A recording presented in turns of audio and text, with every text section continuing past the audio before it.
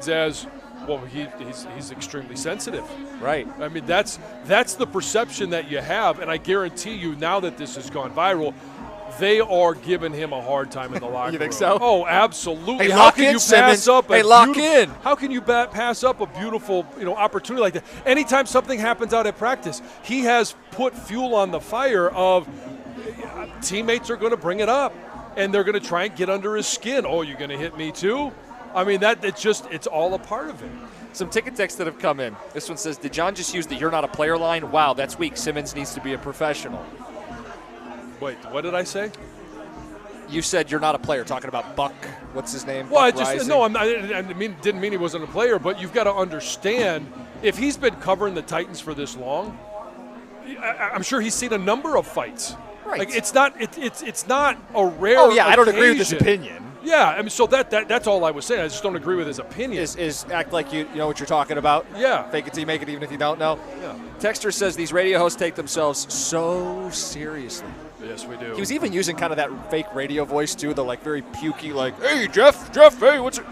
I don't think it was fake for him. I think that's how he sounds. Voice. Oh, yeah. that's unfortunate. Texter says, I wish Jim had to interview these guys in person. I guarantee it would be a Jim Everett on Jim Rome situation. Yes. Well, I just remember that? I would wonder. Yeah. Oh, yeah. He called him Chris Everett. Yeah. Don't call me that again. Yeah. And then he calls him Chris, and he throws the table. Yeah. I was just wondering if you were going to ask them all if they were doing a good job. I don't think AJ would have jumped the table. No, I don't think he would have. By the way, AJ tomorrow. Yeah. 9:02. Yes. We can follow up. Yeah. And eventually Scott Harris, who I also don't think would fight me. I mean, there's some needed pushback. Yeah. To a team that has struggled. But that's the nice thing about the coaches that we get a chance to talk to. Dan, you had that interaction with him. AJ, they're not going to get offended. It's not going to carry over from interview to. They know you've got to ask some tough questions, and because there's been tough times. Right. Thank you, John. Yeah. All right. So speaking of the Tigers, we should give people a chance to call in and talk about the deadline. We've said our piece, but we've said some heated calls too. And that one guy earlier. Fans. Oh, man, if you missed it, what was it like 8:15? Yeah. Hit the rewind button. Go back and listen to it. But you guys have thoughts, right? The deadline. You had an expectation. Did you want them to trade Skubal? Did you want them to trade Flarity? They traded one. Skubal's here. Flaherty's gone. Did they get enough in return? Scott Harris comments yesterday after the deadline. How do you feel about the job he did and the job that he has done? Your trust in Scott Harris moving forward. It's 97-1.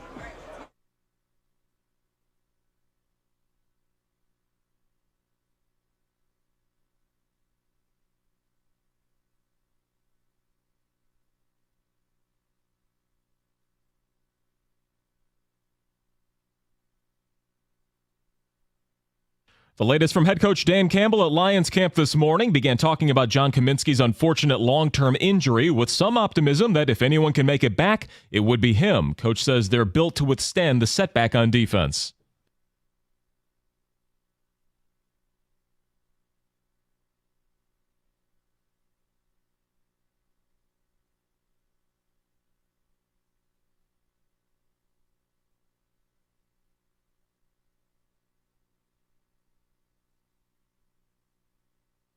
And Dan also spoke about Levi Onwuzurike and his increased reps, saying it's clear that he's earned them and is one of the best they have out there right now. Tigers will go through their final couple of months of the season without Jack Flaherty, Andrew Chafin, or Mark Canha. All of them shipped at the deadline for prospects, and all were on one-year deals with Detroit. Today is an off day for the Tigers before hosting the Royals at Comerica Park beginning tomorrow night. And nobody was sure if it would, but the River Seine did pass water tests for the Olympic events that will take place in the Paris waterway. Triathlons get underway after the city spent big money to clean it up, but rainfall can affect the bacteria and cause issues.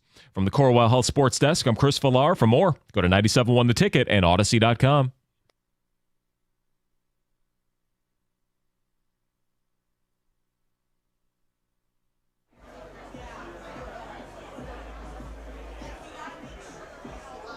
Hey, John, lock in. I'm locked in. All right. I'm ready to go. Lock in. Ticket Texter says it feels like the entire exchange with that Nashville radio host supported the original criticism. Simmons was being sloppy and he wasn't locked in. That's why he walked over and wanted to have a conversation but didn't want to have a conversation. Greg Hargrave, what did you say? It was giving off – what was the analogy? He may be screening texts and calls. John, what was Greg, the analogy? It was a very teenage girl response. I want to talk to you. No, I don't want to talk to you. Yeah, I want to talk to you. I'm going to shout what I want to say, and then when you want to have a conversation, I don't want to talk. I don't want anything to do with this. And again, we don't agree with the host's opinion that you shouldn't can get after it with in practice. opinion, yeah. But the exchange, I was on the host's side. Like, hey, if you have an issue, we're face to face. You put a headset on, we can sort this out. But I'm trying to interview your teammate right now. Like, come on.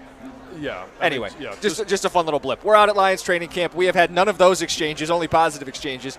Kelvin Shepard going to join us at 9:35. Maybe my favorite interview we've had since we've been out here this week.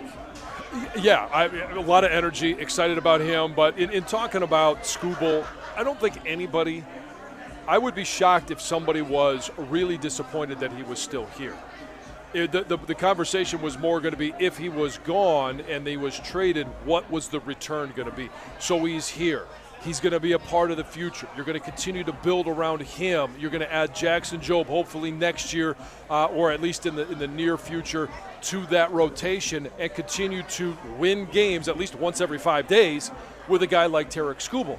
And now that Jack Flarity is gone, you're looking at the return going, well, how does that compare to other trades that were made in the past week leading up to the trade deadline? And it feels like Scott Harris, it's been reported, was asking a lot, had a high value on Jack Flarity, and when it came down to it, basically had to take here's what we're willing to offer. If you want to go, I kind of feel like the conversation was, if you want to get past the trade deadline and still have Jack Flarity, that's on you. For whoever he was talking to, whether it's the Dodgers, the Orioles, the Yankees, I don't care, insert any team, and it's probably the Dodgers that said, if you want to get past this with your fan base, that's on you, but this is the deal we're willing to offer at this time with 5 minutes left. It felt like the Dodgers out-leveraged the Tigers, which is one of the texts I got from someone who knows that Dodgers system. Then I see Evan Petzold's report, Free Press, dialed in, knows the Tigers situation, has his sources in the league, and he says basically the same thing, that the Dodgers bullied Harris down to the final minute, turned down a couple offers from him, walked him all the way back to this return, which means Harris wasn't strong-arming anybody. He was on the other side of things, getting whatever he could get at the very end. He waited to the last minute of the dance. He could only dance with who was ever on the dance floor. And for a guy who had a premium chip, albeit a rental and Flarity, that was my concern. I actually don't have an issue with the catching prospect they got. That's all these guys are prospects. Switch hitter, just turned 21 years old, was in the futures game. Fangraphs has him as a top 100 prospect. I don't actually have an issue with the trade itself. It's the fact that other teams are bullying you and you're mismanaging the deadline. And then afterwards, you kept Skubal, right? That's a selling point of how bright things could be in 25, but he wasn't willing to offer any of those assurances or any optimism for them being a more competitive team next season. Rejected all timelines. Didn't want to cut any corners. Wants to stay the course. Stay the course feels like more of this year, next year, and then why did you keep Skubal? Those are my frustrations any more than the Flarity trade. He avoided catastrophe. He got something for him. The catching prospect is at least a high upside player. So details are a little bit different, but tell me if you've heard this before, where you get to the end of the trade deadline and you're right up against it, you have a guy that exercises a no-trade clause, and then there's no backup plan. Now you get a year later, you get to the end of the trade deadline, you're getting strong-armed by the Dodgers, and there's no backup.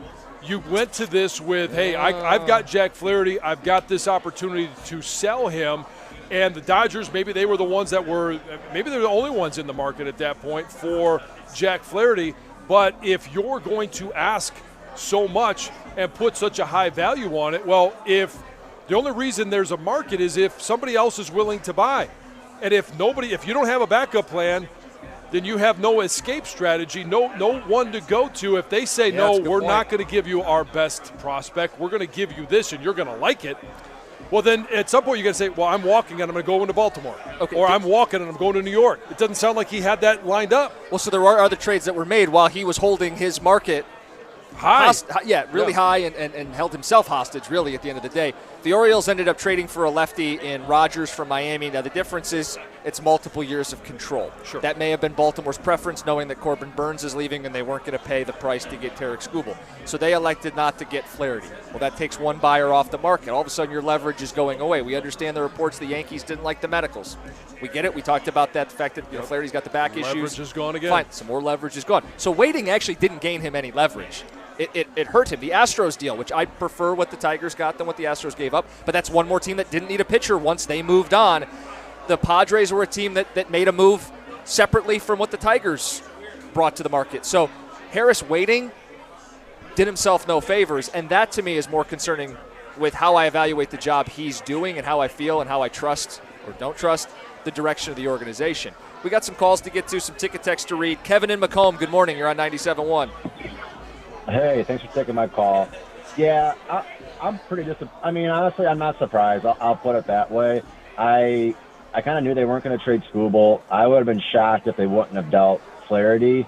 But I think just, I followed the prospect stuff pretty decently. I ain't a Pat Caputo or some quote-unquote expert, but they didn't get the top catcher in the Dodgers system. They got the second top catcher. And when you look at teams like what the Astros gave up for a lesser pitcher than Flarity and Kikuchi, they give up Loperfido, who would be starting with the Tigers tomorrow if they would have done the trade. And then you look at the Marlins, who traded a lesser pitcher in that Scott to the Orioles, and they didn't get the Holiday or the Basalos or the but they got Norby, the Mayos of the world. But they got Norby and Stowers. Norby would literally be playing for the Tigers tomorrow, and possibly even Stowers. So it's just we don't know what Scott Harris is doing. He goes and he takes two high profile high school guys in the draft, and so you think that, okay, maybe he's going to want to deal these guys, because by the time 2026 comes around, the prospects that he gets will be ready to play with the high school guys.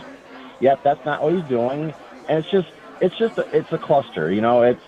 I think he's in over his head. He reminds me honestly of a Bob Quinn, the smartest guy in the room, and I think and like with him not having to talk to the media and that, I'm pretty sure Illich told him right away, well, look, I don't talk to the media, so you won't have to talk to the media either. So it's a great job in that there's no repercussions or anything. Well, yeah, and I mean, what he brought up there in terms of you didn't get the top prospect, that would have been Dalton Rushing. You didn't even get the second top prospect, the guy that could have been on the roster next year. That's Cartea, and that you ended up with the third. Yep. He got played. Yeah, that's why the Dodgers were real comfortable. I mean, the Dodgers got to be thrilled with this. Right? I mean, these guys are all blocked by Will Smith to begin with. Yeah. None of them are going to be number one catchers at the big league level anytime soon. They should be willing to trade Rushing, Cartaya, or Lorenzo, the guy they traded. They ended up giving up the guy who's the furthest away. For a team that's trying to win a World Series, they had Jack Flaherty. I feel like it was a no-brainer for the Dodgers. A no-brainer for them. And the question is, could Harris or should Harris have leverage to get more? And the market fell apart, and he got what he got at the very end. The deal broke with minutes to spare before the deadline. And we haven't talked about the other moves he made. He did trade Chafin and Canna. So, but those guys are going to bring back even less than Flaherty, so we haven't gotten hung up with that. Exactly. And the longer you wait, the more teams that fill their needs, as you mentioned, leverage continues to slip away until you're dealing with the only team that wants it. Now the leverage is all flipped to the other side. Do you want to end up what would the conversation have been this morning if Flaherty was still here? Scott Harris is a total idiot, right? That would be what fans would be saying. They'd be saying they're the second year in a row he mismanaged a starting pitching asset that was one of the best on the market and got nothing back. And if the conversation comes out that he was marketing to the Orioles, to the Yankees, and the Yankees removed themselves because they didn't like the medicals, but then it comes down to it that the Dodgers were your last hope. He didn't move them, and now he's kind of pigeonholed into, well, we're going to have to extend him, and we're going to have to follow through on adding bats and making sure that if we're going to have – because I would have been fine with next year's rotation, Skubal, Job, Flaherty, Olsen, and then now it looks not just good but great. Yeah. And you find that number 5 in free agency. Maybe it's Mize, maybe it's not. Yeah. but then you go and add some bats. It feels like it was mismanaged, and you're kind of left just like we had talked about, underwhelmed. Calls to get to. Kelvin Shepard, linebacker coach for the Lions. Great interview coming up at 9:35. Got us all fired up. It's 97-1. Oh, hey, my apologies. That one is on me. Yeah, I'm trying to lock in. So I want to tell you about David Femininio and his team because the summer driving season is here. I've been telling you about this. It's the combination of increased traffic, big trucks, motorcyclists, and construction. It all contributes to the fact that summertime in Michigan has more accidents than any other season of the year. And if you've been injured in an accident, injury attorney David Femininio and his team are ready to help you right now. David will never take a fee until he wins your case. And you can speak to David right now by calling 855-65-CRASH, or you can go to his website, getdavidgetpaid.com. That's 855-65-CRASH, or on the web at getdavidgetpaid.com.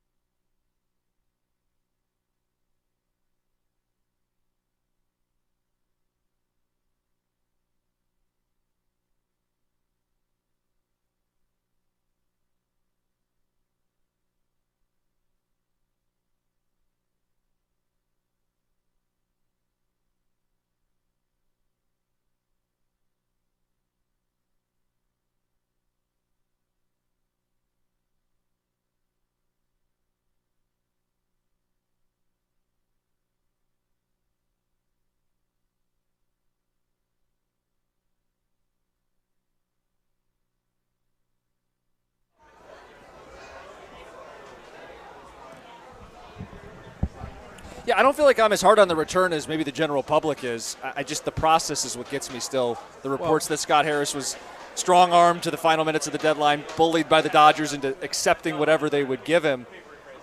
The players themselves, Lorenzo, good walk rate, good exit velos, switch hitter, was in the futures game, top 100 prospect on some sites. John, that's actually not been my source of criticism today. I think he avoided catastrophe, which would have been not moving Flarity at all. What's your assessment of what Scott Harris said there? What did he really say? We got 2 players, hitters at premium positions. But they're one of them isn't projected for another couple of years. The other's a Band-Aid. Next year, that's not going to wow anyone. The high end for him is, he's going to help fill the roster.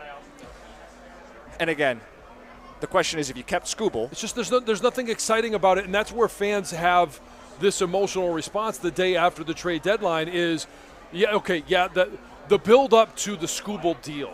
If there was that Godfather offer, you could look at it and you could get excited about exciting baseball. Got bats that could come in and really change things offensively, play a more exciting. Now, you're not going to be as good on the mound, but you're going to be a more exciting brand of baseball to watch. And now, all of a sudden, we're left with this. And it's just, I think the fans are really done with being patient. Dominic in a truck, you tell us. You're on 97.1. So, I think that fans who are looking at this and in a negative light are looking at it from the wrong perspective.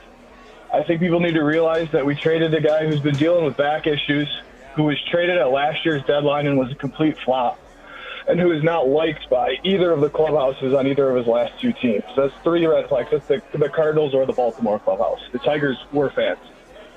So in that aspect, we got a 73rd ranked prospect back by Fangraphs, which is pretty damn good in my opinion. Yeah. And then on top of that, I think those 3 red flags are the reason why, if I could make a bold-ass prediction, I think Flaherty's a Tiger again next year.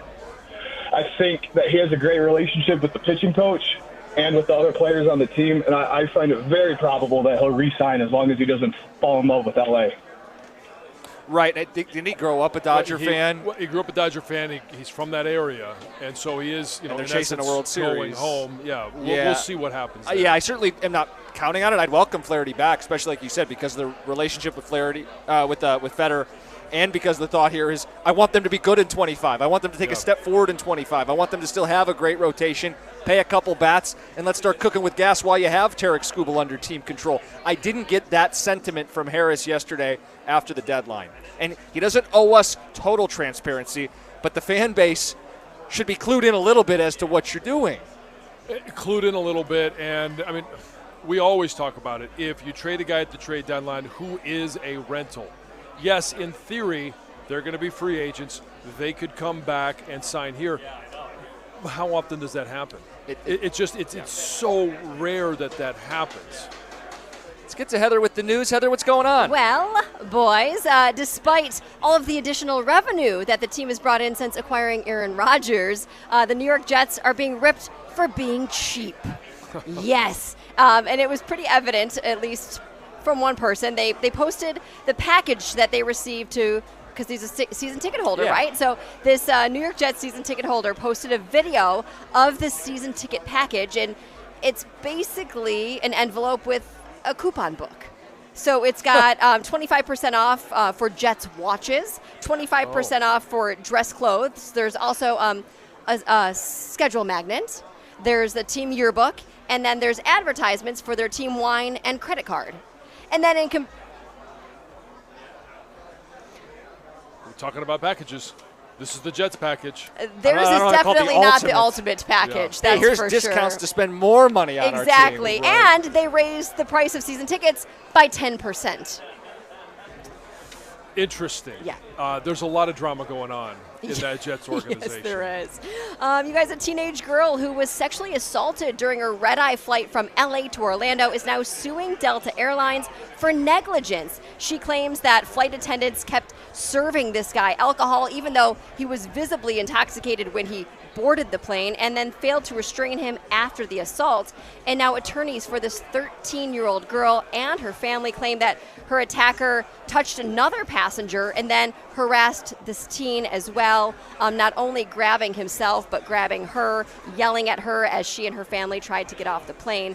This suspect, a 53-year-old man, was sentenced in September to 5 years in prison over this attack. He is currently in this low-security federal prison in New Jersey. So the family is asking that Delta Airlines pay for past, present, and future damages suffered, including the loss of earnings by the family. I mean, the girl was 13. Maybe she has some wages that she missed out on. Her brother was also on the flight, and the mother as a result of the assault. When you read the details, it is quite disturbing that the only thing they did was move him, but they sat him like kitty corner where he could still make eye contact, still stare at still this young... interact. Yeah, he should not have been allowed to roam free after that. Alex Avila is back with the Tigers. So after he retired in 2021, he has transitioned to the broadcast world, and he was back Monday night, Tuesday at Comerica Park, calling games against the Cleveland Guardians, and he is set to now join the rotation of analysts on the Tigers Bally Sports Detroit broadcasts. And I like him. Yeah, we'll actually get a chance to see him, maybe. Yeah, I would think so. I think he does a good job. I've listened to him with Dickerson, and I think they have a good banter off one another. Oh, sure. I think whether he's with Benetti, too, I think those two would be fun together as well. Yep. John, you said in the past that you stand for the national anthem always. Oh, yes, It doesn't matter where you are. Yep. If you're at home, It's weird. you're standing. It is. What, to pay respects to our great country? At a game, it's totally normal. We were on the couch at walking home. into Cedar Point Oh. on Sunday Did you take morning. your hat off? Oh, yeah, absolutely. They played the national anthem at 9 o'clock. And I will say this, everybody stopped and faced the flag that they could see. We were right they at the did? bar. Everyone at the everyone park stopped. did? Guys Not removed just in their your hats. family? Not just in our family. Oh, but hey, yes, that's yes, awesome. Yes. Well, there's one video going Jim viral. Costa would have been on the next ride. Whee!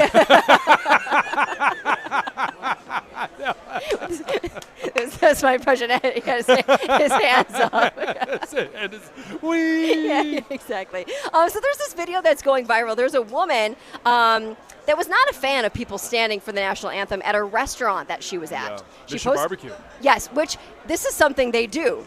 Every day they play the national anthem, I think, at noon. At noon, yeah. And it's what they do, right? So maybe she didn't know that, but it doesn't matter if she knew it or not. She posted this video. She was basically disgusted that people were standing and ripping them online. Well, one person, Pro Football Hall of Famer Joe Thomas, had a thing or two to say about it. He said, "I'm sorry you were offended by your country's national anthem. Hopefully you enjoyed the brisket." Yeah. You know. Nice that somebody fired back. I don't think he was the only one that did. No. I'm guessing he was not the only one that Just did. the most notable. I'm not offended that you stand on your, living room Sounds like floor. I think it's odd. I think if I was at a restaurant and everybody stood at the same time, I would be confused. Well, is that all she was saying, or is she like? No. Her caption didn't make it sound like she was confused. No. It made it sound like she was exactly what was that they going shouldn't on. have been doing it. Yeah. I have no Yes. issue if you want to do it. I just think it's odd.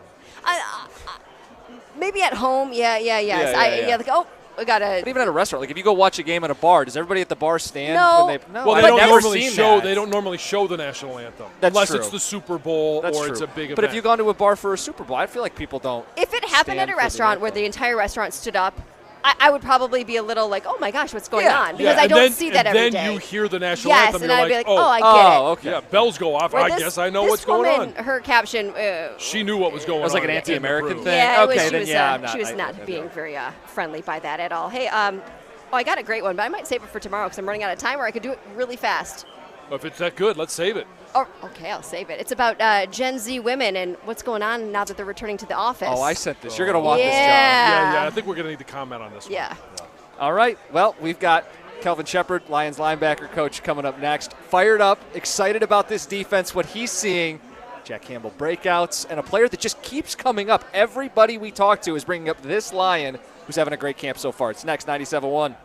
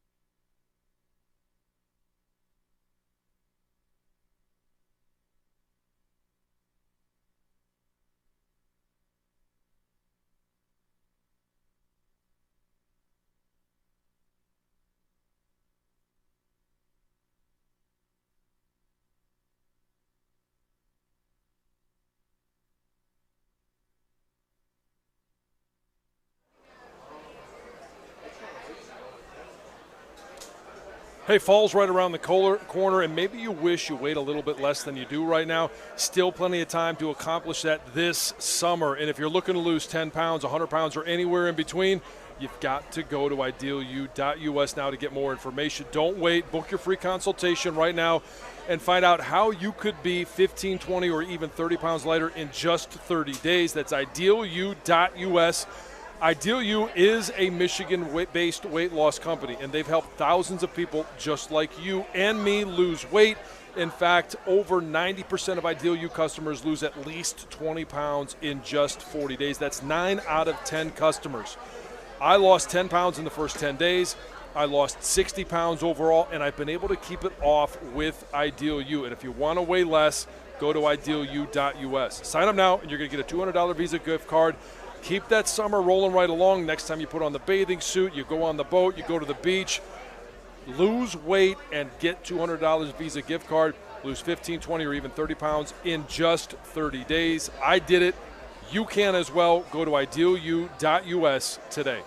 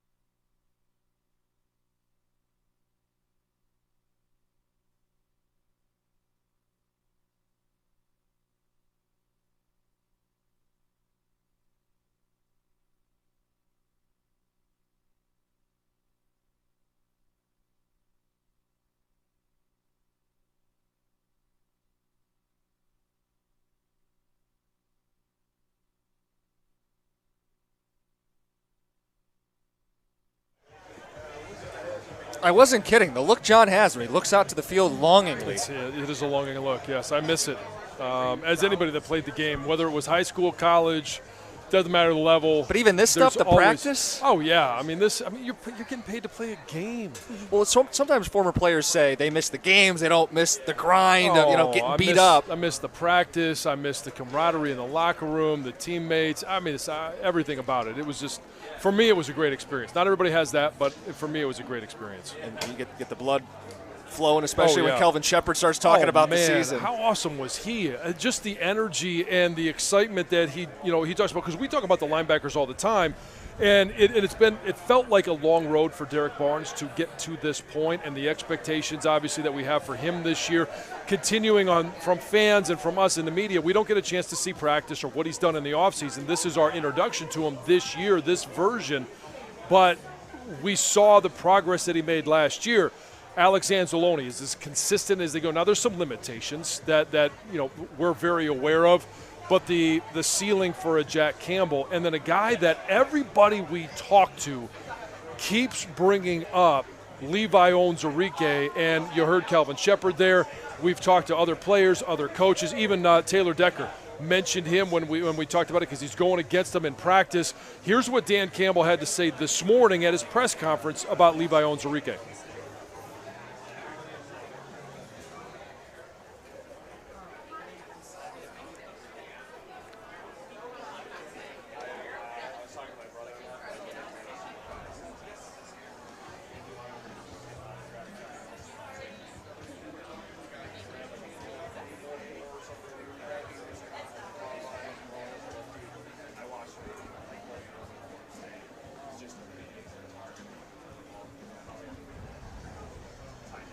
John, we talked about him being in a put up or shut up kind of spot.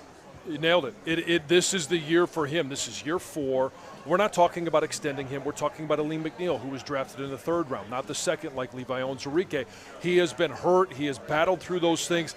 Brad Holmes, Dan Campbell, this staff has been very patient as he's worked through all those because they drafted him in the 2nd round for a reason. And now we're going to get a chance, hopefully, if he could stay healthy, to see everything that he brings to this defense, and it's going to provide depth. It's going to provide the ability to move guys around. We talk about Hutch moving around. Levi Onwuzurike, the big end in base. You can move him over the nose. You can move him over the 3, as a 3 technique. That provides great opportunities to create matchups because then opposite him, you have Levi Onwuzurike, Aleem McNeil or DJ Reader, Marcus Davenport. That in and of itself is great. And the one thing that I love, we heard it from Calvin Shepard. We just heard it there, and it was just a little brief clip of what we heard Dan Campbell say about Levi Onwuzurike, but violence. I want this defense this year. That's going to be the one thing, because we're hearing it from the players, we're hearing it from the coaches, we've heard it from Dan Campbell. I want this defense to play with great violence this year. Violent hands, something the new D-line coach has talked about. I think tomorrow, the plan is to have him on. Oh, can't wait. I'm excited because he has a great reputation. And we're going to get a chance to pick his brain, talk to him a little bit. Terrell Williams, the new D-line coach. But the proof is going to be in the pudding. What can he do with largely the same group of guys? Can he get more out of Marcus Davenport than he's been able to do in his career? Can he get it out of DJ Reader? But we're going to see the influence that he has on Aiden Hutchinson, Aleem McNeil, Levi Onwuzurike.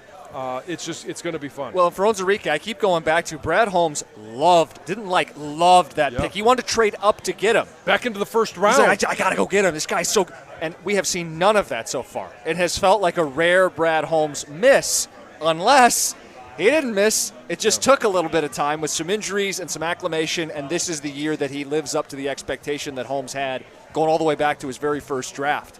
I mean, am I wrong? If you would have asked Lions fans a week ago, Levi Onwuzurike, what do you think his role is going to be on this team? They go, I don't know. He might not even make it. Yeah. Or the end of the roster, or a little bit of depth. Now we're talking about he's earning big-time reps at multiple positions and one of the best. Yeah. It's exciting, and it really feeds into the excitement of this team and all of the changes that have happened on defense. There's still a lot of question marks and unknown because our experience with this defense is they can't stop the pass, they can't get home to the quarterback. Well, now all of a sudden we hear from Calvin Shepard that there's some swagger with this defense. There's some guys on the back end, even though they're young, and Terrion Arnold and Ennis Rakestraw, new and Carlton Davis and Amik Robertson, you got Brian Branch. Like, you go right down the list, and they should be playing with swagger. That's going to provide some confidence, and it's going to emanate through the entire defense. And then you throw on top of that the want to play a violent brand of football. It's exciting. Closing speed for guys like Branch, Rakestraw, Arnold, backing up the talk. Because if they don't back it up, you're going to get guys in that locker room going, hey, zip it until you can do it. Well, but they're not saying that. They're embracing these guys because they're backing it up at practice. Rakestraw had a good day yesterday. I saw Arnold come up and kind of speak for him with the media. He goes, Ennis had a great day at practice today. He's flying around. He's getting the ball. He's taking it away. Because that was the talk early, is the defense wasn't getting any interceptions early at practice. Yesterday, with the pads on, it was noticeable the defense was right there with them. And a term that has been coined by one Doug Karsh, they're all playing with contact courage. Oh, is Doug there? Oh, okay. Well, we'll get him when he does. But time. that's it. I don't know where he got that. We had talked about it a few years ago. That the more guys that you get defensively, and a lot of people sometimes will talk about corners. Well, they don't necessarily want to come up and support the run, or sometimes a safety. They want to be cover guys. They want to be guys with interceptions, and we hear about that all the time. But when you're playing a violent brand of defense and an aggressive style, and that's what Aaron Glenn wants to do. We saw it at the end of the year. The blitzes, to be able to get home with a guy like Melifonwu, to be able to get and pressure quarterbacks a number of different ways. Win up front, but bring pressure from a number of different directions. Now all of a sudden, when they do go to running the ball, you have to have those same guys that are going to be pressuring the line of scrimmage to be able to make tackles at the line of scrimmage. That's why I asked Calvin Shepard about it. It's one of those shifts we've seen with the way defenses are forced to play now with 5 defensive backs. He said you can't trade off physicality, though. Yeah. And it feels like some of these defensive backs they've added in, that is not a trade-off you have to make. We've got, Doug and Gator standing by? That is correct. That's right. John said there's a phrase that you've coined. You weren't quite in the studio. Hold on. I did not coin it, but when I found out that it bothered John, I used it a couple times. I like that. I can work it into the vocab. What's this again? Contact courage. It just means a guy likes to hit. That's all it means. And it's another way of your fancy words, Doug. Yeah. Just keep it to hit hard. But that hit should fast. be, unless you're a kicker, it should be the basis of every football player. Offense, defense, special teams, doesn't matter. It should be the least that you could do. Yeah. I get it though, because there are phrases that when Smash Mouth became a big thing, it was like an era of about 6-7 years where everybody talked about Smash Mouth football. It just means you like to run the ball. I mean, it's a fancy ways of saying you're an the same all-star. old Go thing. play. What? Hey now. There you go, my man. What? I But didn't even show hear what he on. said. Yeah. Paid. All that glitters is gold. People are looking at me. Gator, help me out. Come on. Yeah, Come hold with on. me here. Let's go. Where's Stoney? Only He's shooting joining us. stars break the mold. Well, Anyway, what do you guys got coming up? Singing on the air does require some type of courage. I will give him that. Yes. Contact courage? Obviously, result trade in that. deadline stuff. We got some Lions stuff we'll kick around. We had an emergency dad situation with Kang. Oh. I actually found myself in a theater for the first time in 5 years last night. So there's a lot to discuss. Wow. Yeah, Doug saw a movie? Loaded show. I did. That's incredible. All right, Carson Anderson next, 97.1.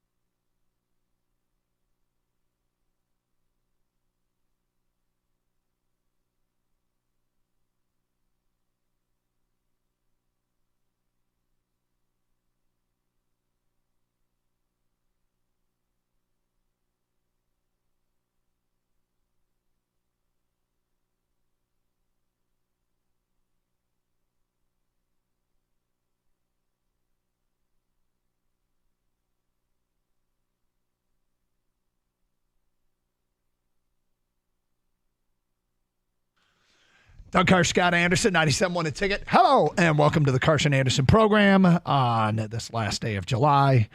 Here in 2024, first day post-trade deadline, and not great reviews on what the Tigers did at the trade deadline. I don't hate it, and we'll get into the reasons why. I don't love it either. It feels like they did what they were supposed to do, but in a very grand sense, this was a seller's market, and it doesn't feel like the typical return you would get in a seller's market. There are variables that impacted that without question, but it really doesn't feel like the type of return you would get in a seller's market. But this is all done on paper. And I did something today, Gator, where I went back and I looked at grades that were given out to previous Tiger trades. And good morning, Scott. How are you today? I'm fine. Thanks, Doug. I'm getting right into the bulk of the content of the show. Let's do it. Let's get in there. Let the people know. Hi, I'm Scott. That's Doug. That's Ken behind the glass. You know, Kenny's working on phones. Evan's lurking. Let's go. All right. LFG. So, and there are, I mean, if we search far and wide, like you can go, no, you don't have to search far and wide. You go to The Athletic, gives the Tigers A- on these trades. And elsewhere, they're getting C's and D's, and it's being called an underwhelming return. And I don't feel like this is a check plus for Scott Harris in this moment of time. The snapshot of time that is right now, this feels like I'm going to go with C work. I think it is, they did what they were supposed to do. They traded their rentals, and I'm happy about that. Last year, they didn't trade one of their rentals. This year, when a deal fell through with the Yankees for Flarity, which is being reported that the Yankees were going to be making a trade with the Tigers, or were interested, very interested, and the Tigers were interested in what the Yankees had to. Guess what? The Yankees backed out because of the medicals, according to reports.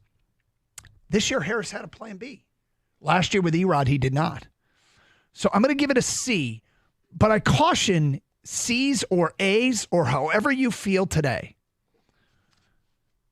JV for Daz Cameron, Franklin Perez, and Jake Rogers back in September of 2017, ESPN gave the Tigers an A.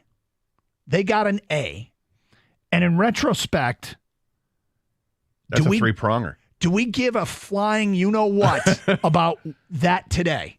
About the A they got? Nope. On paper, it was called a win for the Tigers to go get those three caliber prospects. And here we are 7 years later, and I think we'd all give it an E in retrospect to move one of the great pitchers in Tiger history for essentially, a catcher. Jake Rogers is what he is. David Price for Daniel Norris, Matt Boyd, and Jairo Laporte. Remember that trade? I remember Jairo Laporte. Guy could not throw a strike. The Detroit Tigers got a B+ for that. Mostly inconsequential in the grand scheme of things. The on-paper part of this trade, I would not give an A. But trades should be judged on what happens on the field. And Scott Harris, honestly, his legacy isn't did he get an A by the experts on the days he made trades. His legacy is, does Theron Lozano or Montevello, the pitcher, or Eric Silva, the pitcher, or Trey Sweeney, the shortstop, do these guys help the Tigers win? And right now, it feels like the probability of that is low, given what these players are ranked. But at the end of the day, the judgment that we want to do right now, and we all want to do it, including me, and I'm doing it, I'm giving him a C, is inconsequential to what actually happens on the field. Yeah, and I understand all that. I think when you start, the problem is none of us are scouts, right? We're not out there literally scouting players, charting pitches, and ranking on the 20 to 80 scouting scale of the 5 tools and all that. What we're doing at best is we're looking at statistics and trying to cobble together what that means, maybe going back, maybe even doing deeper dives, looking at individual game logs and and looking at trends and stuff like that. Maybe you know how many Lozano at bats I watched last night? I'm just saying, this is what people do. So they look at stats and then they compare it against others. I think what set people off on the wrong foot really was when you saw what Houston got in return. Or I should say what Houston gave up to Toronto in return for a Kikuchi, who's a far lesser pitcher than Jack Flaherty. And at the time, people got, oh, that's a lot they got. I'm excited. What are they going to get for Flarity? Right? That's what people were saying. What are they going to get for Flarity? Yep. And then they take Jack Flaherty out of the starting lineup on Monday night, and ooh, that must mean something's afoot. Something's afoot. Well, apparently something was afoot. The Yankees were interested, and they had a deal, and then the Yankees reportedly backed out because of medical concerns. Okay, can I understand that? Yeah. I can understand that. Jack Flaherty just had a couple injections, even though he's made 3 starts since then, and he's looked awfully good at that since he's come back. But, if you're the Yankees and you're talking about parting with one of your better prospects, then you're probably going to say no. And they did. So he had a plan B. He learned from last year, got the plan B. But again, depending on what reports you look at, it didn't seem like that the plan. This is more like a plan C. Like they tried to get a plan B, and then the Dodgers backed out. And I'm not sure how that all worked out. And the only people that really know are Scott Harris and the GM of the Dodgers of what really went down. But in the end, when you get the players back, and then you start comparing the players the Tigers got back in that deal with the players that Toronto got back in their deal, just by numbers, statistically, it's underwhelming. Because it looks like Toronto's players they got back were better. But players are playing in different leagues in the minor leagues. Scouts rate different players differently. I don't know what to think. Again, this is, and I'm glad you brought up with the Verlander trade that it yielded an A trade grade from people. And of course, in reality, it's yielded nothing. So we're not going to know for a while. We're going to do the thing we do, which is evaluate it in the here and the now and acknowledge that our evaluations are go up in thin air the moment they're done, because what matters is what happens on the field. Right. And take this for what it's worth. Again, it's more rankings and stuff like that. But the 4 players that the Tigers got yesterday, at least the 2 players they got in the Chafin deal and the 2 players that they got, or maybe it's 1 player in the Chafin deal and the Canna deal, and then the 2 players they got in the Dodgers deal, they have 4 new additions to their top 30 in MLB pipeline.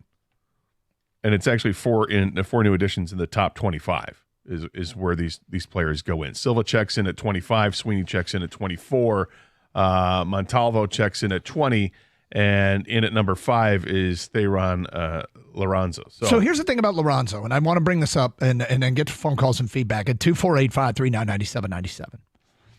It's kind of a unique situation in that he was most recently playing with the Great Lakes Loons, which means there's somebody out there that's seen him play. Oh, yeah. We got somebody that's gone to a Loons game up there in Midland to see the Dodgers Class A affiliate that's up there. We should talk to Dan Hasty. Well, he does West Michigan Whitecaps. Well, you know who plays the West Michigan Whitecaps? Do they play him? I think they're in the same league. Are they? I thought one was high A and the one was low A. But whatever. If they do, both then high A. Are they? Okay. 248-539-9797. Somebody out there seen Lorenzo. Now, I don't know if you paid any attention. I mean, when you go watch those teams, are you really zoned in on prospects? But if anybody has, look forward to it. Now, I do have suspicions about what went wrong to not have more enthusiasm about these trade deadlines and these deals that were made. And we will get to that coming up today at 10:20, plus your phone calls and feedback. While we are saying it doesn't matter what the grades are on paper, what matters are what are the grades on grass.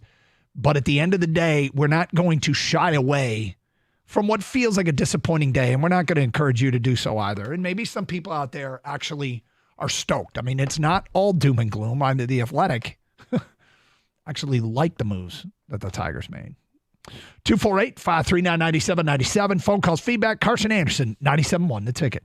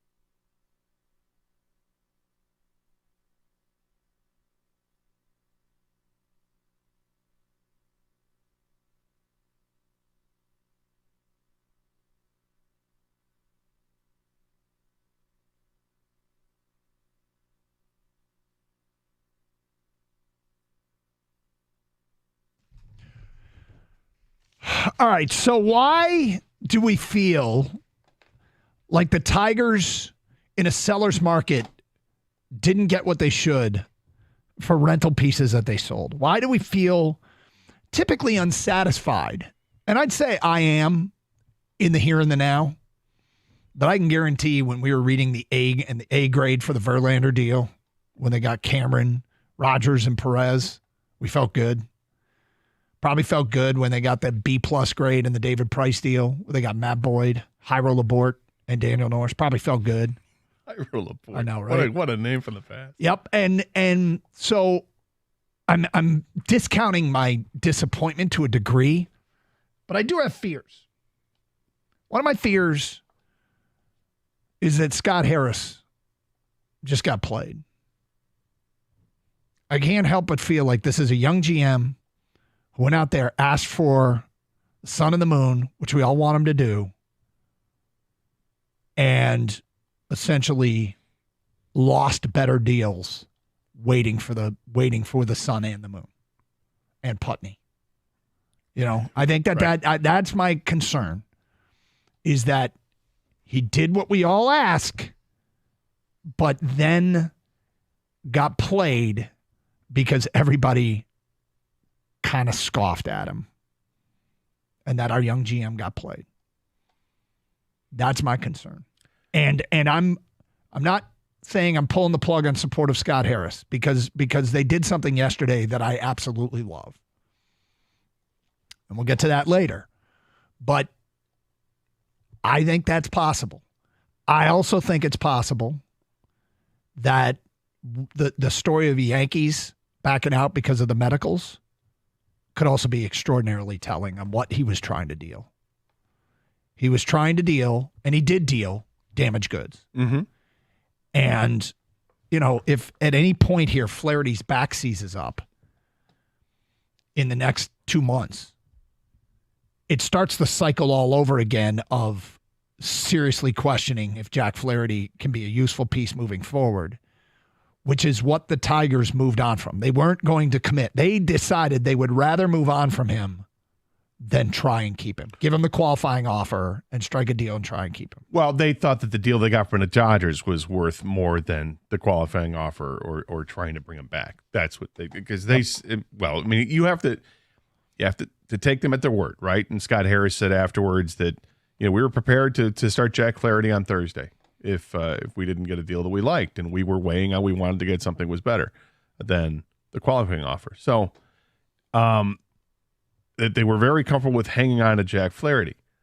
You can understand why you would be. A rotation that has Jack Flaherty and Tarek Skubal as your 1-2 and a healthy Reese Olson as your third option is really attractive. I'm watching MLB Network last night, and they've got all their talking heads, and they're all really interesting to listen to.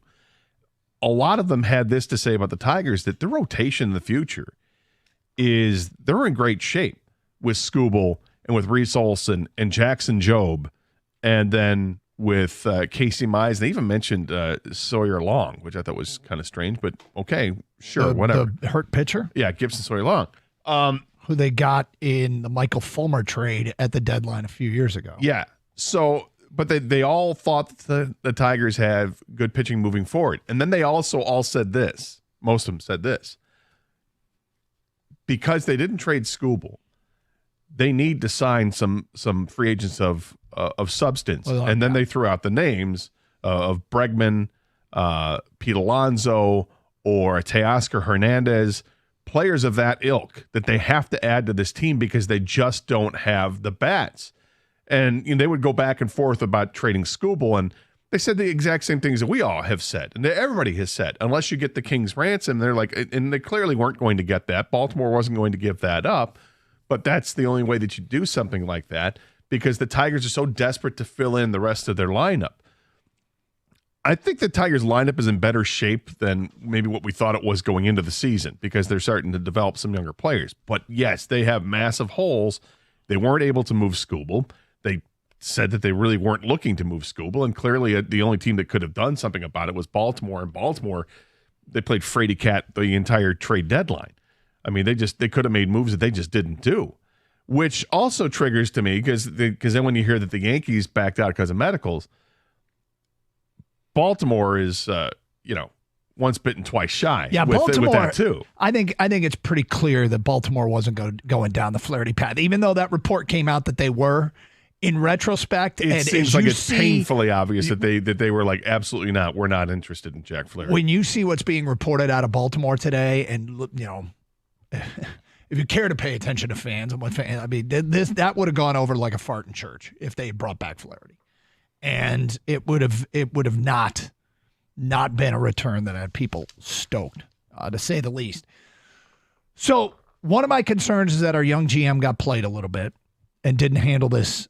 It didn't thread the needle between asking for the sun and the moon but accepting the sun. Understanding, because one of the arguments is going to be that Houston got more for a worse pitcher. Mm-hmm. But this is one of those deals where what we don't know is that Houston wanted Flaherty. We don't know if Houston wanted Flaherty. The numbers are great. We can talk about how Flaherty this year, he is playing the role of one of the best pitchers in baseball. He's assumed that role. But I feel like we put that Jack Flaherty in quotes. That's like this year's Jack Flaherty. Last few years, Jack Flaherty isn't this guy. And so Houston might have been like, we don't trust him. Houston might have been, we don't trust his bat. Well, what's a report, though, that Houston had to pivot from Detroit because the Tigers wanted more? Well, but did they want more? What was Houston offering? We don't for know an injured a Flaherty who the Yankees deemed too injured to trade for. Right, but I mean, I guess the impression I'm left with is that Houston probably offered the same package of players, and the Tigers wanted more. Well, that's how I'm taking it. I'm not not saying it's fact, right?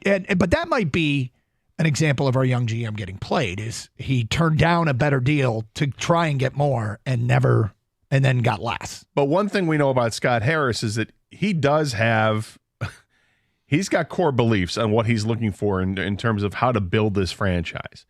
And there are parameters, and he's looking for players that fit within these parameters. And he comes out last night and talks about the players, and they seem very happy with the guys that they got because they fit what they were looking for. So he says. Yeah, so he says. Again, everything you have to take with a grain of salt, and whether you want to believe him or not, that you can choose to do either. I look at the players that they got back, and it's kind of underwhelming, given if you're just looking at numbers, and do the same thing with Jack Flaherty. Just look at numbers. Jack Flaherty should get you a bunch back.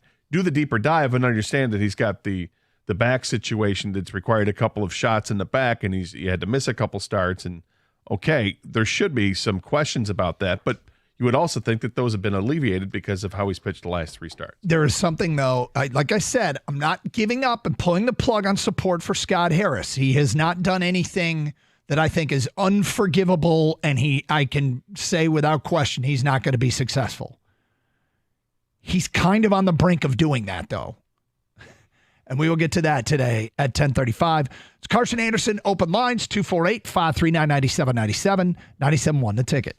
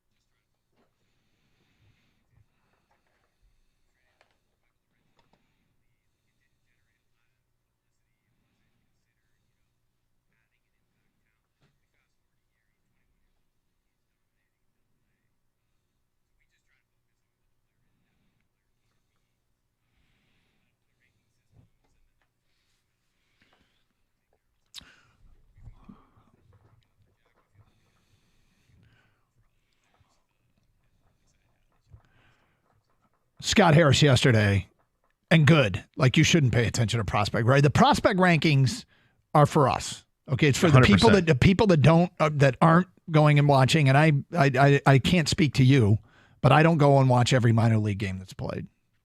I don't. I look at every box score, but I don't watch. You might. Games. Okay, it's not all doom and gloom. It's not all doom and gloom. They had three baseball insiders on The Athletic rank the trade and grade the trade. The big trade, the Flarity for Theron Larizano and Trace Sweeney. And there are three guys that were doing it in real time yesterday. Tyler Britton gave the Tigers an A-. Tyler Kepner gave the Tigers an A-. And Chad Jennings gave the Tigers an A-. And they wrote some glowing things about Larizano. MLB Trade Tracker, I think, is the name of the Twitter site that runs simulations and all this stuff, said that they would have rejected the trade with their formula because it was an overpay by the Dodgers. They thought the Dodgers gave up too much for Flarity. And the MLB Pipeline ranked the prospects dealt at the trade deadline. So these are all the teams that sold what they got back. Mm-hmm. So that they got prospects. The Tigers got the fourth best prospect that was moved yesterday. So it wasn't like they got nothing. They got something of substance. Now, I don't know if there were any top 100 prospects dealt yesterday or over the trade deadline from MLB Pipeline. Maybe not from MLB Pipeline. Larizano had moved up into somebody's top 100. I know that. So, he might not have been on MLB Pipeline, but I think I have to go back and look. He was in some people's top 100. I mean, that feels like that. If you want to feel better about it, feel better about that. The problem is Connor Norby was the best player moved yesterday, according to this. Jake from Bloss. Baltimore. Yes. And that's a player that the Tigers had, there've been links between the Tigers and them, but it was mostly in Scooble talks. Jake Bloss, the pitcher that went from Houston to Toronto, was the number 3 player moved. Theron Larizano was the fourth best player moved. So Lorenzo. Yeah, I'm going to struggle with this one. I'm working on it. Okay, I'm still working on it. Lorenzo.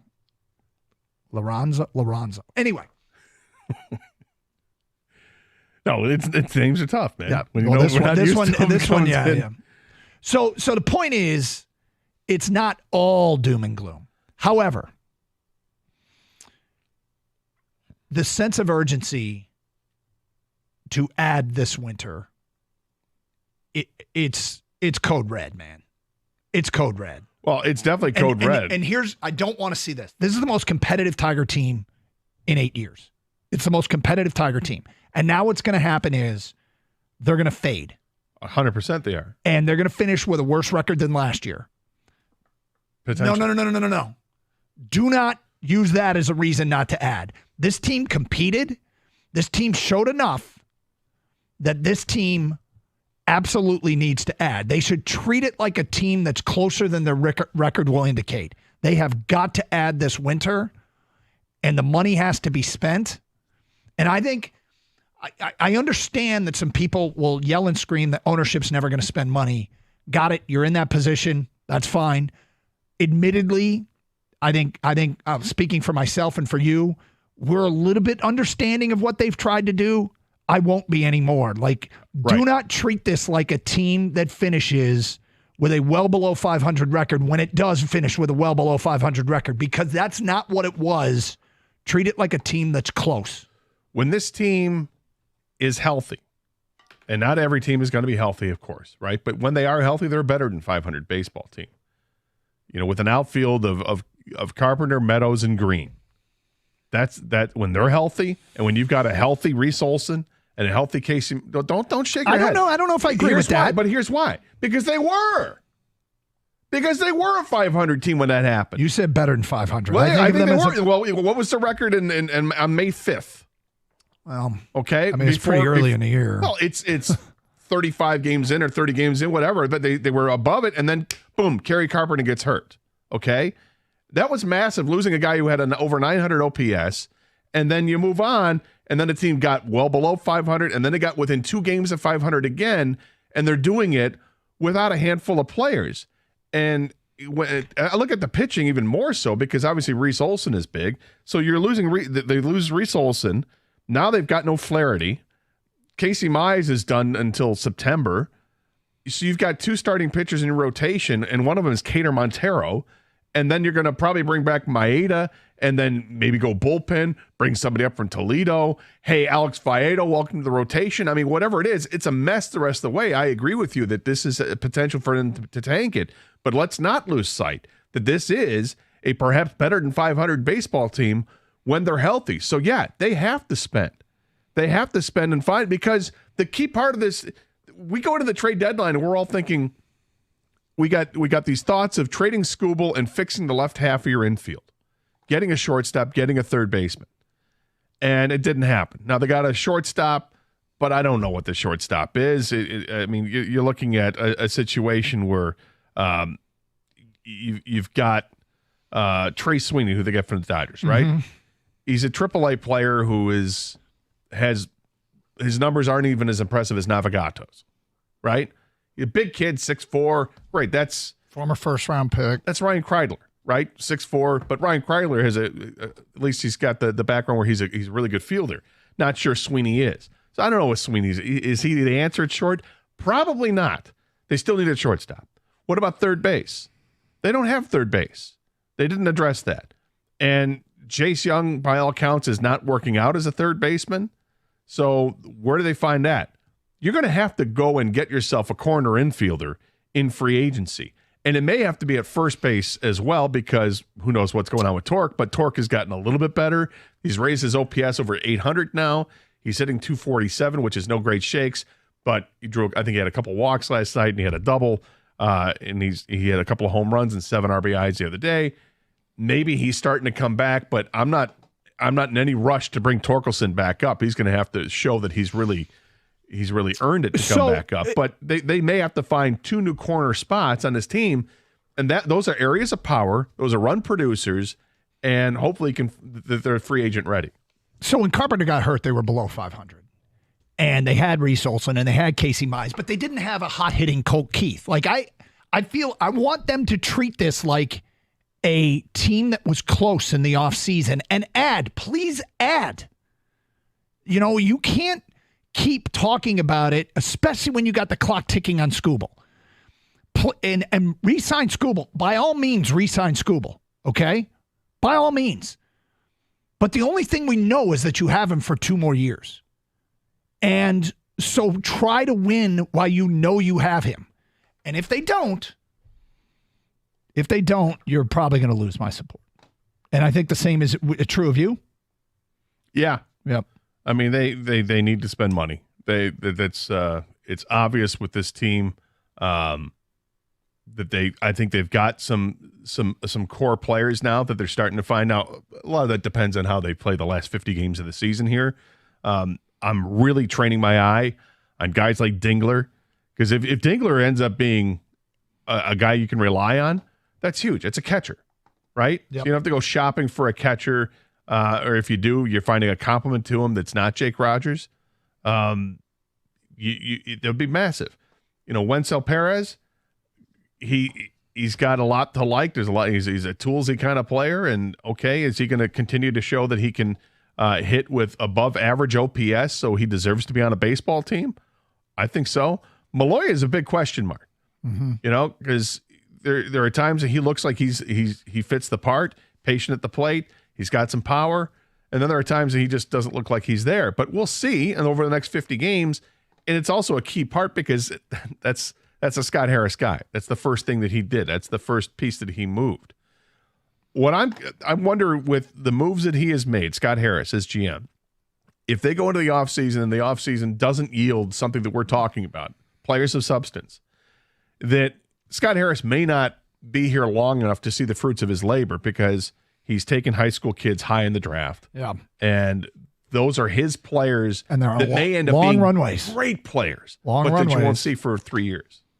Well, the whole Skubal thing not getting traded was one of the biggest things for me, Doug, because I echo your thoughts on then you have to do something this offseason right now, because the only guarantee is Skubal under contract for 2 more years. Scott Boras being his agent, who knows what's going to happen after that. When you don't move Skubal, you have to do something, because you're right. They were competing much earlier in the season, and then now the rest of the year, this is going to be whatever, right? No one even cares. But Harris keeps saying, guys, develop the core foundation before they spend money. So I think his words and actions are kind of different. I don't know what to expect from him. I'm worried. I'm worried he didn't negotiate a good deal more than, because I don't know these players. I'm just worried that he got taken advantage of possibly. Well, I didn't get taken advantage of on Skubal. Let's just say that one. Sell low on Skubal, but the fact they didn't move Skubal means we're gonna try next year. They better put more into looking like they're a team that's trying to add players that help them win, not just add players that help them field a baseball team. 248-539-9797. All right, we'll get to your phone calls and feedback next. 97.1. Hey.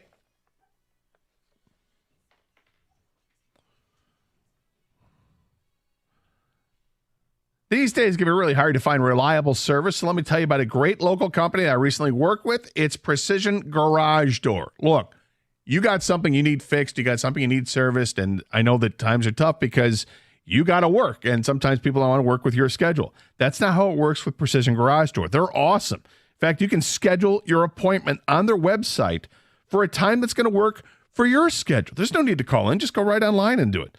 They offer the industry's leading warranty. They're available on weekends at no extra charge. How's that for personal service? These guys are amazing.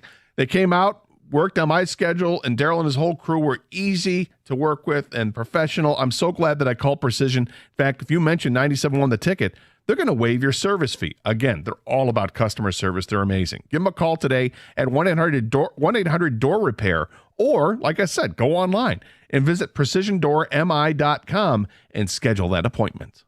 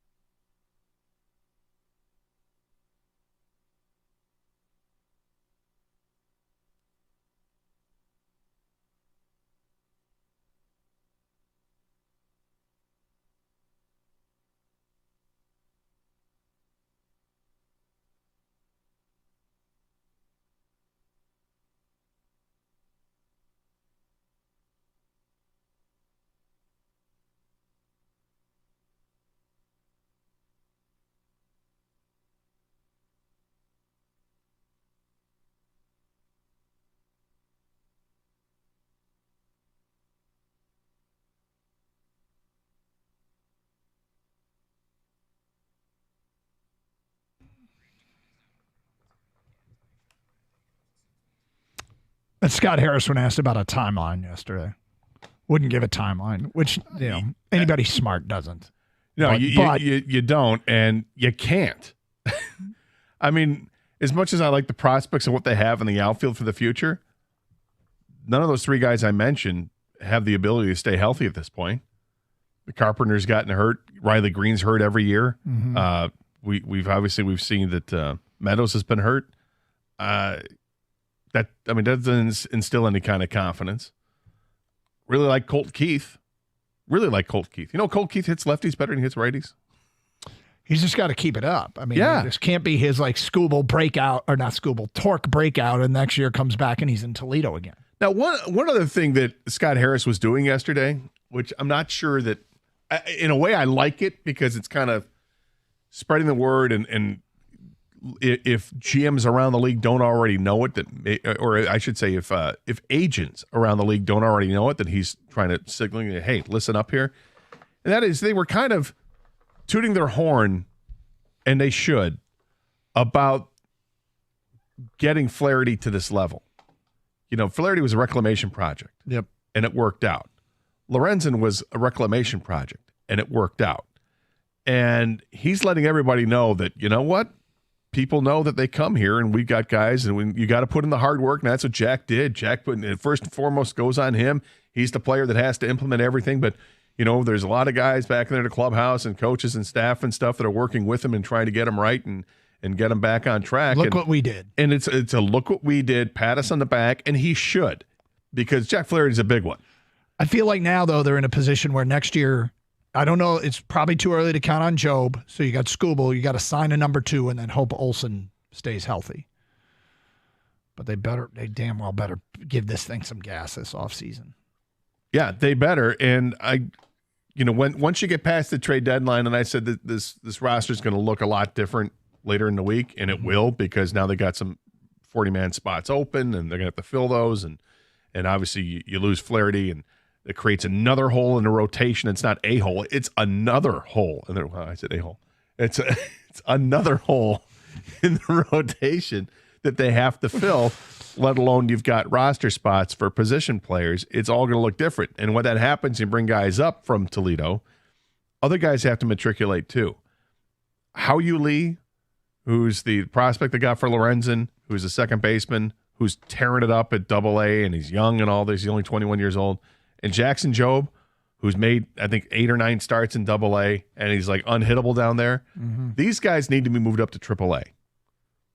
I'm not saying they're going to play in the majors this year, but I think that they need to get their taste to AAA so that at least you start the ball rolling where they've got their toe in the water. They know what it's like, and maybe they can impress you enough where coming out of spring training, they might be considered for the big club if they're good enough. William, you're on 97.1 to take it. Hi, William.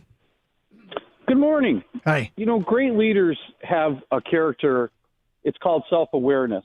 And I listened to Scott Harris's comments yesterday, and the organization's great. It's so healthy. Look at us.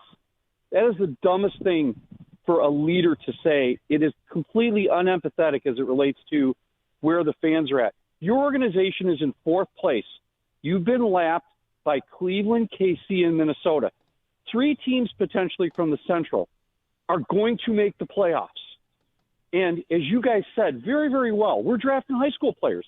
That's a strategy. Not questioning the strategy or the trades, but don't come on and say, we're great. Come on and tell me, hey, listen, we're probably 2 to 3 years away. William, can you do me a favor? Can you, because now I want to hear, I'm wondering, it sounds like you got triggered by something very specific that he said, and I listened to it, and there was nothing that triggered me the way it's triggered you. I'm not happy, but do you remember exactly what he said that irritated you this much? He said the organization has gotten much healthier. We're much better.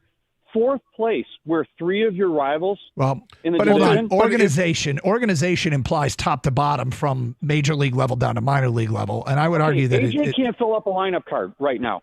You know, on your broadcast this week, Dan Dickerson said AJ is struggling to fill up the lineup card. Then he goes on in the press conference and says, I'm going to have breakfast with AJ tomorrow morning. We're going to talk about the pitching situation. So for the rest of the year, basically, what you're giving the fans is pretty much a hodgepodge product that we're just going to have to suffer through again. I think we're going to William, have to suffer through again. I think you're misinterpreting what he said. I'm not saying you're wrong at what's going on at the major league level, and I think pulling the plug on this season is. I don't think it's as bad as you do, because I don't think this was a legitimate contending team. I tried very hard to believe that, and in the end, I couldn't. Well, hold on, man. Hold on, William. Hold on. When he says organization is better, I think you're interpreting that as him saying the big league club is better, not the entire organization. William?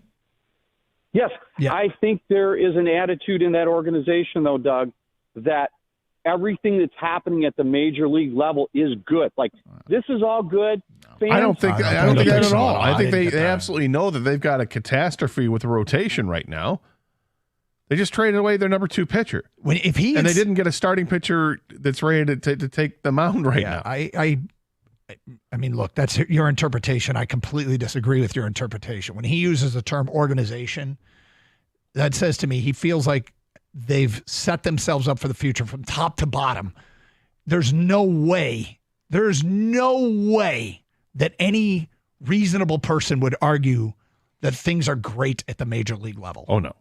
But I think maybe his point, too, was also from a fan's perspective, they don't see everything in an organization. They see is the Major League Ball Club. And the Major League Ball Club right now, not good. No. Because, I mean, they admittedly have to piece together a rotation, guys to play the field. And I know it's not smart for Scott Harris or any president or GM to give a timeline, but I wonder, did Ilitch give him a timeline? When he hired him, what was... That's a great question. No, that's we valid. At? Yeah, I mean, look, I think what he said, what triggered him, he interpreted as, because he kept citing we got lapped or been 4th place, 3 teams from this division might make that. How can he possibly say that? He wasn't talking about the major league level. He was talking about top to bottom, that he believes they're in a good place.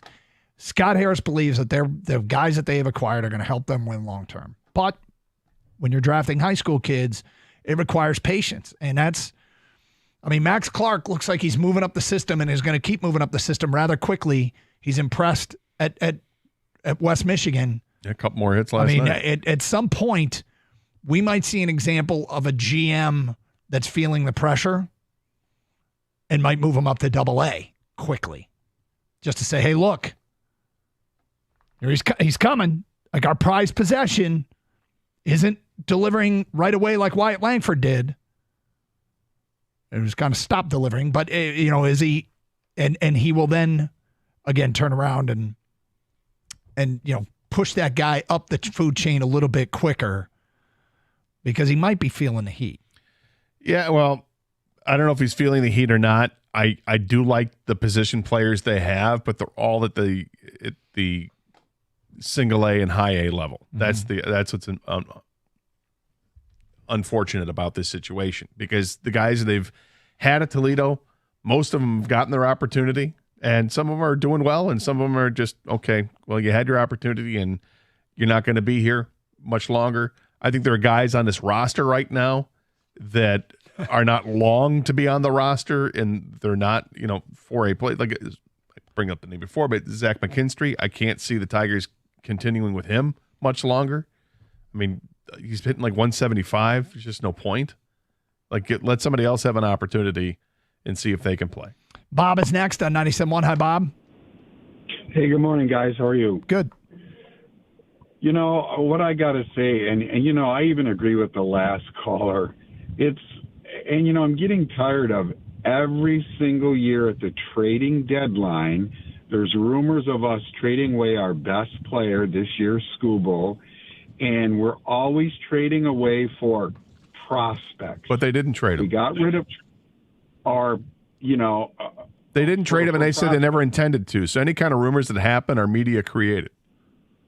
Okay, media created, but like Flarity, we got prospects in return. We didn't get a starting pitcher. Our pitching core is a mess. Well, what is it? So what does that tell you about the way that the team that Scott Harris feels about this team this year? Then, Bob, I think he feels that we're going nowhere. Well, right, they're not going to make the playoffs, so it doesn't matter if they get a starting pitcher in return or not. That they needed to get value in return, and The value they deemed was with a catcher and a shortstop. From that then trade. I agree with one of you said earlier that they have really got to go out in this off season and do some work. We have not brought in anybody of any value in the off season as a free agent in how long? Well, they brought in Jack Flarity. Everything they've brought in has been basically rentals that they've turned around and traded. Yeah. What they have traded in the last 4 years at the trade deadline, and it wasn't all obviously Scott Harris. Some of these moves, most of them have been inconsequential in terms of what they gave up. They've given up Flarity, who might be consequential. They've given up Lorenzen, who they got back a player that is very promising. Well. They've gave up Michael Fulmer, who they haven't regretted giving up at all, and the player they got back has been hurt. So that was kind of an inconsequential move. They traded Daniel Norris for Reese Olson 4 years ago. That was a win. So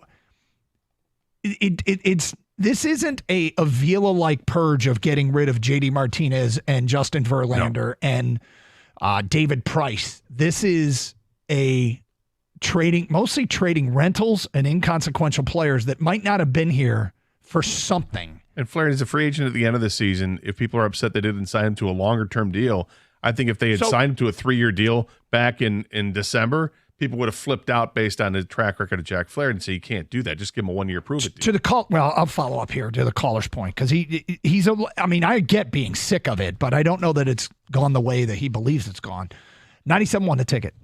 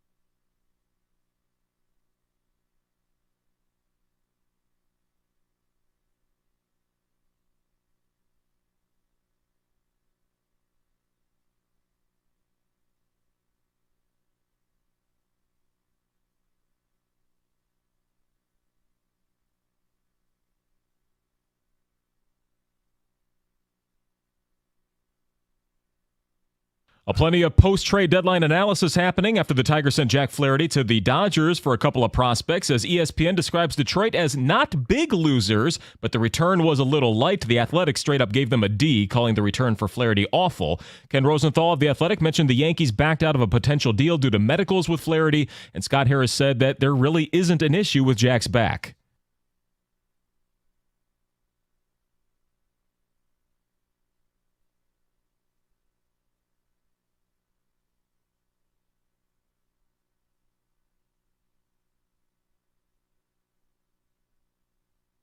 The Tigers will begin their post-deadline schedule tomorrow against the Royals at home. It'll also be the return of the team broadcast on Comcast after that deal was reached. Dan Campbell says they have plenty of depth to make up for the loss of John Kaminsky to a knee injury. Coach also believes if anyone can make it back this season from that injury, it would be Kaminsky. High school teams from the area also getting an official visit to Allen Park. Detroit King, Clarkston, De La Salle, and Southgate Anderson are meeting with players and former players out there this morning. They'll be participants in the Prep Kickoff Classic at Wayne State in less than a month. And the NFL continues to reveal their top 100 players list for 2024. A pair of Lions teammates in the 20s back-to-back. Penei Sewell listed at 22, one spot ahead of star Amon-Ra St. Brown at number 23.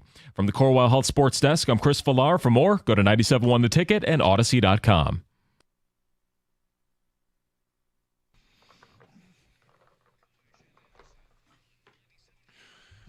Okay, previous caller made some points about being sick of selling our best players at the trade deadline. And I will say this. You should be sick of being sellers. They've been sellers for a long time. It's been a long timeline to try and get even to here. And around here, I think you can make the argument that they authentically put a 500 product on the field when healthy. Maybe a little better, maybe a little worse. But this feels like it was their best team, unfortunately, in the last 8 years. And I hope that they treat it now. They're gonna just cave the rest of the way, and it sucks. But they've made these moves to try and get better quicker in the future, rather than try and hang on to this tiny little chance that they can make a playoff push. But they better treat the offseason like a team that's close or closer than they have. Like they should.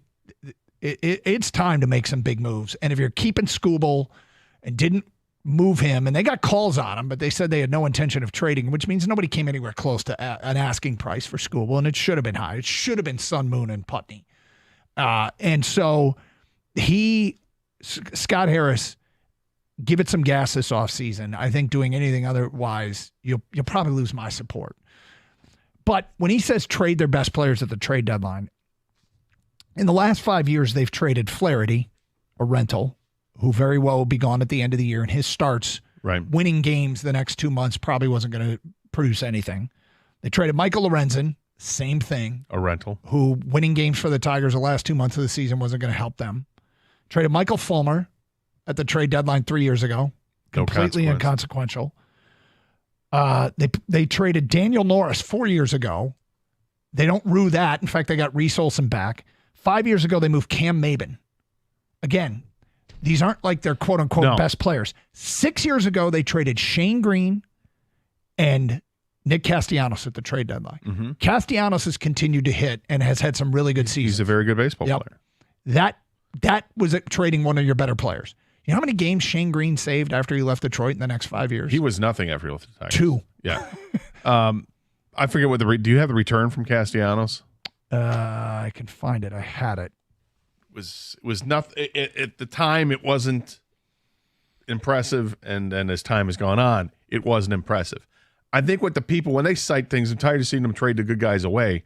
It goes back to the purge of Upton, Martinez, Verlander, Price. I think that's what they look at. And they haven't traded very many great players away. They've traded away rentals and mid-level players. Unfortunately, they haven't gotten enough back. Like, I'll be critical of their return. For Castellanos, they got right-handed pitcher Paul Rashan and right-hand pitcher Alex Lang. Yeah, so they got nothing in return, really. When they traded away the purge players, the really good players, if Verlander and Upton and Martinez had years left on a contract, do you think they would have traded them? No. Okay, so I mean that's the thing, is that when they're at the end of the deal, and you don't see yourself re-signing these players because they were going to be astronomical contracts again, and they're clearly on the downside of their careers, what do you do? What are you supposed to do? I mean, they traded them and they got nothing for them. The big picture, though, is absolutely everyone has the right to be frustrated with them continuing to be in a position where they're sellers. 100%. And quite frankly, I'm scared that they're going to treat what happens in the next 2 months as a sign that they're still building and need to stay slow and steady, when they could have been close this year, could have been closer had A, they stayed healthy, and B, not moved guys. So don't treat this offseason like a team that's that far away. Treat it like the best team in the last 8 years and give it some gas. Yeah, I think there are unfortunate things to look at, too, because there are hits and misses with Al Avila when it came to the draft. Mm-hmm. Al Avila's, when he was trading players or signing free agents, not so good. Drafting-wise, he had some hits, but he's got a couple of giant misses that you talk about guys who would help. When you're drafting first overall and you have it twice, and your takeaway is Torkelson and Mize, who at the time were consensus guys, you got to have these guys first overall, and they took them first overall, and they've gotten very little out of either one of them that are paying any kind of consequence right now. That hurts too, because you got 1-1, you need to hit on 1-1. All right, 248-539-9797. We'll get to your phone calls again shortly. A reminder, sometime today, in fact, I'll tell you exactly when, 1:40, we're going to give away a 4-pack of tickets to the exclusive 97.1 a ticket MGO Blue preview coming up Wednesday, August 7th, a week from today at Music Town inside Hockey Town Cafe. Join myself, John Jansen, Wojo Stoney. Found out some former Wolverines will be there. There's a chance current players will be there. Giveaways, food, drink, much more. Carson Anderson quiz question coming up today at 1:40. First correct answer to the quiz question will win the 4-pack of tickets to go to the MGO Blue preview. Only way to get in is to win them on 97.1 The Ticket, presented by Pepsi. So stay tuned for that. Let's go to Jim next on 97.1 The Ticket. Hi, Jim. Hey, how are you today? What's up? What's up? I believe that the reason why they traded all the veterans yesterday was to save Mr. Ilitch about $20 million in salary for the balance of the year, knowing that the team wasn't going to do anything. And the players they got in return, I mean, it's just another bubble gum ball in a ball machine. That's all. All right, so what would you have done, Jim? What would I have done? I would have, I'm not in that position. I don't know enough information to say anything, Well, but I'm just saying, really, if you're going to say the reason they did it is to save money, let's just, throw that as possibility number one.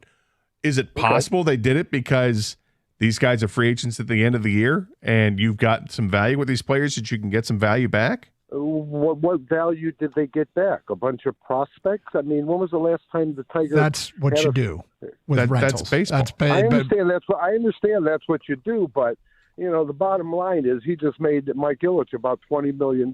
So you think that's the only reason they did that, Jim? I ask you, what would you have done? You would have kept those guys for the rest of the season on a team that wasn't going to win? They knew they weren't going to win. They're smart. So then what are you doing? Why would you hang on to those guys?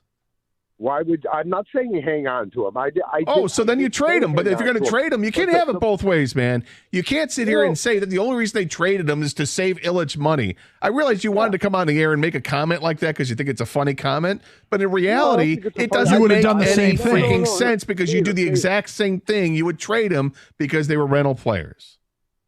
What else? What alternative do you have, Gator? I'm not trying. Well, I guess I don't know. You said it was just to save money, which is ridiculous. Right? Exactly. What did they get back except for 20 million? Listen, Jim. You can be upset with the. Hold on. You can be upset with the Jim. Hang on.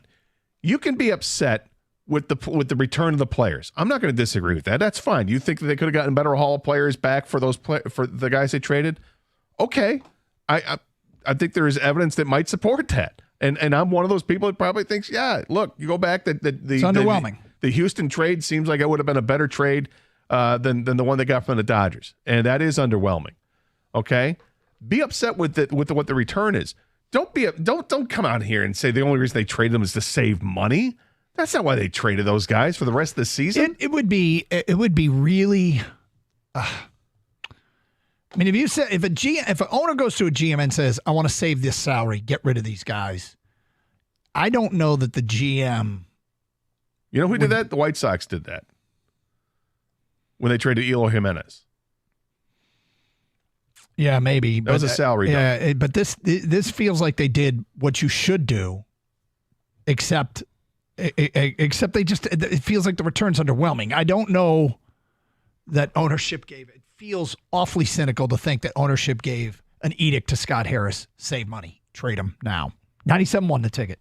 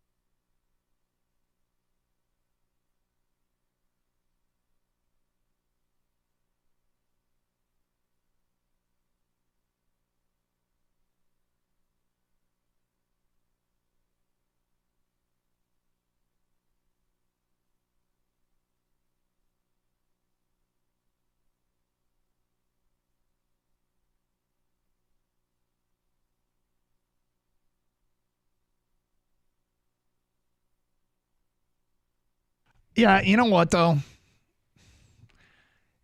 given what they gave up, the fact that there's not going to be one player debuting in Detroit this week is highly disappointing. It is. And yet, look, on paper, they got an A for trading Justin Verlander for Perez, Rogers, and Cameron. They got a B+ for trading David Price for Daniel Norris, Matt Boyd, and Jairo Laborte.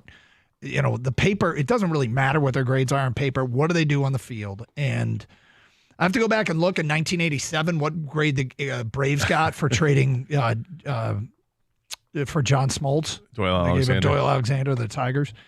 It's the paper does. It's what do they do on the field, and that is yet to be. But I am disappointed that there is not one player that they traded for that is going to end up in a Tiger uniform this week. You're right. None of them are this week. Lee is the relief pitcher. One of the guys that got in the Chafin deal. He's pitching at AAA at this point, but he missed a good portion of the year earlier in the season. High strikeout guy, but he's got some control issues, and he's been hit. He's not hard to hit, apparently. Minor leaguers have hit 254 in their career against him, but he's got 203 strikeouts in 150 innings. So there's that, and I think that's a Scott Harris trait. They look at, and that's actually a baseball trait. They look for high strikeout guys, and then they think, can we find a way to make him more effective with his pitching so he can find a strike zone and not be so erratic?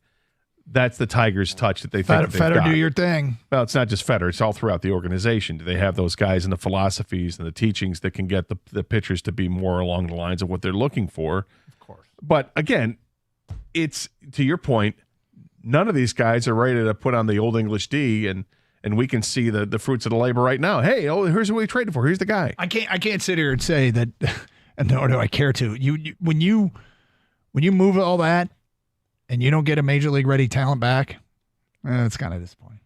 It is. But if they could be right long term. Jordan is next. Hi, Jordan. Hey, what's going on, guys? Hey, Jordan. Hey, so I just kind of wanted to piggyback off of what you guys are saying. Is I think the trade for Flarity was the right thing to do.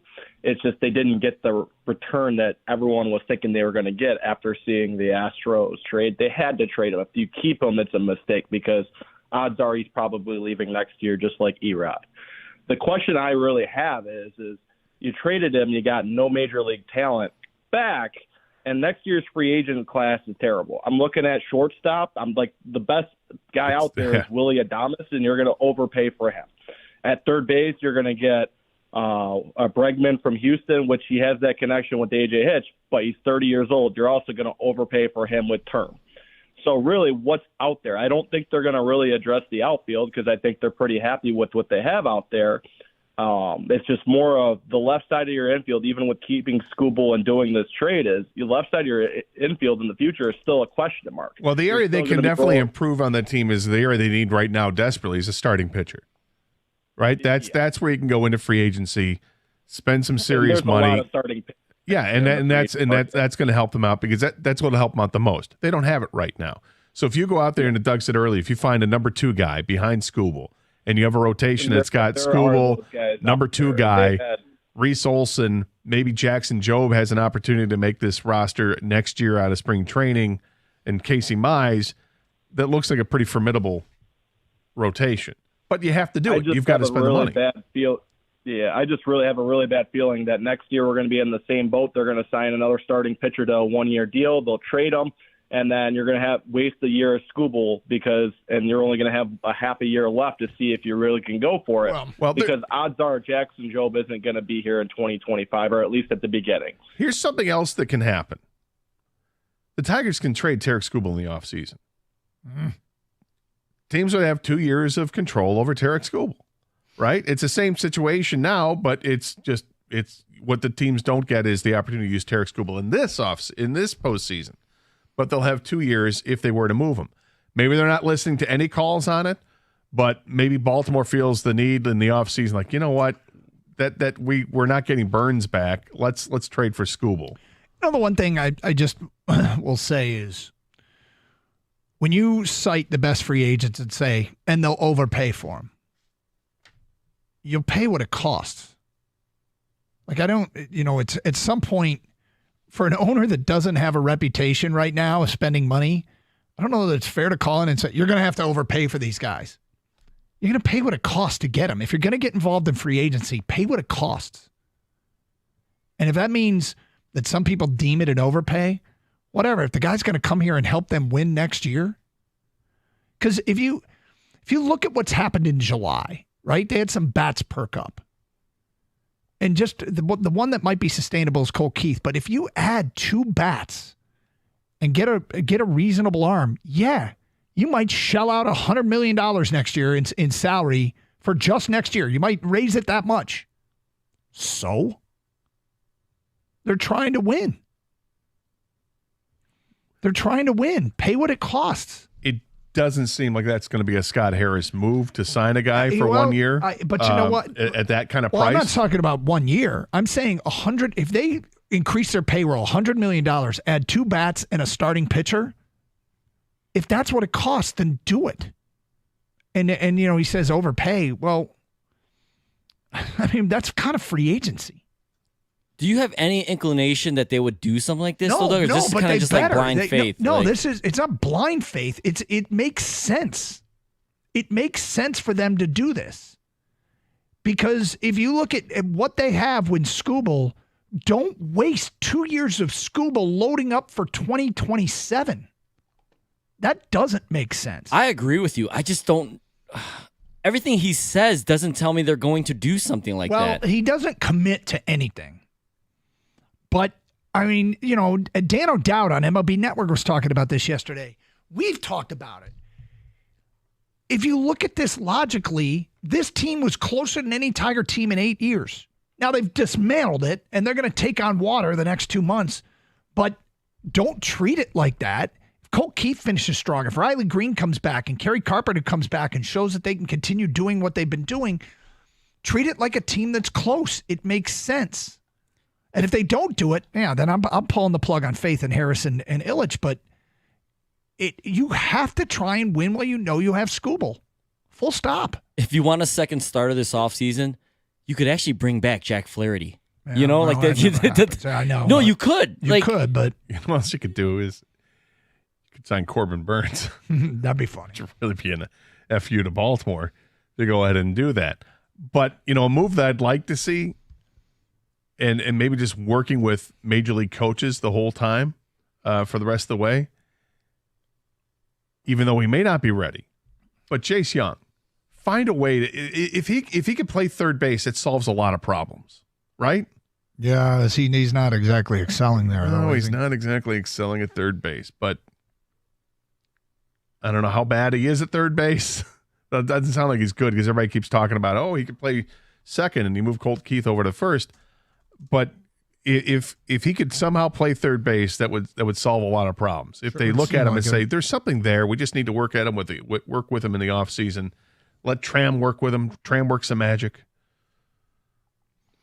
248-539-9797. Lisa, you're next. Hi, Lisa. Hi, good morning. Morning. I wanted to say, I guess I'm realistic that we had to move Flarity and Canna. But I do feel that, it's been a theme of the season. We need proven bats. And I gotten a proven bat. And maybe it would have made the season a little less painful, and it would have appeased some people that, hey, here's a player we can put in the rotation right away. I also realize that maybe to get a proven bat, we would have had to trade Skubal, and I'm kind of selfish and want my cake and eat it too, and I want Skubal and the proven bat, and that's right. I don't know if that was a realistic expectation, but I think maybe something could have been pulled off if he worked his system a little better. So along that line, I would like to say that I'd like to have a clue from Scott Harris where he's going. I think at this point, to allay the fears that we have another Avila on our hands, I would like to know something more than this is a healthy organization, because I've been holding on to my money, wanting to go see a Tigers game, and nothing has gotten me to the sticking point. I might just throw my money in for a Lions ticket. Hey, good luck finding him. The healthy organization line means nothing really to the fans, because that implies he's happy about what they've got, what they've acquired, and they think that they will be moving forward. But it's building a foundation throughout the organization, starting at the low A levels and the rookie leagues and moving up all the way through. The translation is we got a bunch of good players that are young that are going to be here. And it's like, okay, cool, but I don't want to wait 3 or 4 years. Yeah, and that's kind of what happens in baseball. It's you get to the point where it's like, all right, enough of healthy organization stuff. 97.1 The Ticket.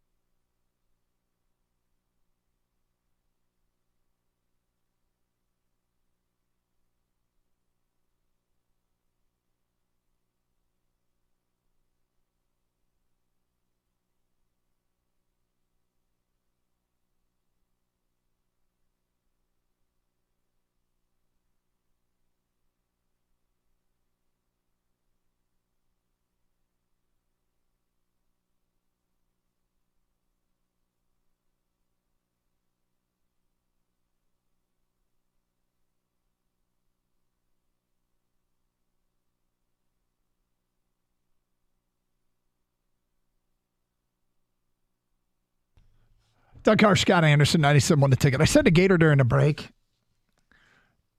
I don't want it to be lost in what happened yesterday. Yesterday doesn't feel like a win. Yesterday felt like a seller's market And the return doesn't feel like a great return for what they gave up. It doesn't. To be fair to them and to be fair always at these times, we went back and found the Tigers getting A's at trade deadline, and it didn't matter that they got A's. The players they got back were inconsequential. And in retrospect, they were E's. So, with prospects, it's such a lottery ticket that, you're hoping that you're getting a high chance of winning your lottery with the ticket you bought, but that's how you sort of rank prospects. How likely is it that you're going to be happy you have this guy? But you get in this weird place, honestly, where you start defending against what I feel like are bad takes. I think some of the things that people have said today on Harris and Illich have been a little bit ridiculous, but then again, I don't want it to be lost, and it shouldn't be lost. Yesterday it does feel like an L. And it's unfortunate because they had a chance to score big and they didn't. And maybe it's because their biggest piece that they wanted to move was hurt. But it also very well, Gator, could be that our GM kind of got played a little bit or overplayed his hand and didn't get the return he should have. Yeah, and that's a big concern. You hope that isn't the case. You hope he's shrewd. He's somebody who definitely has his beliefs and what he's looking for. But when you have different reports, Ken Rosenthal from The Athletic, came out and said that basically the Yankees backed out of a deal per his sources because they were concerned about the medicals with Flarity. And I could totally understand that, but that hurts, because if that deal apparently was done, they had it.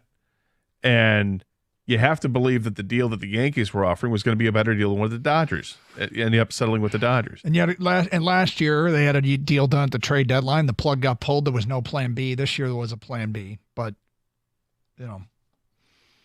still frustrating. 248-539-9797. All right, coming up in 5 minutes. I did something last night I haven't done by my calculations in 5 years. It's a long time. Yep. We'll get to that today at 11:41. Let's go to Matt in St. Clair Shores. Hi, Matt. Hey, Doug.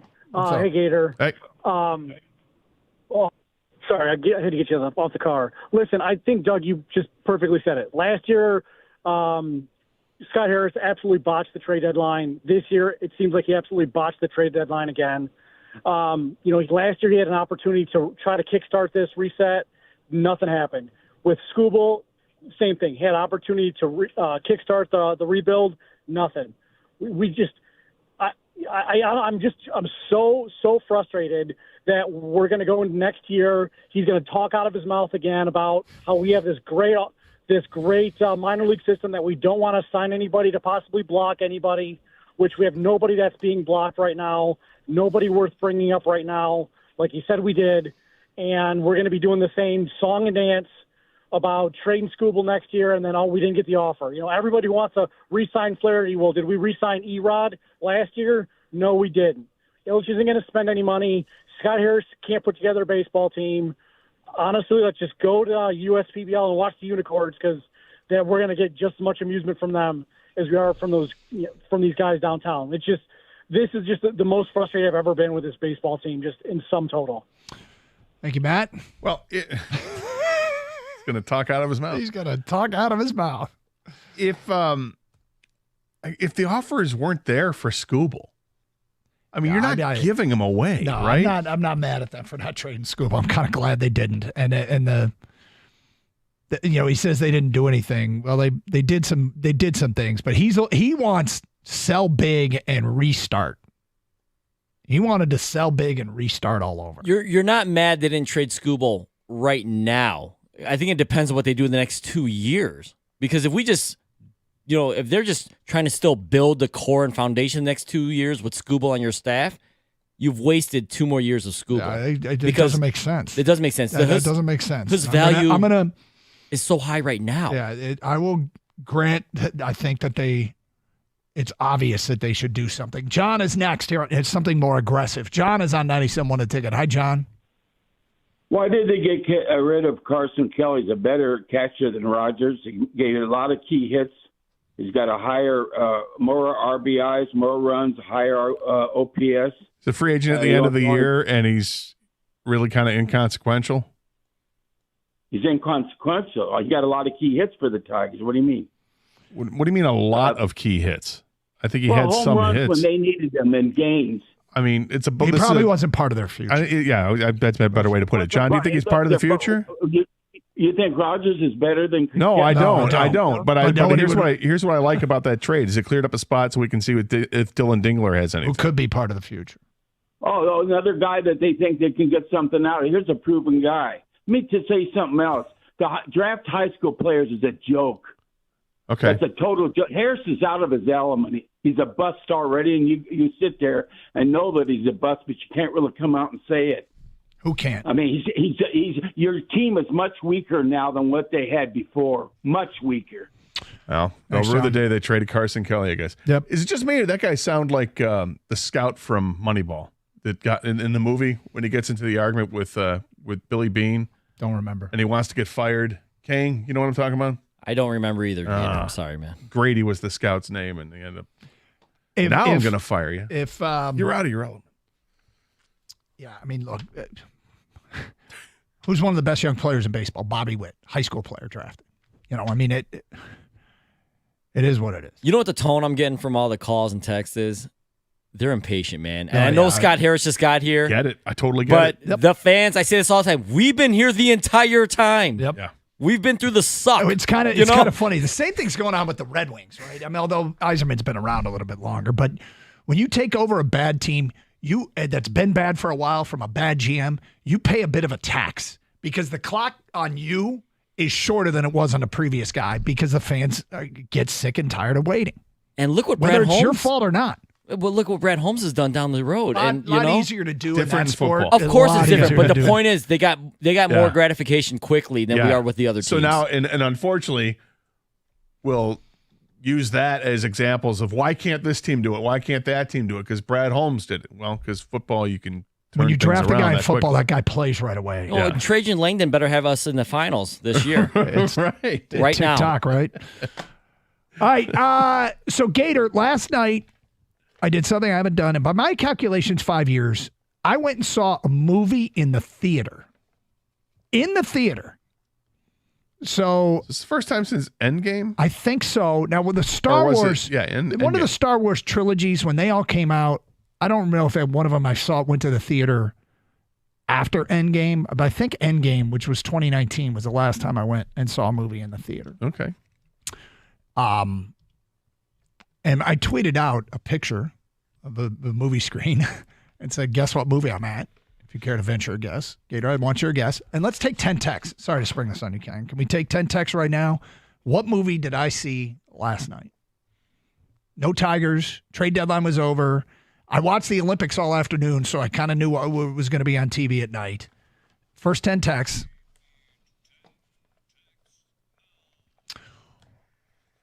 What movie do you think I saw last night? And I will give a movie review, Gator. Oh, boy. The rare Doug Karsh movie review. And we'll get to more of your phone calls and feedback next, 97.1. So I had a great experience recently when I had to get new garage doors. I know it doesn't sound sexy because it's not sexy, but it's something that you have to do every once in a while. And I needed new garage doors. I called the only company you should call. Precision Garage Door. They took my call immediately and they scheduled an appointment right away. They helped me select the perfect doors for my house and got it installed. I like that. John, Jeff, the whole crew were amazing.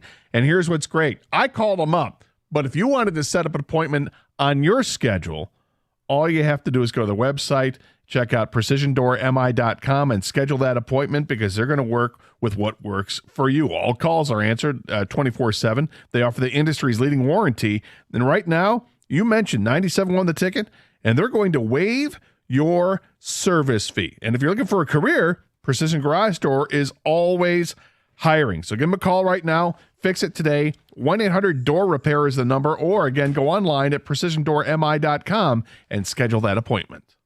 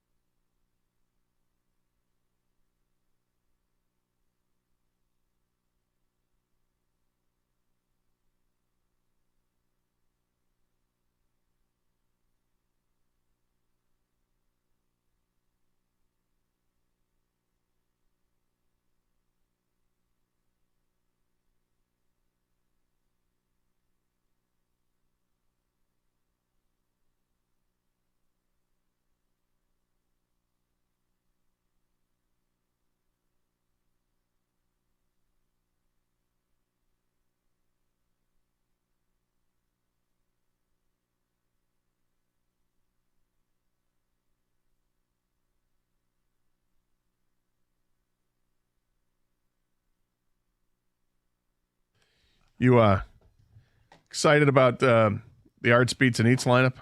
No. No? Nope. Huh. Well, I'm not going to go. Oh. Cheap Trick and Tesla that first night. I'm really not going to go. No? No. Go ahead. Is Dustin Lynch a country guy? Yes. He's the next night. That'd be a little bit more. That'd be a little bit more promising for me. Keith Sweat. He's the night that'd after be that. Definitely more promising. Keith Sweat's the night after that. The Gin Blossoms and Chevelle headline September 1st. It's getting better as the week goes on. Oh, that's wow. You got no love for Cheap Trick or Tesla? Nope. I do. No, I do not. Cheap Trick is fun in concert. They put on the same show for the last 40 years, but it's fun. Mm-hmm. All right, so 10 texts. What movie did I see? 50 Shades of Miserable Tiger Ownership. That's from an unnamed texter. Did you go to the theater to see a bicycle safety video? That's from Pedro in Memphis. Gary in the Shore says Deadpool and Wolverine. From an unnamed texter, Twister because Doug's too lame to see Deadpool. Jason at work, Deadpool and Wolverine. Derek and Wyandotte, Doug watched Twisters last night. Mike in Grosse Pointe, Doug went to see Twisters. Chris in Lincoln Park, Deadpool and Wolverine. Pete and Manistee, Twisters because your daughter wanted to see it. What about you? What do you think I saw? I think you saw Twisters because your daughter wanted to see it, and because I think you should, if you're going to see Deadpool and Wolverine, you should probably have seen Deadpool 1. Is that how I roll? Yeah, like that's how he does it, Gator. It's not Come how on. Doug rolls. No, but I would imagine that he can parachute into Twisters a lot easier than he could Deadpool. I don't even think it was his choice. No, it wasn't. My daughter wanted to see Twisters, so I went and saw Twisters last night. I did tweet out a picture of the screen to get the response. Best movie of the year so far? It is by far my #1 Academy Award-winning film. This year? Yeah. God, there was one of these responses was really, really funny when I asked, because there was a lot of people making jokes about, Big Trouble in Little China. Did you see Shawshank in the theater, Doug? Because these are the movies. Oh, from Mike. No one celebrates being lame better than Doug.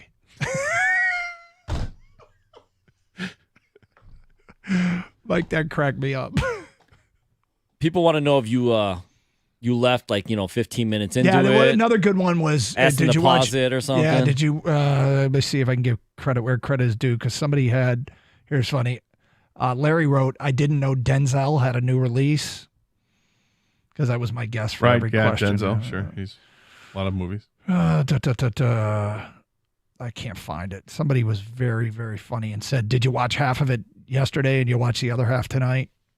Do you bring your laundry into the theater to fold it while you're watching a movie? Great question. It was Scott in the D. Do you watch half today, then half tomorrow? No, I should. You should be able to fold laundry or watch a movie. Yeah. So here's my review of Twisters. I think they said, all right, let's do Top Gun for tornado chasers. So did you see you saw Top Gun at home then? I saw Top Gun Maverick at home, yes. Okay. But I think they were like, all right, if we do let's try and capture that Top Gun motif. What could we do it with? Tornado chasing. I think that's what they went for, and I think it came out more Days of Thunder-y. Okay. Where it wasn't the same. Couple things. Yep. I was entertained. But. First of all, you probably have that feeling because Glenn Powell is in the movie and he was in Maverick as well. Yep. 2, are you aware that there was a movie called Twister that came out years ago? Yeah. This isn't a sequel, is it? Well, it's the same thing. Is it? Yeah. Storm Chasers? Yeah. Yeah. The best part about it is, I shouldn't say the best Didn't they come out with a sequel to Twister called Twisters too, as well? Is this a second movie named Twisters? I wonder if this is the second movie named Twisters. Could be.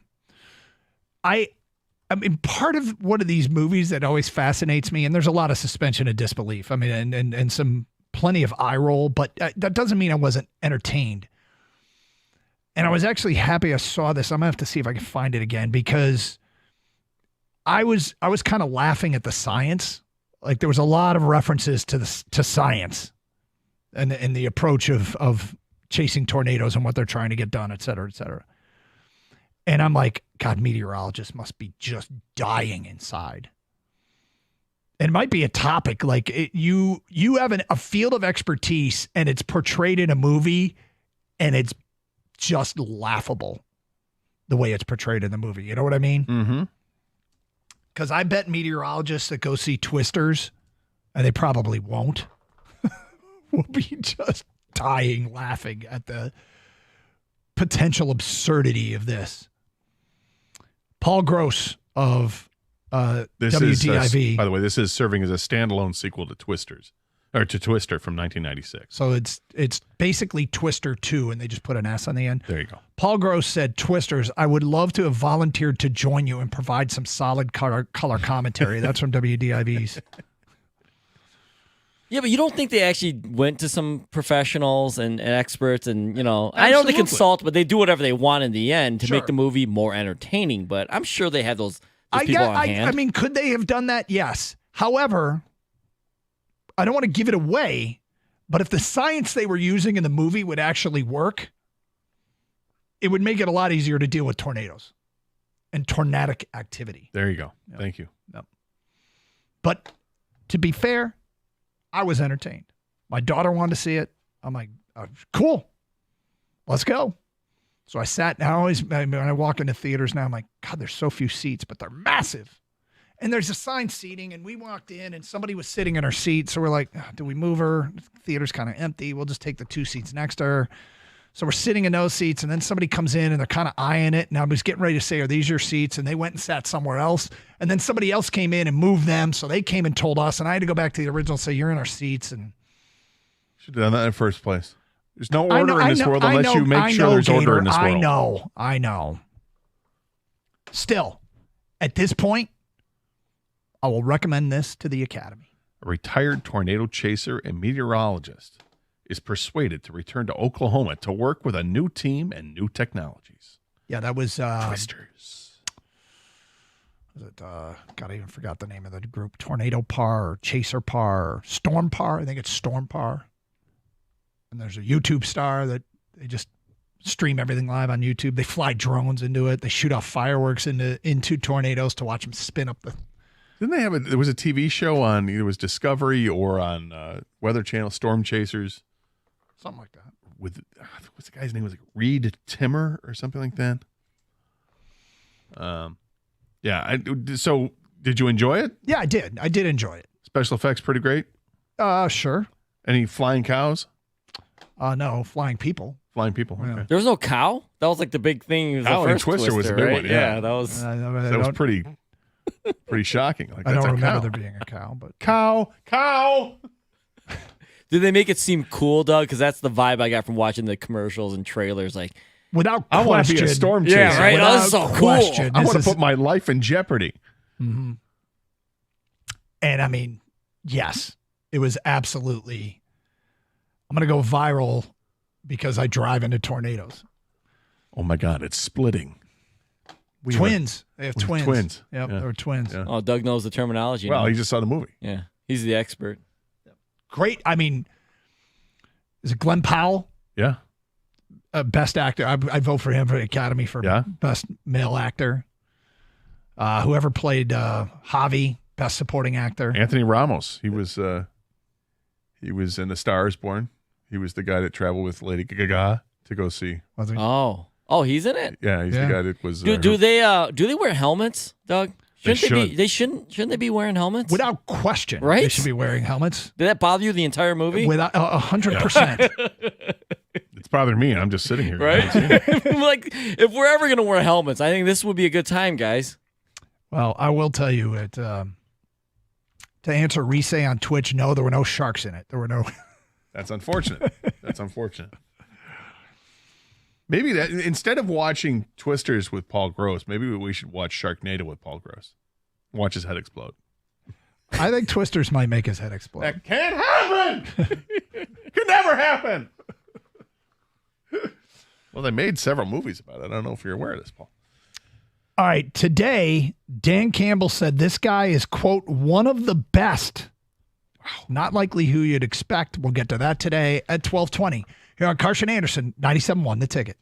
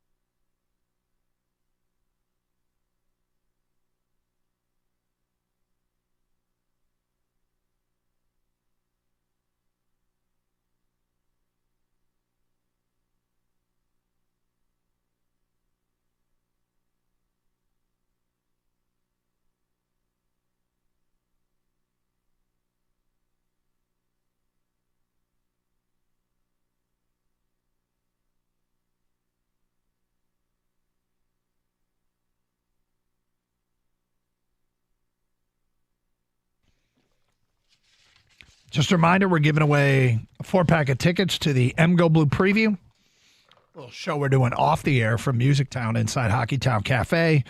That's coming up a week from today. I think it's 5 to 7. We'll be downtown, myself, John Jansen, Wojo, and Stoney. We discuss the upcoming 2024 Michigan football season, player appearances, giveaway, food, drink, and much more. The only way you can get in is to win the tickets here on 97.1 The Ticket, and the way you win the tickets is by being the first one with the correct answer to a Carson Anderson quiz question, which will be asked today at 1:40. First correct answer at 1:40. You will get the 4-pack of tickets to go. Make sure you can go. It's a week from tonight, downtown Detroit. 248-539-9797. Okay, look, the big story today is the Tigers.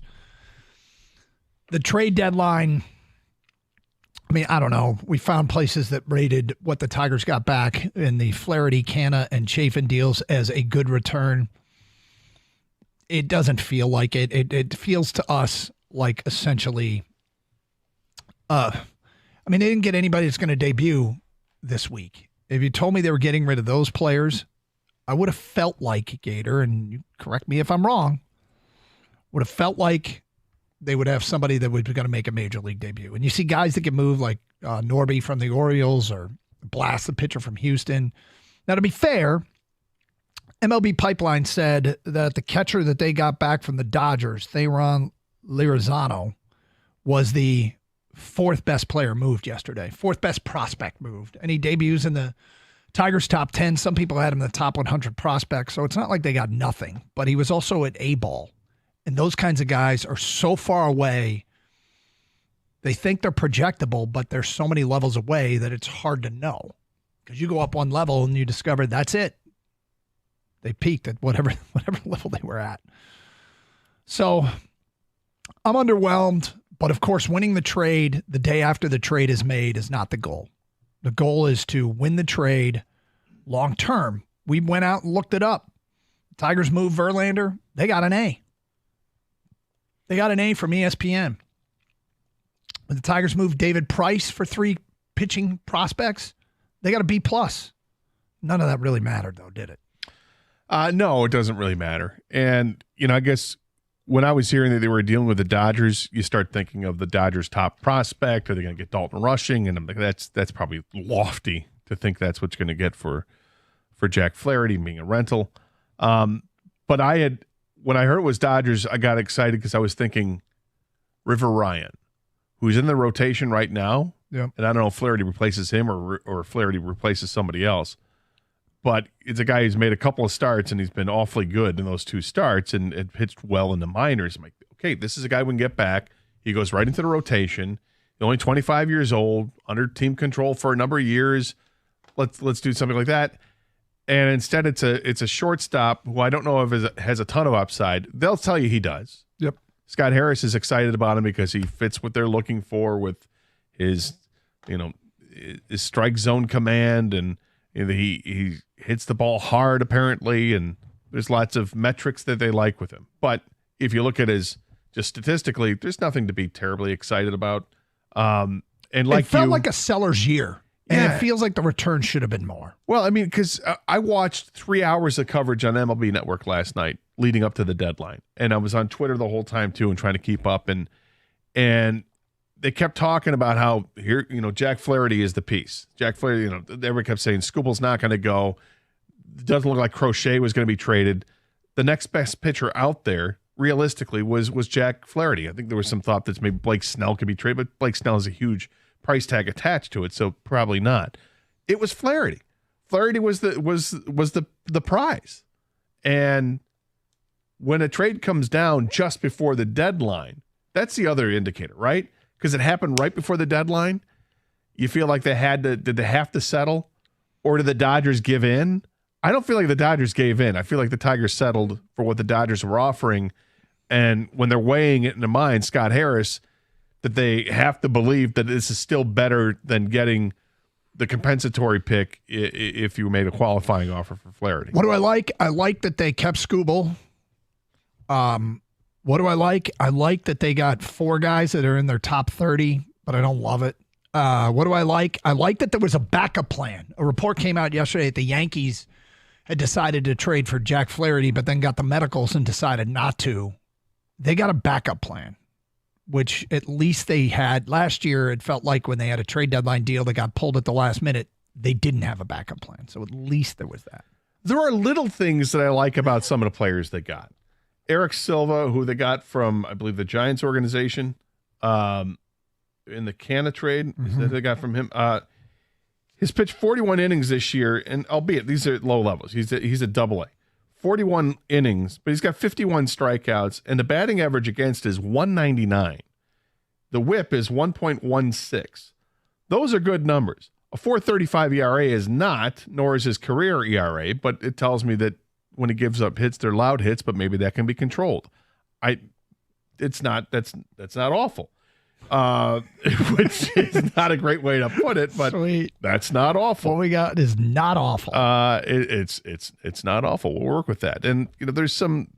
I guess you look at Montalvo, the pitcher that they got, one of the other pitchers they got. He's at high A ball with a 2.44 ERA in 13 starts, 73 strikeouts in 59 innings. High strikeout guy, starting pitcher. Sub 3 ERA. In fact, it's sub 2.5 ERA. Those guys aren't flying around there in the minors too often. Now, it's high A ball. I don't know how excited I should get about this, but the Tigers literally have, I think there's a pitcher named Jaden Ham, who they have at West Michigan as well, who he's going to join the rotation, who's under 3, and then Jackson Jobe. Right. Aside from that, that's not there. So that's likable there. You brought up Lorenzo, if they round Lorenzo that they got from the Dodgers, who's the big prize that they get because he becomes the Tigers' 5th rated prospect according to MLB.com. And though the 220 batting average doesn't strike you as being anything special this year at high A ball, because it's not, the 344 on base percentage is like, well, he crushed the ball last year for what it's worth. Yeah, and he had a 400 on base percentage last year and had 24 home runs last year in A ball.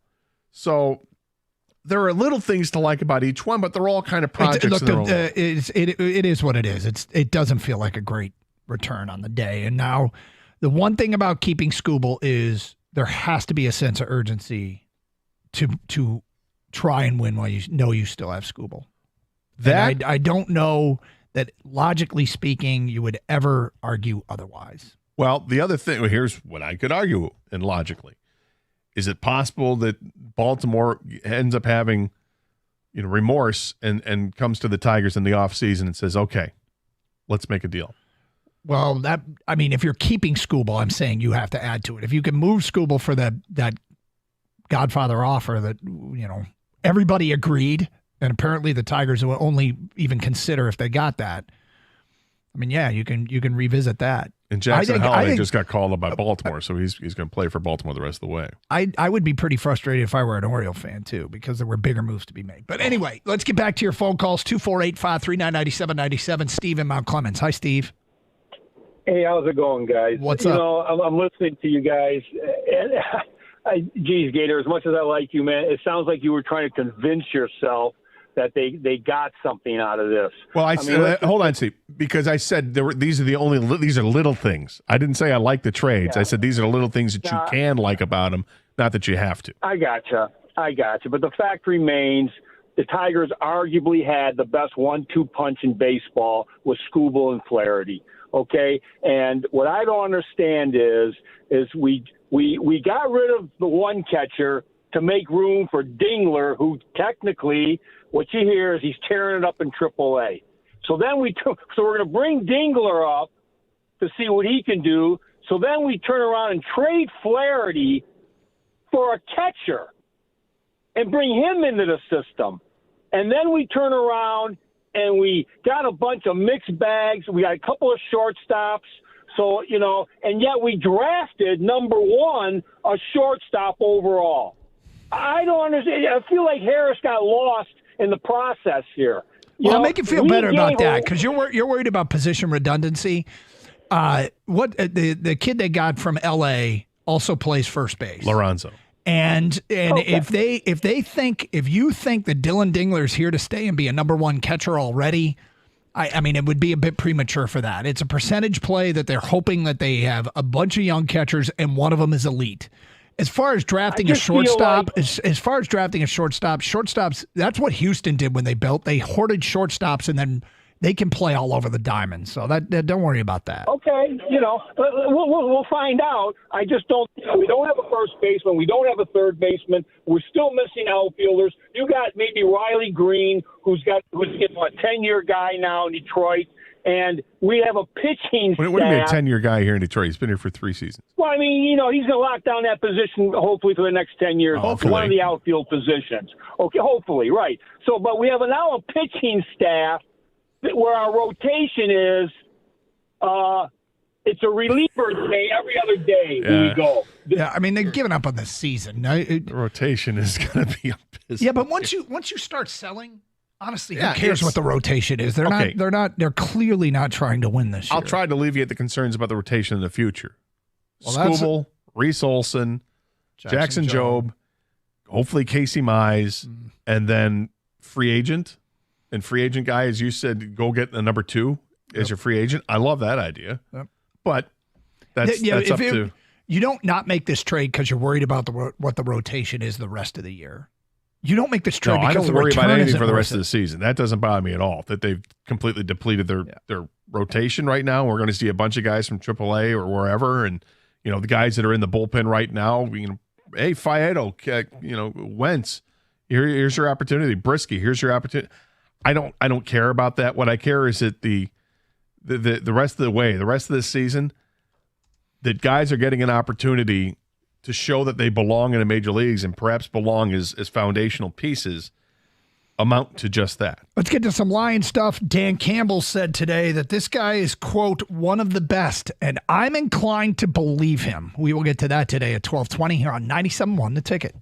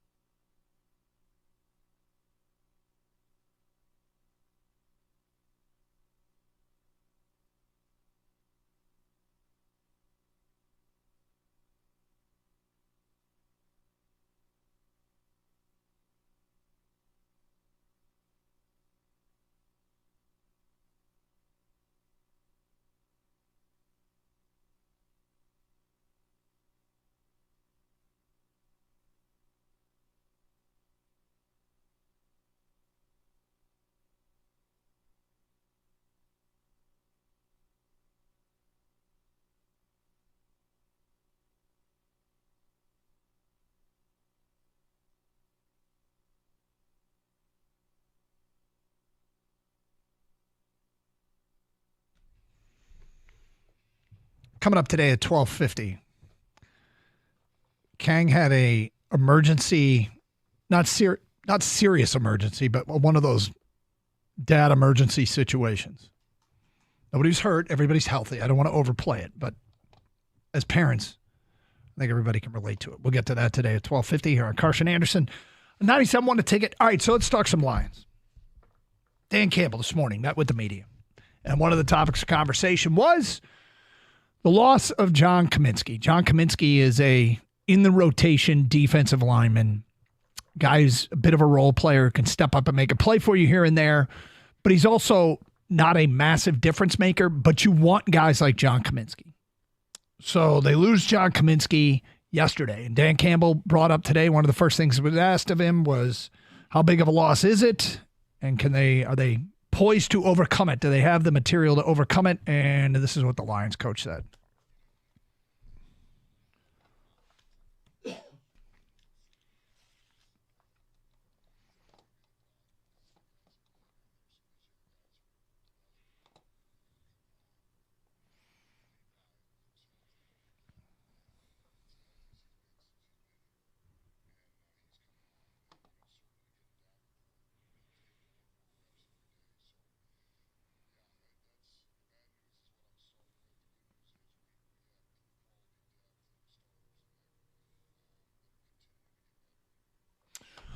All right, so, that's kind of general coach speak. He mentioned Levi Onwuzurike being healthy. And there was a follow-up question about Levi Onwuzurike, and here is the Lions coach, Dan Campbell.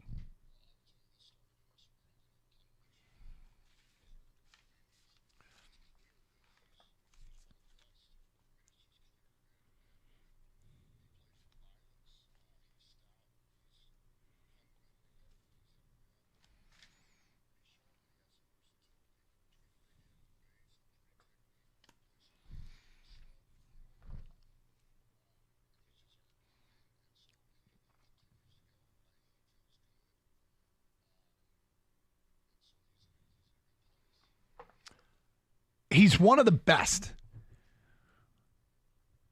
This is an interesting line, an interesting wording choice by the coach. One of the best on the roster.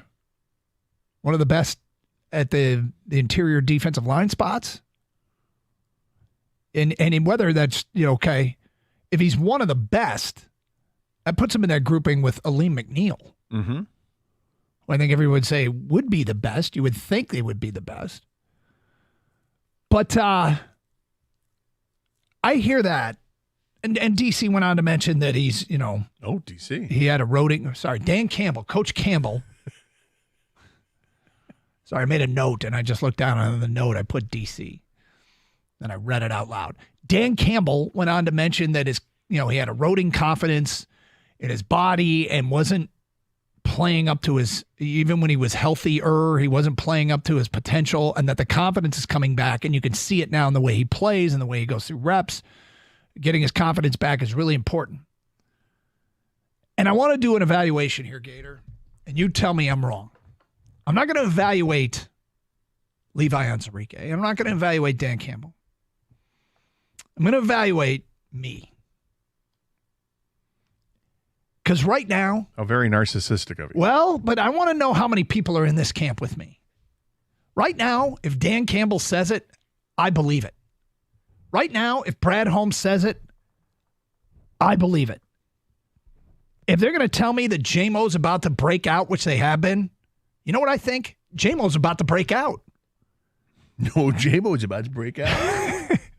If they tell me Levi's one of the best, I believe that Levi's one of the best. And I think the default position with the Lions for years has been when they say something, when something's going on in camp, I'm skeptical. And I have been skeptical for, 30 years, 35 years. With, some times where I'd be like, ooh, this could be interesting. But now, when they say it, I believe it. These are the most credible people they've had in charge of this organization the entire time. And Dan Campbell doesn't always blow smoke up your channel either and just praise everybody. He talks about things that are concerning as well. So for the first time in my life, professional life, I can say I am believing everything they say. Am I a fool? Well, in theory, yes, because I wouldn't believe everything anybody says. Okay? I think you always have to listen and take with a grain of salt. But you are showing that devout, unconditional loyalty that my high school football coach talked to us about back in 1987. When Dan Campbell tells you this guy he's one of the greats, you say, yeah, he is. He's one of the greats. I mean, you're echoing everything just because you trust him. And I get it. We're in a position where we like what the coaching staff has done. We like what the front office has done to put this team together. I'm not going to go that far as you have. I will go that far in maybe in terms of who they've drafted. If Brad Holmes says that this guy is a good draft pick, this is why we like him, I'm going to, okay, I got it. You've earned that. As far as just giving a self-evaluation in the middle of training camp about a player that we have hardly seen, and he's going to say he's one of the best, call me skeptical. Why be skeptical anymore? Why are you being skeptical? Because it doesn't matter what he says. What matters is how the team plays. And, I trust. Here's what I trust. I trust that he'll put players in positions to succeed.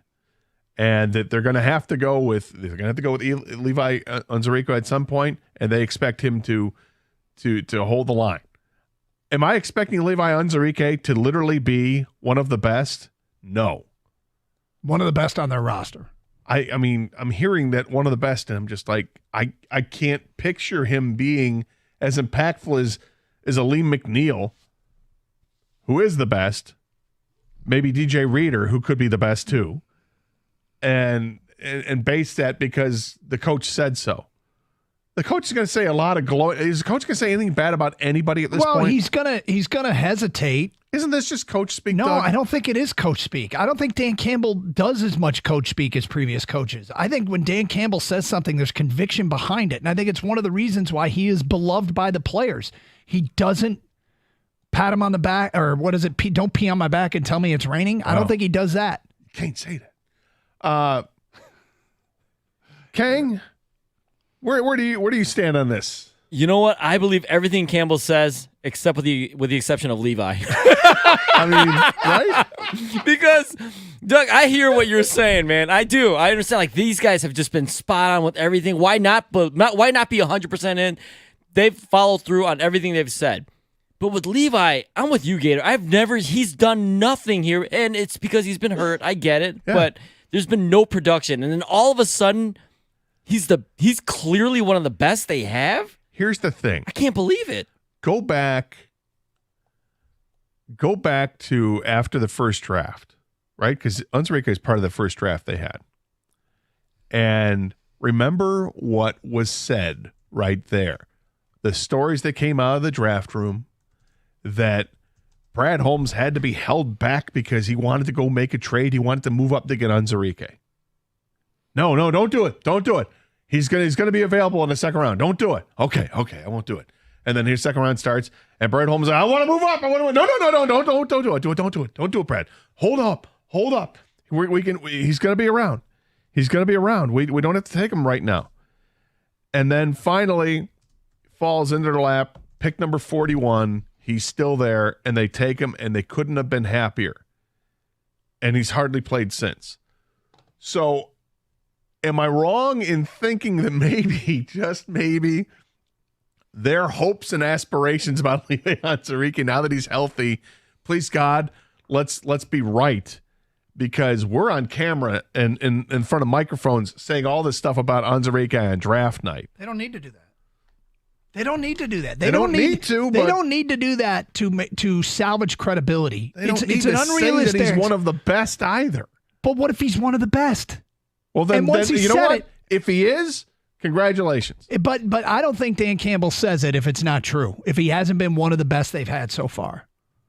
And when Dan Campbell, do you believe when they say J-Mo's about to break out?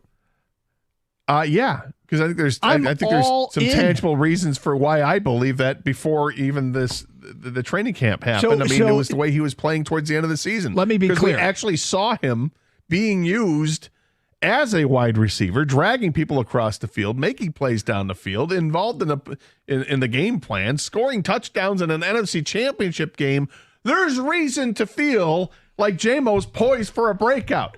Show me where that was last year with Levi Onwuzurike. You're doing a hell of a job of evaluating what's going to happen next by only using what your eyes have seen you. Jump in, man. Jump in. I'm sorry that I'm doing the way you're supposed to do it. No, you're doing it the way anybody could do it. You're only waiting till you have the evidence before you make your case. I'm willing to make the case based upon Dan Campbell's belief in this player. Yeah, I'm not going there yet. Based on the Kang, you'll believe 10 everything games he played last year. You believe everything they say except with Levi. Yeah, I just I can't, Doug. I'm sorry, man. Come on. Who's with me? 97.1 the ticket.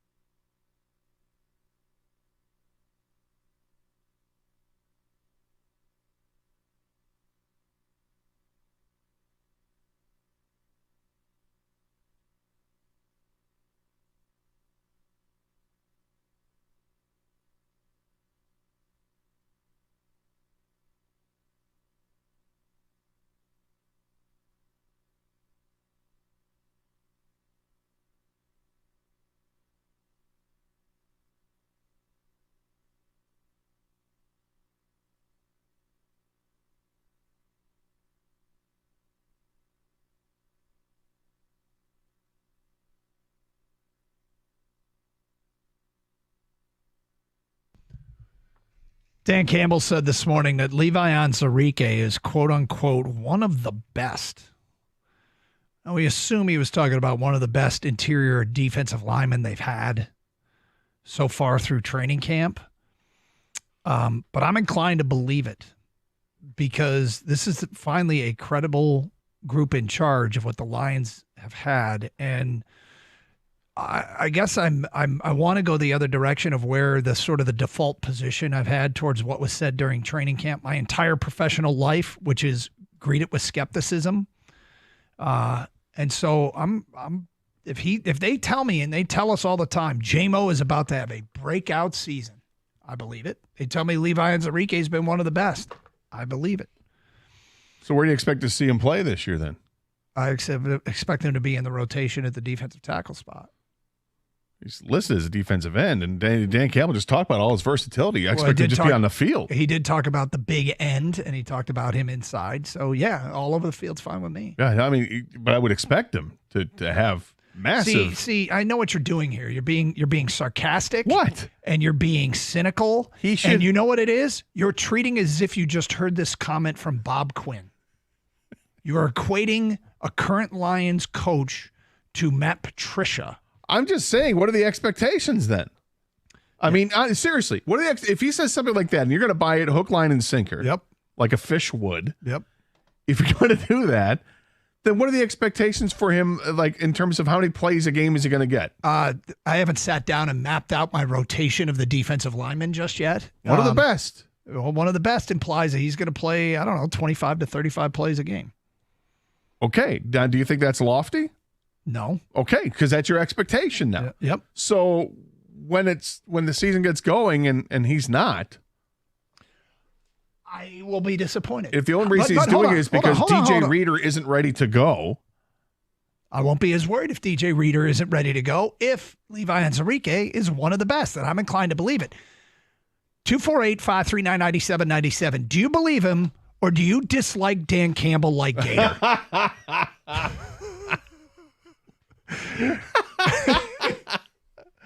I love Dan Campbell. I just think I recognize coach speak when I hear it.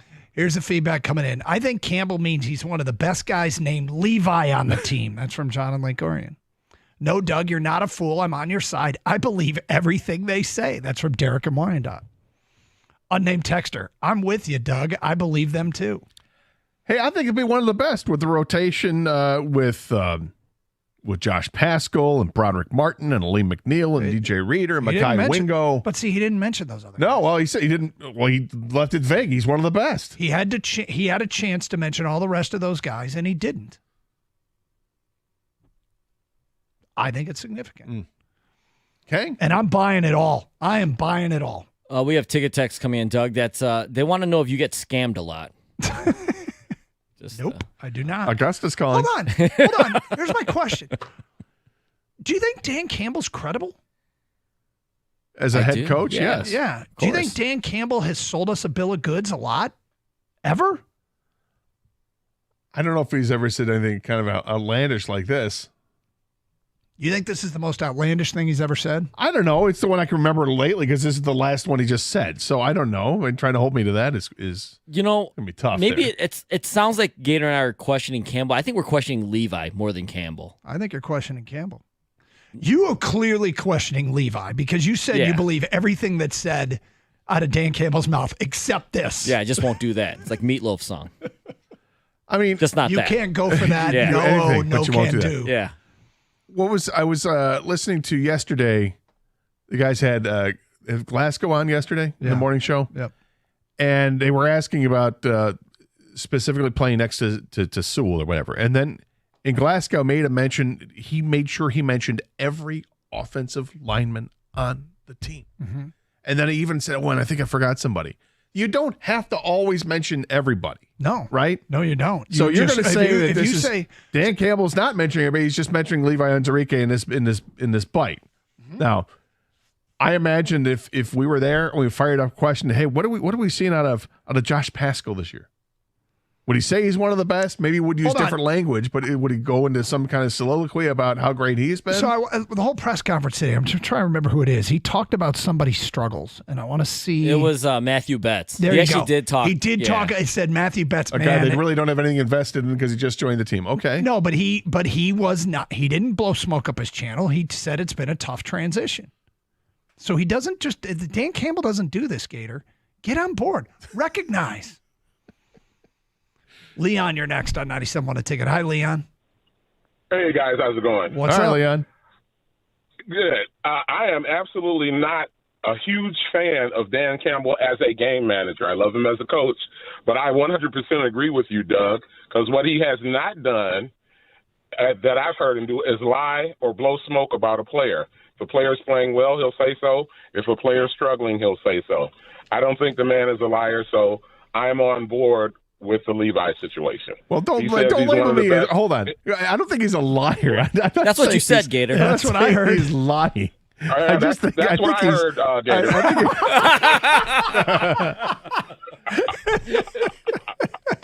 He's waxing poetic about his players is what I think. No, well, I think he's pretty much a straight shooter when it comes to his players. I mean, even back when J-Mo was struggling, Campbell didn't sugarcoat it or anything else. I think he pretty much calls it the way it is. So in this particular case, I believe him. Thank you, Leon. And I agree with Doug. Shrewd, smart, next level intelligence coming from our callers. I appreciate your call, Leon. You can go right to the front anytime. Gator, get on board, man. I'll get on board when I see reason for me to get on board. Color me skeptical. We haven't seen Levi Onwuzurike do really much of anything in his career, and I get it. It's because he's been hurt. I know he was hurt in college. Came to the team hurt. Missed all of 2022. Played 10 games last year. 10. I'm cautiously optimistic that Dan Campbell is right when he says he's one of the best. Okay, you've moved off of Dan Campbell's lying to us and moved into cautiously optimistic. I don't even want to say optimistic. I'm not optimistic. I'm just not. I can't. Be honest, that would right? be me. Yeah. I'm full disclosure. I am not cautiously optimistic about Levi Onwuzurike. I think it would be amazing if he is as good as they thought he was when they drafted him. I think it would be amazing. That's a force. The way that they were treating that's a force. Sadly, injuries have hampered his development. Maybe year 4 is the year for him to step up and be healthy and be the guy, and I hope it is. I hope there isn't a setback for him. I hope he charges through, breaks down that wall, becomes the beast that they're talking about, and then I'm the one who looks dumb. We got a text from Scott and Carlton. Doug is currently sponsoring 4 Nigerian princesses right now. Unnamed texter says, I'll tell you why I believe, because when Iffy got healthy, he was one of the best. There you go. So what you're saying that is that Brad Holmes has done it again since Levi has cleared his injury issues. Exactly. Next text. I believe, Dan, the Lions are stacked this year for a Super Bowl run. That's from Joe in Birmingham. No, I don't disagree with that. I believe they got an opportunity to make the Super Bowl. I believe everything they say 75% of the time. It's a John Jansen let it play out situation, however, with Levi. Next text. I'm in love with Dan Campbell. I trust the man. Charlie in a car. Levi's one of the top 10 tackles on the Lions defense. Ha. Unnamed texter. Maybe he's just trying to give Levi some confidence because if he doesn't play well this year, he's gone. 248-539. But, I mean, you know what he said about Matthew Betts today?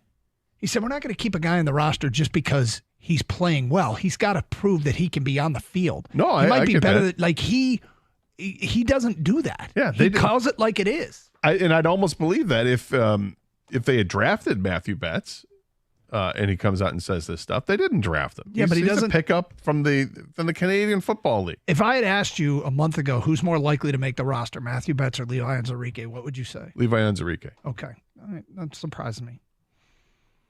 If you're being honest. Sorry. Now Doug's calling you a liar, dude. Justin in Madison Heights, you're on 97.1. Hi, Justin. Hey, guys. Hey. So, Doug, I'm 100% with you, man. And the point I wanted to bring up was, do you remember last year when J-Mo was really struggling? And Dan Campbell got pressed in the media every game, and he never blew smoke. He always said, well, We need him to show us more. We need him to be more reliable. We need him to be where he's supposed to be. Dan Campbell is like, I think that's one of his superpowers is that he kind of, whether he chooses to be transparent or not, it just comes out because that's just kind of his personality. And I don't want to claim to know the guy, but that's how it seems in all his interviews with the press and everything. And Doug, I'm a lot like you. I don't guard against disappointment. It's sports. It's not real. I want to get excited. I want to get pumped up. And I'm excited. Listen, Justin, I'm excited and I'm pumped about a lot of things with this team. Unzarike is not one of them. And I think there's a big difference between talking about a player like J-Mo during the season when you can tangibly see that he's getting 15 snaps a game and the obvious question is why isn't he playing more? And then the coach is going to give you a reason why, as opposed to the dawn of training camp. Then you get the massive coach speak all the time, and he's going to say, "Oh, he's one of the best." Gator, cue up the Tigers season training overreaction drop, man. Let's go. Let's just get excited with overreaction. Justin, I'm excited about. I love this roster. I think this is a team that's going to be right back in the NFC Championship game. We'll see what transpires injury wise, if they can weather the storm, and if they can, I do think this is a Super Bowl caliber team. I agree with that. I can be excited about the team. It's the one statement that I'm like, I'm not buying it. A caller on hold. It says Costa. Is this Jim Costa?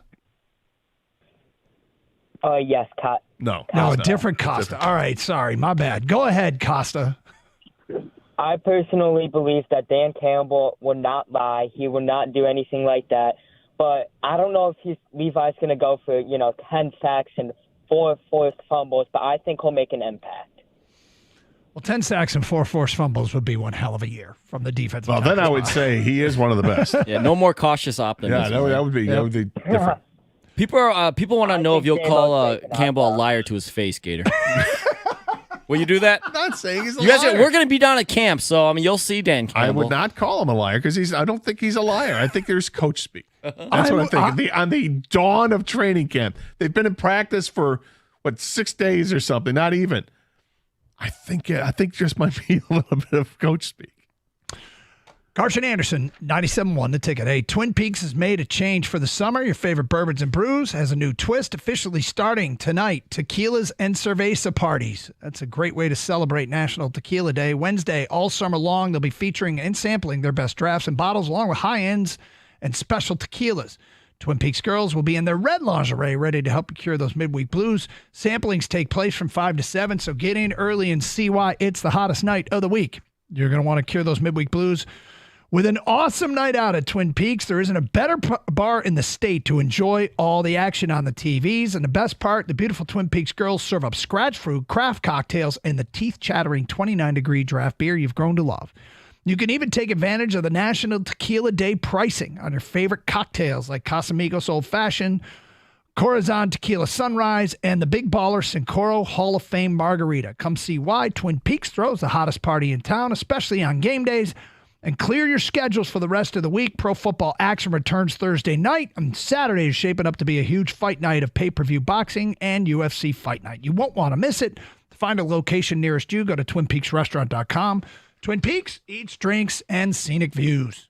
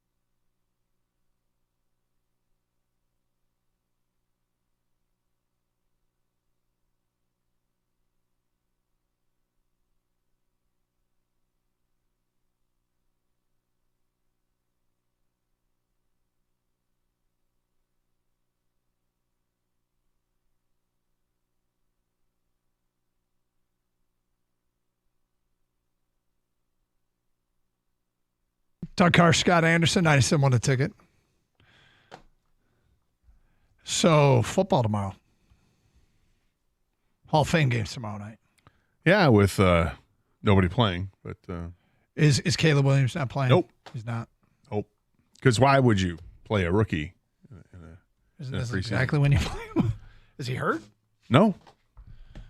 They're just protecting him? Yeah. Okay. Yeah. That's what's happening. Okay, so stuff like that makes me think, why don't we just get rid of the preseason? Yep. You Which know? is what, believe me, the NFL is thinking the same thing. So they can go to 18 games and make even more money. And I think if that's going to be the compromise, the players are probably, we make more money if that happens. The players aren't going to care if they go to 18. I do have a question of why the hell they're changing these onside kick rules again. Yeah, I saw your tweet the other night. They hate kicking. The NFL hates kickers. And now they're hating strategy. Well, you can't surprise. You have to announce you're doing. You have an to onside call kick. your. Oh, by the way, we're starting the third quarter, the second half of the game. We're going to kick an onside kick now. No, you can't. I think it's only fourth quarter. You can only do it in the fourth quarter. Even dumber, and you have to telegraph it. Well, not telegraph. You have to actually say it. There's no telegraphing. Yeah, we're not using It's not Morse's an invention. We got this. implication. It's not, there's not. Hey, there's some clues there. Yes. You have to say we're attempting an onside. How dumb is that? I mean, maybe you have to announce when you're trying a 2-point conversion now. How dumb is that? Well, I mean, otherwise, what do you expect to go for it from the 35? So things have changed, man. But let me I want to get to this story because Kang experienced something that a lot of parents do. Now, you took the girls, your two daughters, to Great Wolf Lodge. Yes, the wife was there too. Okay. It's all four of us. Yeah.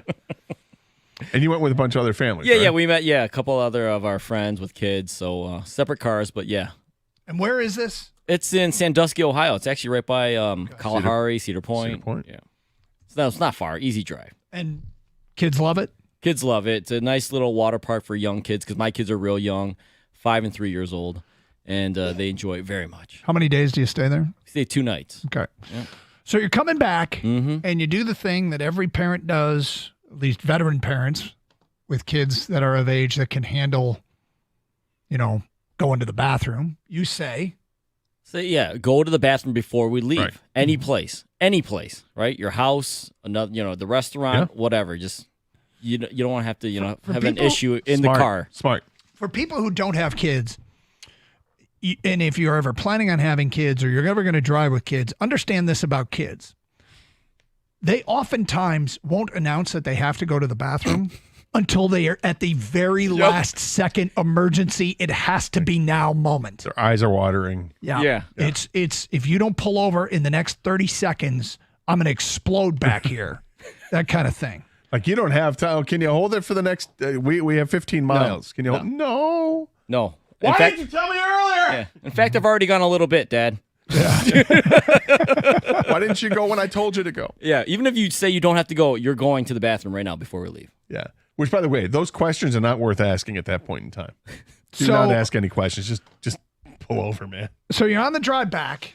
Yeah, I'm on the drive back. And what I do actually now for long road trips is both my kids are potty trained and everything like that, but I bring this potty trained toilet. It's like a little mini potty trained toilet I put in the back in case of emergency. Like I have to pull over because one of the kids has to go. And I was about to use it. That kind of happened here, guys. So we're on our way back, and we just enter Michigan. The sign says, "Welcome to Pure Michigan." I don't know if anyone's driven to Ohio or left the state. I think many people have not only driven to Ohio, Keg, I think many people have left the state. Not everybody. But you are in Toledo coming into Michigan on 75 North, correct? Yes, correct. Okay. And so I'm driving, I enter Michigan, and all of a sudden, of course, my daughter goes, the older one goes, "I got to go poop." And I'm like, "What? Come on." And you're like, you already went. How long can you hold on for? Because I actually had seen a sign that says, next rest stop, 5 miles or whatever it is. Can you hold it for, 10 minutes? No, I got to go. Mm-hmm. I'm like, okay. We'll find the next stop. We'll pull over and we'll try to find something. She's like, okay, but I got to go. So I'm thinking, all right, worst case scenario, I pull over on the side of the road somewhere, and I use this backup toilet we got. The little trainer. Yep, potty training. Nice. Toilet. Yeah. That's next level thinking. Thank you, Gator. So I end up pulling over into some farm town. I have no idea. There's This is honestly like the first exit into Michigan. Yeah, I can remember. It's like the first exit. I've never been in this city, the town, whatever, all that stuff, right? We found the exit on 75 North on the little Google Maps here, and it was Erie Road. Yes. Erie Road. Erie. Which is the first regular exit. There's a highway split off. Scary? No, like Erie, as in Lake Erie. But you get off on Erie Road. And I'm like, well, I'll find something, right? I'll find something. And instead I just see like cornfields upon cornfields and like little like farmhouses with those long driveways. And I'm thinking, I don't want to pull over in someone's driveway, on this, and they're like, what are these people doing? Their daughter's taking a number 2 next to my driveway. Yeah. So I'm like, all right, I got to find a business or a parking lot. There's like no businesses. There's nothing. There's nothing. I made a left off the exit, by the way, and I'm going like I've driven a couple miles now, and my daughter's ready. She's ready. Dad, pull over. I'm like, okay, the very first concrete parking lot, anything I see, I'm pulling over. I end up seeing a main road in the distance. I'm like, we'll make it. I pull over, and I pull into basically like an alley. It seems like it's behind businesses. You know where like dumpsters are and stuff. So it looks a little sketch, but at this point I can't. I gotta do what you gotta do. I gotta do what I gotta do. So as I pull in, my wife goes, "Oh, I think this is the back of a restaurant. Can you make it to the restaurant?" And I said, "Okay, fine." So I grab my daughter. I pick her up and I carry her because it's just faster, right? And I go down this alley and there's a side door. I open up the door and it's a pool table and a bar. There's no one in there. There's no windows. I'm like, oh my God, where am I? It's a dive bar. Yes. You're taking your daughter into a dive bar. Into this small town I've never heard of, never been in. And I find a bathroom real quick and she makes it. And she's in there. My wife texts me. She goes, should we come in? Should we do? I'm like, I don't know. I don't think you want to come in here. I told her it looks like a dive bar. It's a pool table, a bar, and there's no one in here. There's no windows. She goes, the front, actually, I walked around. I'm in the front. It looks like a nice restaurant. I'm like, what? So we come out, and it's actually like 3 businesses in one building. A dive bar, a nice little breakfast restaurant, and then like a VFW hall. And they're like all connected through like one doorway. Each has a doorway. We've looked it up. We found it. It is the Erie Restaurant and Bar on South Dixie Highway in Erie, Michigan. Doug's like Erie, Michigan. Yeah. Have you ever heard of it? No. Never heard of it. Me neither. Erie looks like 2 or 3 crossroads come together, and there's not many people there. There's an IGA. Of course. Yes. There's a pizza place, and there's the Erie Restaurant and Bar, dive bar, emergency bathroom situation for Kang. We made it and ended up having a little lunch there, which was you? a nice, yes. So my wife comes in, she goes, this side is actually nice. I'm like, it is. You want to have lunch? She's like, yeah, let's have some lunch. So we had a nice little lunch. Great place, by the way. Mm-hmm. Girls enjoyed it. Daddy took us to a dive bar. Yeah. And so exactly. So, by the way, when we left, you know what we did, right? We made the girls use the bathroom again, of course. Smart, yeah. And while I'm waiting for the bathroom, because it's a 1-bathroom town. Yeah. And I'm waiting, and some older lady comes up to me. He's like, "Are you from around here?" I'm like, "No." Do you think they get a lot of visitors at the Erie Restaurant? She's like, "You're new. I've never seen you here before, like in this city." She's like, "Oh, I was born and raised here." She must have been like 70+ years old, and asked about where we were coming from. So it was. It actually turned out fine. That's great. We made it. You almost made it through life without making it to the Erie Restaurant and Lounge. I always end up on these weird, remember last time I think went to Chicago and ended up New Buffalo? Yeah, you became a New Buffalo fan. Yeah. You got off. Now I'm an Erie fan, Now guys. you're an Erie fan. New Buffalo's a great town. Are you going back to Erie anytime soon? Well, I'm not going to be scared to.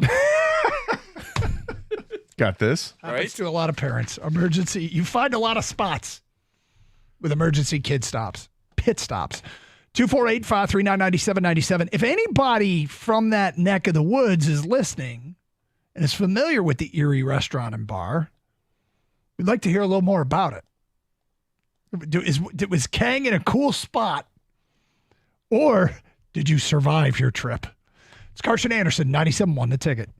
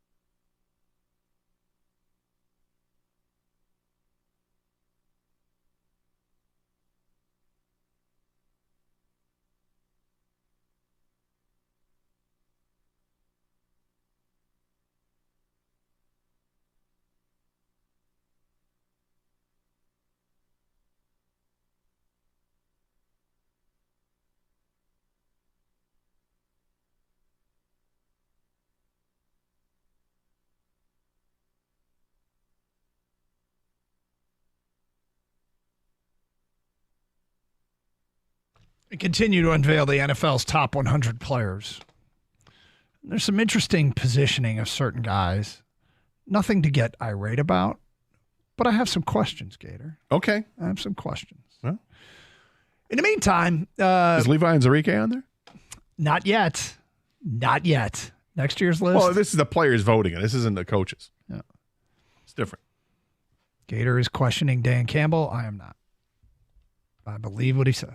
Gator says it's just coach talk. I don't believe it. I think Dan Campbell doesn't do coach speak. I think in the first couple weeks of training camp, there'll be plenty of coach speak. He avoided it when describing other players, so why would he coach speak this guy? Did he? Yeah. Okay. We need to get the Matthew Betts soundbite. Because he Again, talked about, I don't think they have anything invested in him. Well, I think Onwuzurike is an easy cut if they want to, but all right. There's an admission there. Well, I mean, if he doesn't, I'm not saying he deserves to year. be cut because I want to see him play. I hope he's great. So, One of the best. Kang just told the story about driving back from. By the way, what was the card show? You went to a card show in Ohio too? Yeah, it's the national. It's like the biggest card show of the year. Basically, like their Super Bowl of card shows. So wait a sec. Last week you had a week off. You went to Ohio for a couple of days. Yeah, and then I went back to Ohio. I spent my week off in Ohio. On two separate trips to Ohio? I know, right? I know. The second trip was without the family. It was some friends. So, yeah, I made the exact same road trip back. And I told the guys, we can stop off at Erie if you want to. I'm basically, I know a place. I know a place, and they know me now. So Kang was driving back from Great Wolf Lodge in Sandusky. 75 North, his daughter announces, I have to go, and I have to go now. So you get off at the next exit, which is the Erie Road exit, the first exit into the state of Michigan. And he makes a left and he starts driving and there's nothing and there's corn and there's farm fields. And he even has one of those little portable trainer potties and he's not stopping because it's basically would be her at someone's driveway or on the side of the road dropping dirty. And eventually he rolls into a town, takes a left down a back alley and ends up behind the Erie Restaurant and Bar. Goes in an emergency break glass situation, sees a dive bar, doesn't care. His little daughter goes. Next thing you know, his wife's around front. Before long, they're having lunch there. Yeah, nice little lunch. And you stumbled upon it, and feedback's coming in from an unnamed texter. This all sounds like the beginning of a horror movie. It does. Yep. And Erie, too, of course. Oh, yeah, right, exactly. Yeah. How about this alley? Sounds good. There's nobody in here. It's okay. You're not from around here, are you? There's an old man where I can't make out his face very clearly. I've lived here for 74 years, my whole life. Next text. Close your eyes. You're at the Erie Restaurant and Dive Bar. Best call. One of the best calls. One of the best calls. Imagine this. Yeah, what do you got?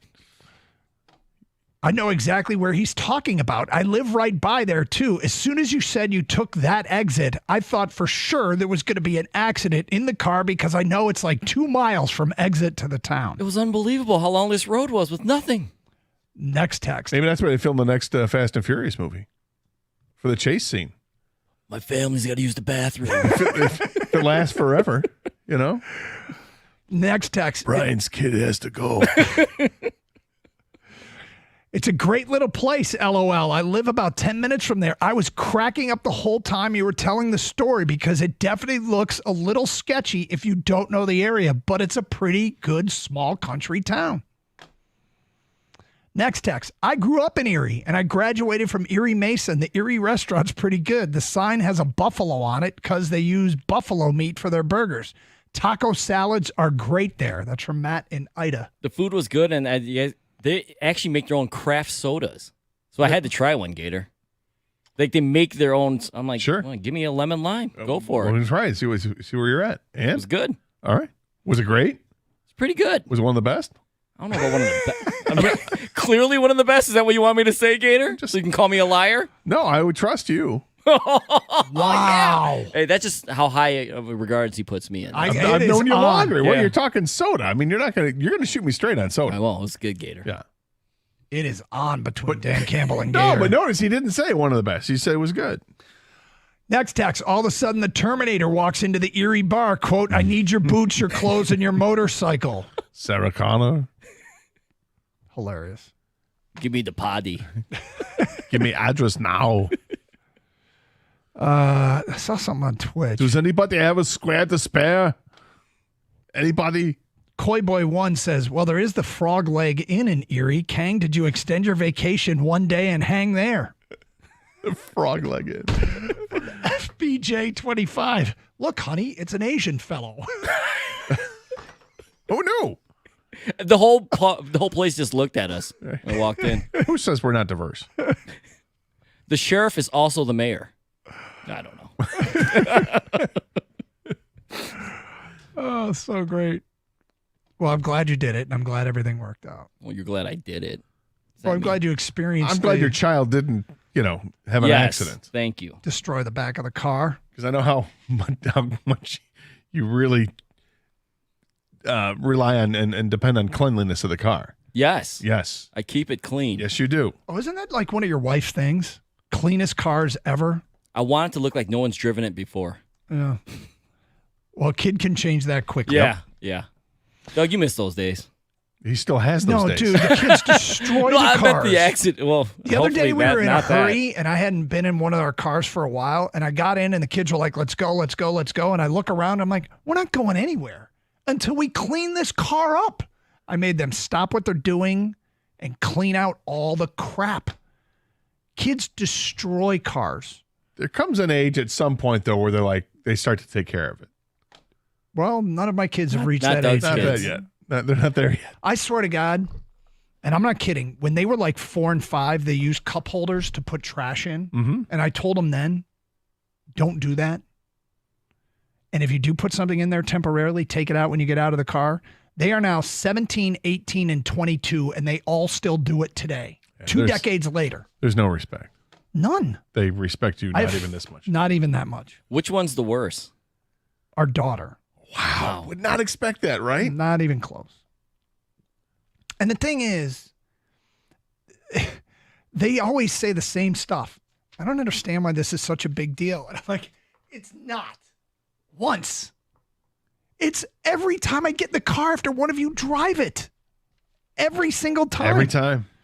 Why are you getting so mad? Because I've said it 1,000 times. Why are you raising your voice? And you don't care. Lame. Whatever, boomer. Right? Exactly. Cool, hook 'em. Yeah. Bye, Felicia. Right. Oh, it drives me nuts. All right, Lions, top 100. Interesting rankings. We will get to that next here on 97.1 The Ticket.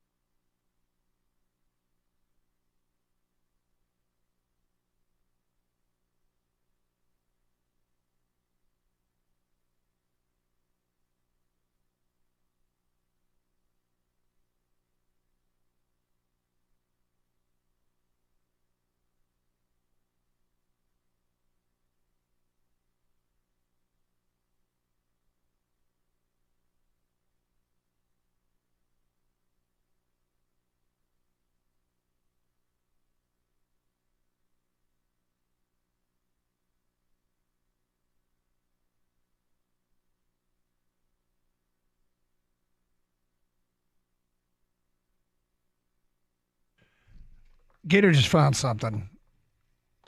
I don't know if it's reliable. I don't know if it's reliable either, but if it's true, it's fascinating. Absolutely fascinating. Comes from a Twitter account, Reigns Design, REIGNS Design. It says, since taking over as the Chiefs starter, Patrick Mahomes has had 53 interceptions called back by penalty.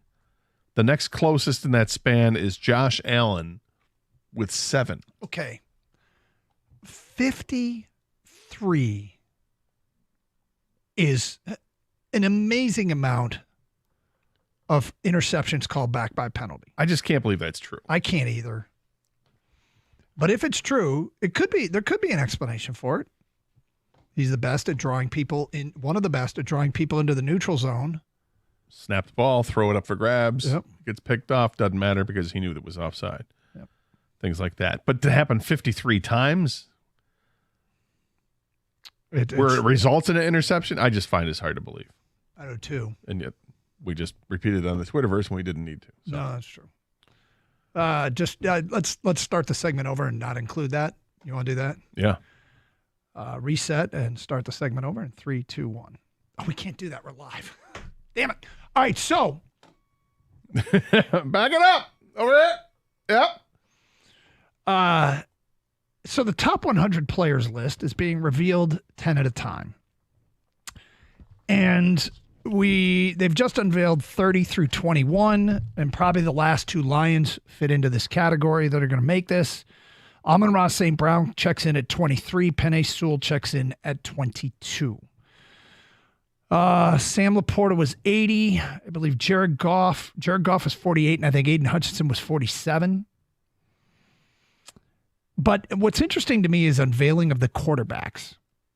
Who right now, what teams do you think in the NFC, Gator, stand in the way, the biggest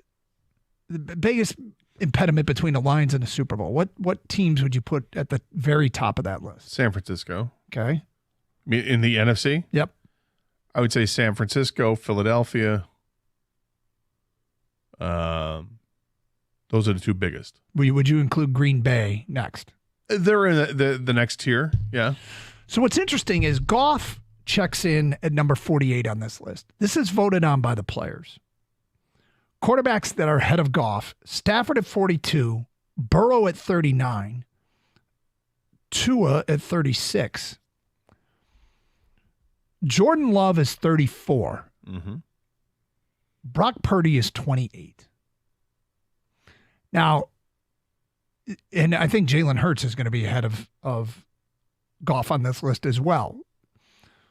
So we'll go into battle with what apparently is believed to be, the fourth at the quarterback spot of all these people trying to win the NFC. Here's my question. Are we worried that Love at 25 years old is considered to be better than Goff by players in the league, and Purdy at 24 years old is considered to be better? And I mean, not just ahead of Jared Goff. They're 20-something spots ahead of Jared Goff. Well, Purdy is. Love is 14 spots ahead of him. But because when you have a good young quarterback, that is one of the most valuable things you can have in this league, right? I mean, it is. Sure. Yeah, you get that and you think you're ready for a decade, and you're going to roll for a decade. And in this moment of time, it would say, if I were a fan of those teams or covering those teams, I would feel like we've got the quarterback spot locked down for the next decade, right? Well, you'd feel it's at least for the next 5 years, but yeah. Yeah, and yet it might be premature for both Brock Purdy and for Jordan Love. And maybe, I mean, I don't know who it might be more, but I went back and looked at previous lists. Derek Carr, when he was 26 years old, was number 11 on this list. Yeah. Baker Mayfield, at 24 years old, made the top 50. Carson Wentz was a top 10 player early in his career. Well, he played like it that year they went to the Super Bowl before he got hurt. Certainly, I mean, this is voted on by the players. So you put in a year of elite work, you're going to get some recognition. I guess the reason I'm bringing it up is just because I'm not ready to accept that it's a fact that those two quarterbacks are better than our quarterback. Well, it's not a fact. This is just a list. I mean, was Goff on that list back when he took the Rams to the Super Bowl that next year? Did people think of him that way? What year was that? Do you remember what year was it? Oh, boy. 2017, 18, somewhere there. So would that be the 2018 list then? Because I have a previous list up, but I have them in front of me. Jared Goff was number 38 on the list in 2018, which is higher than he is now. He was number 32 on the list in 2019. I'd say 19 would be the year to look at. Okay, so he got up to number 32 on the list, and then he started to drop. Yeah. So here's the thing about Goff is, of course, these lists mean nothing, but it will make it, I mean, it's going to be tough if these guys are as good as advertised, especially Jordan Love. I'm going to be so pissed. If you're asking me if I think Jordan Love is going to be one of the better quarterbacks in football, my answer is I think he might be. Yeah, but here's the thing about it, right?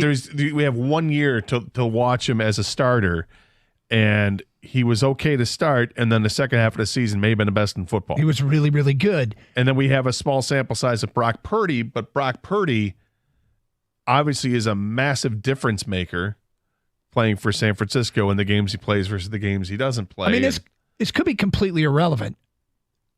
It would be like, it feels like the Packers have played the quarterback card almost perfectly for like the last 25 years. Because they have. It's possible that they just put that money into the next Baker Mayfield. That they have, because they that massive contract, it comes with a risk. Did they sign him based upon half a season? An elite, very impressive, yeah, we acknowledge it was good half a season. They did. They were pressured into it. They didn't have to, but they were pressured into it because he wasn't going to practice unless they got him the deal, unless they gave him the deal, which is crazy to me, but that's how it worked. That's literally today's NFL. This was not the case a year ago. It is now. Everybody's putting the pressure on, well before they have to. So, if you're asking me which way do I think it's going to lean, I think I would certainly think that he's going to be a much better quarterback than Baker Mayfield. Do you think that they're at all skittish in Green Bay that they have overextended on a guy that has a small sample size? I don't think they're concerned. No fans, no media, not the organization. I think that they feel like they've got this down. They've got a guy, he's talented, had a hell of a season, and they're looking forward to what he can do now. It's funny because I'm giving them credit, and I'm thinking of Jordan Love and Aaron Rodgers type torture us for a decade terms, and only because Aaron Rodgers tortured us for a decade and Brett Favre did prior to that. Right. It toyed with the Lions. And our window is open right now. I don't want it to close quickly. I don't think it's good. Well, I think what we have is competition. That's all. Yeah. And I'm okay with competition. But if they've got the secret sauce here, if pick the right guy, draft and develop, I want to torture them for 2 decades. And if they're right, then it sucks. I get it. I'm just saying this is I'm fine with this. This is Baltimore and Pittsburgh potentially for years. I think the Lions have a great roster. It's a young roster. I think Green Bay has a great roster, and it's a young roster. The Bears are interesting because they are so young and they are very talented. Vikings, we'll see. I mean, the Vikings may be feeling like this next year.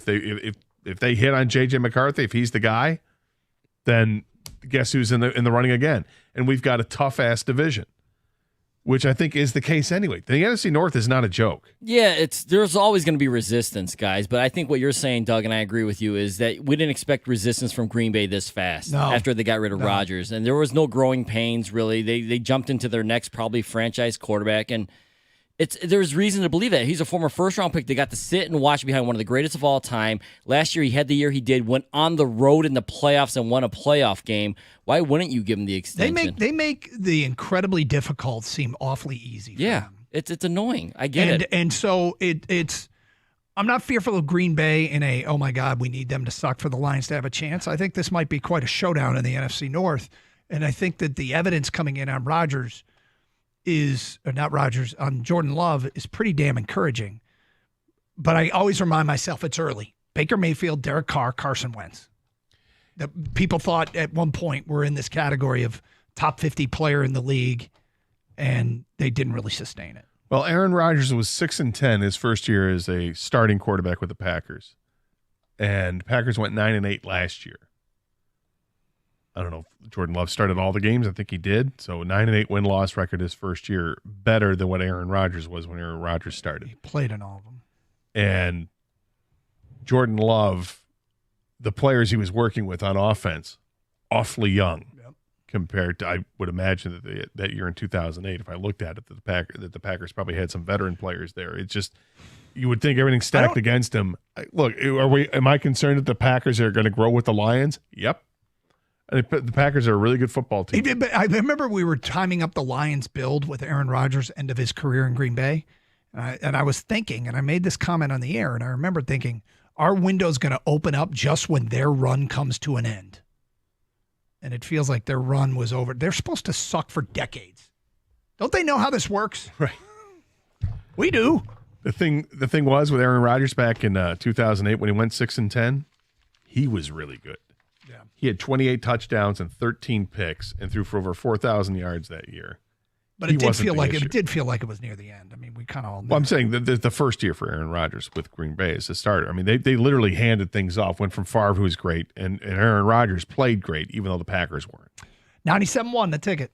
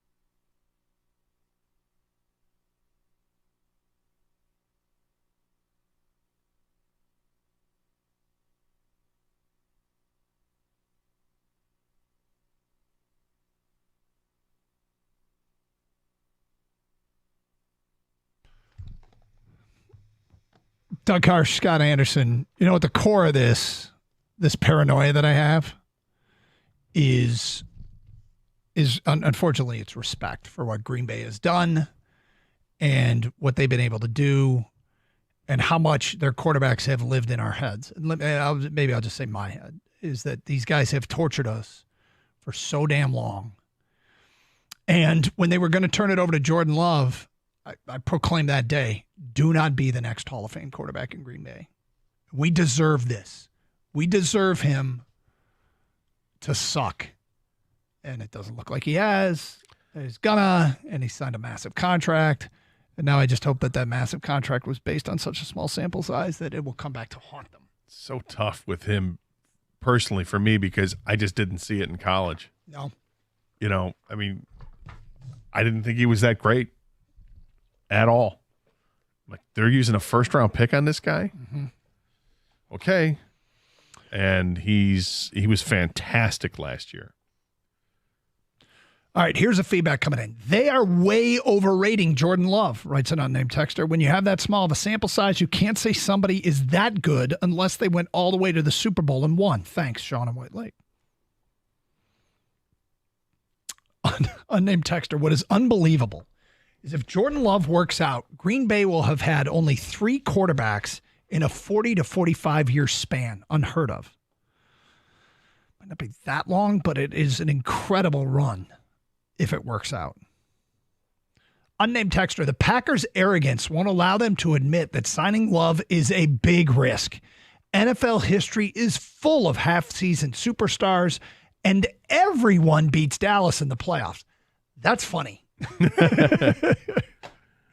Well, you want to discount a rookie season where you throw for 4,100 yards, 32 touchdowns, and just 11 picks. Who did that?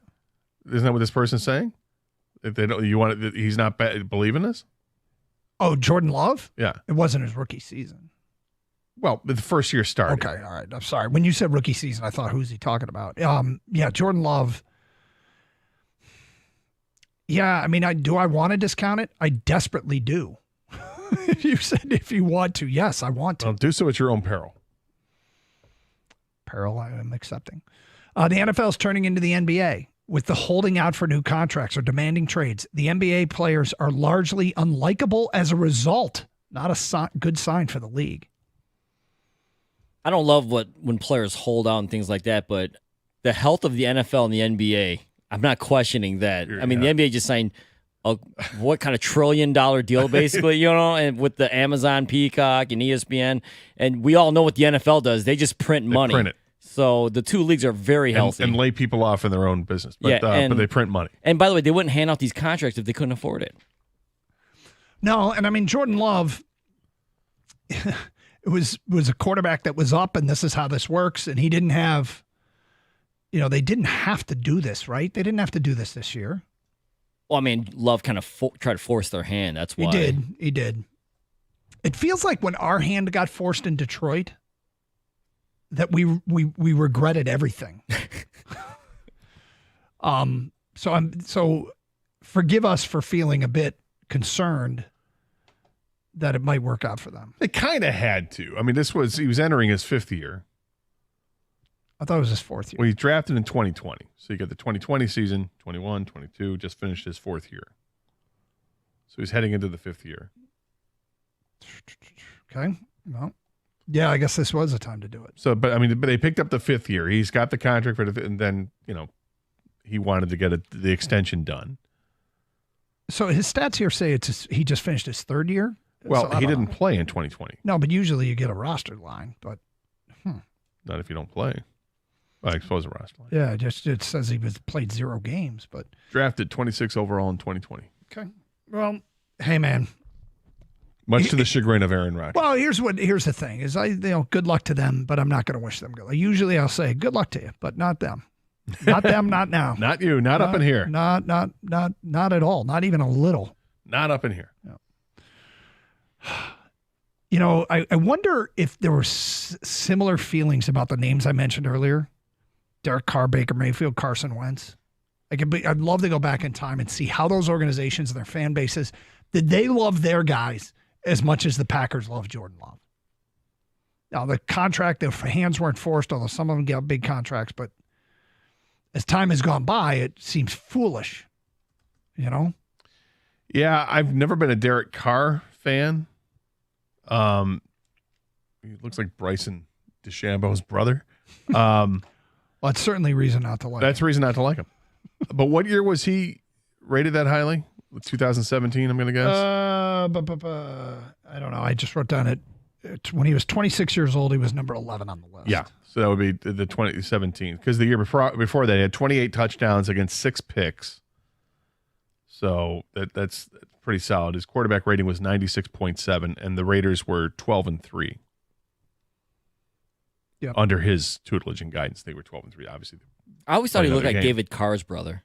He looks like his brother too. Yeah. But Carson Wentz, because high pick, high expectations, led the team during regular season to that great year that they had, and then got hurt. I'm guessing it was the year after that when he gets ranked that players say, yeah, he's great, and then he wasn't. Yep. And look, I always pay attention to these lists because I think the guys in the league have a good sense for who deserves this kind of praise. So I'm sure Patrick Mahomes will be one, and who else is going to be in that top group of quarterbacks? Well, you're going to have Lamar Jackson. Joe Burrow's already been mentioned. Oh, Joe Burrow was mentioned. Yeah, Joe Burrow came in at 39. Josh Allen. Josh Allen will be there. But all right, let's give away this 4-pack of tickets to see the upcoming Go Blue preview, which is a week from tonight at Music Town inside Hockey Town Cafe. Join myself, John Jansen, Wojo, and Stoney. So talk about the upcoming 2024 Michigan football season, plus player appearances, giveaways, food, drink, and much more. The only way to get in is to win those tickets here on 97.1 The Ticket. We do a Carson Anderson quiz question every day. If you've been listening, well, we hope that it's easy-ish. Today's question is, Kang was on vacation last week. He made 2 trips into Ohio. Where did he go for both trips? We need 2 answers here. 2 trips into Ohio. Where did he go? First correct answer at 248-539-9797 that can give us both correct answers. You get the 4-pack of tickets for that event, the Blue Preview, a week from tonight down at Music Town inside the Hockey Town Cafe. 248-539-9797. It's Carson Anderson. 97.1 The Ticket. The best place to bet on the games this summer is FanDuel, America's #1 sportsbook, because right now new customers can get $150 in bonus bets if your first $5 bet wins. Then you can bet on all your favorite international teams in all your favorite sports, from basketball to badminton to soccer to swimming. FanDuel has it all. So don't miss your chance to score $150 in bonus bets if your first bet wins. Just visit FanDuel.com/Doug to sign up and start betting the games today. Must be 21 or older and present in Michigan. First online real money wager. Only $5 first deposit required. Bonus issued as non-withdrawable bonus bets, which expire 7 days after receipt. Restrictions do apply. See terms at sportsbook.fanduel.com. Gambling problems? Call 1-800-GAMBLER.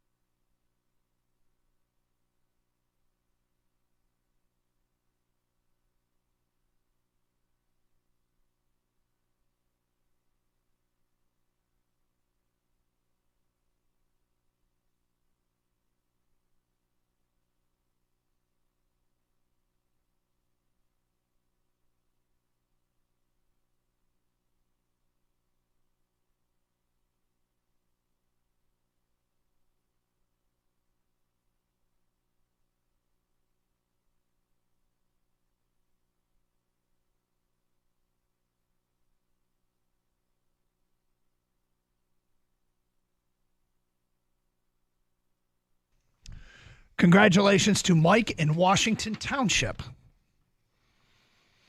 You knew the correct answer was the Great Wolf Lodge and the National.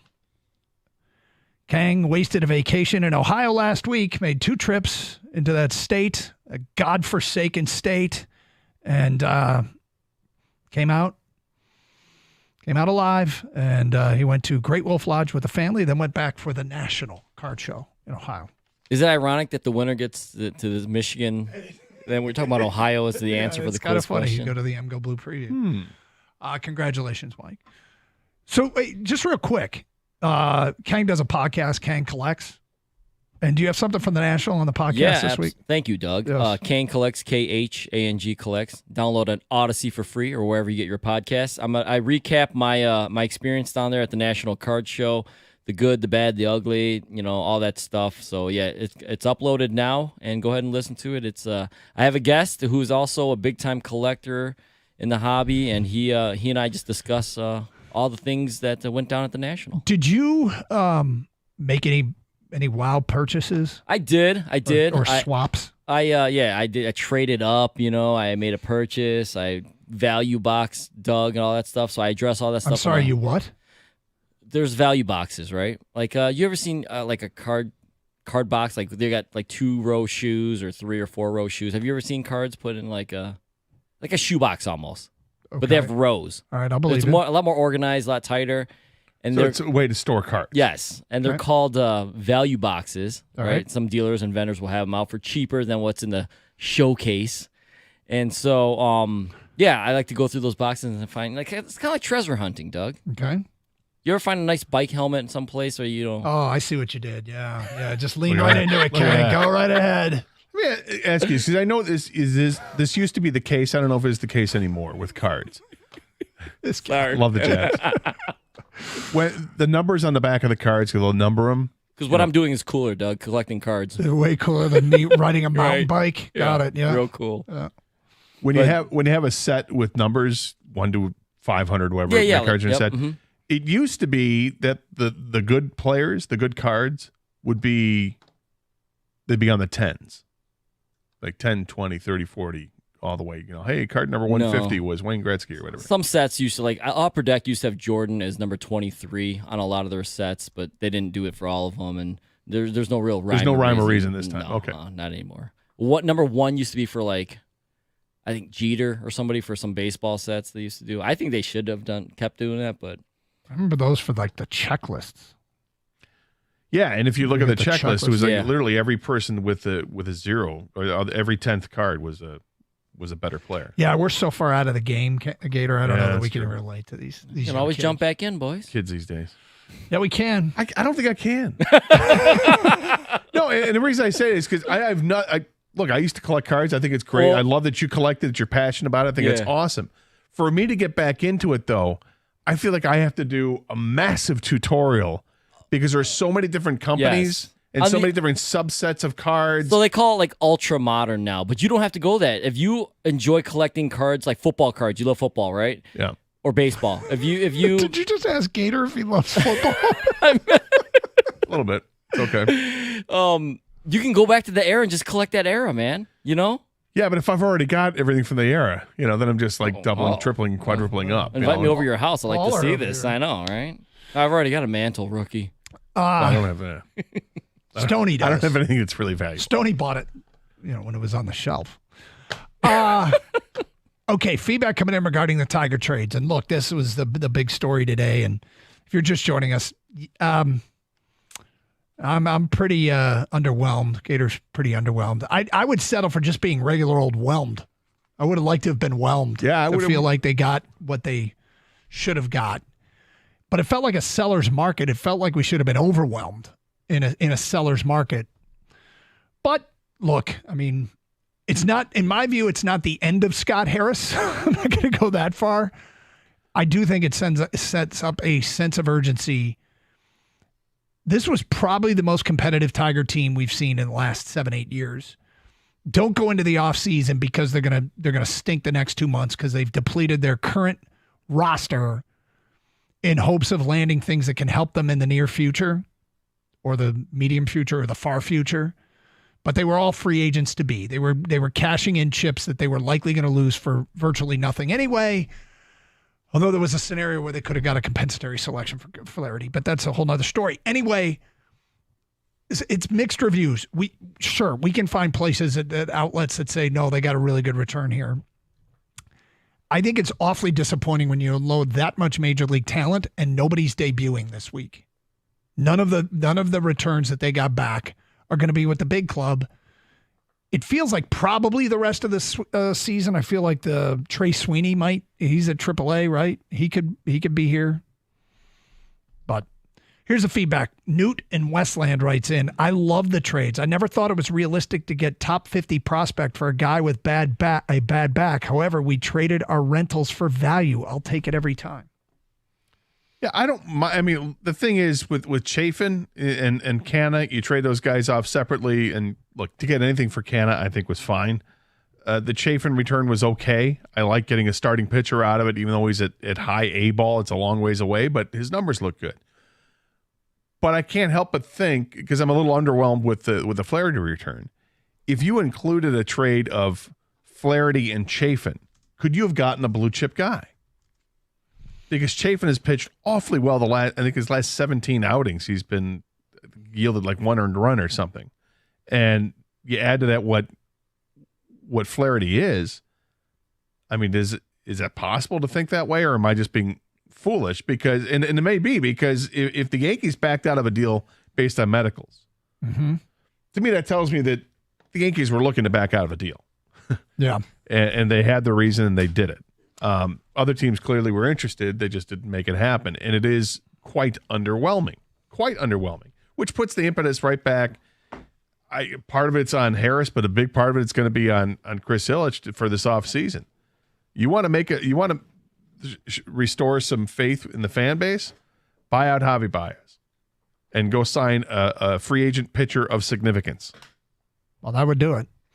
Next text, hi, Doug and Gator. I actually watched the Great Lakes Loons play July 9th. Great time, beautiful ballpark. No player looked major league ready or even close. It seemed closer to high school baseball. Scott got played as usual. Meaning Scott Harris. Harris did nothing to improve this team for next year. Stowers and Norby for Trevor Rogers is what pisses me off. They got 2 ready guys for a sub-5 ERA pitcher. It shows me Harris has no idea what he's doing, considering Flarity is 10 times the pitcher Rogers. I would agree. What we don't know is if Baltimore wanted Flarity. I mean, the word out of Baltimore today is they weren't going there again.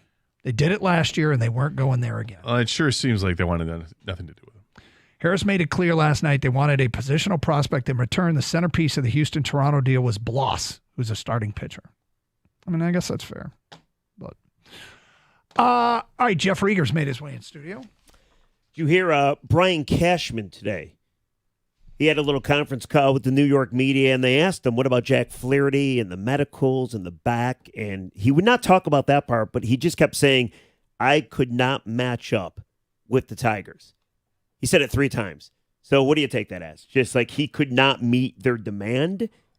Well, it just couldn't make anything work. Well, which is true. So, I mean, is the story true that they had a deal with the Yankees? The Yankees backed out because of medicals, or is this, Cashman wouldn't say that. He wouldn't talk about the medicals. Right? But if that's the story that's going around, or is it a new narrative that they're saying, well, the Tigers just wanted too much for us to make a deal? Well, the narrative's already out there, right? That they were asking for too much. The price was astronomical. With that being said, I don't hate the return. Actually, you know what it could mean? It could mean that they were calling the Tigers and saying, we don't trust the medicals.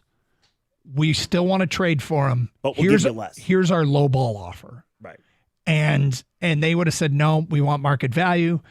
And the Yankees said, we can't. That might be what it means. That could be. I mean, and the one thing we cannot question, Jack Flarity had 2 injections in his back. Oh, 100%. Okay? So everybody knows that, and they're going to be leery about it, and I get it. Oh, and by the way, the Tigers didn't want to re-sign him, so teams understand that too. Well, if the Tigers wanted to re-sign him, they would. I mean, they could have. They could do it at the end of the season. But I can't help but think the Tigers just gave the Dodgers the best chance to win the World Series. I think you guys hit the nail on the head, though. It doesn't matter what you got in returns. We'll figure it out in 3 years, 4 years. What are you going to do? Like, I think Scott Harris has done some good things. He obviously has a knack for developing pitching. And, I think he killed it with the Carson Kelly trade simply because he got the guy off a scrap heap.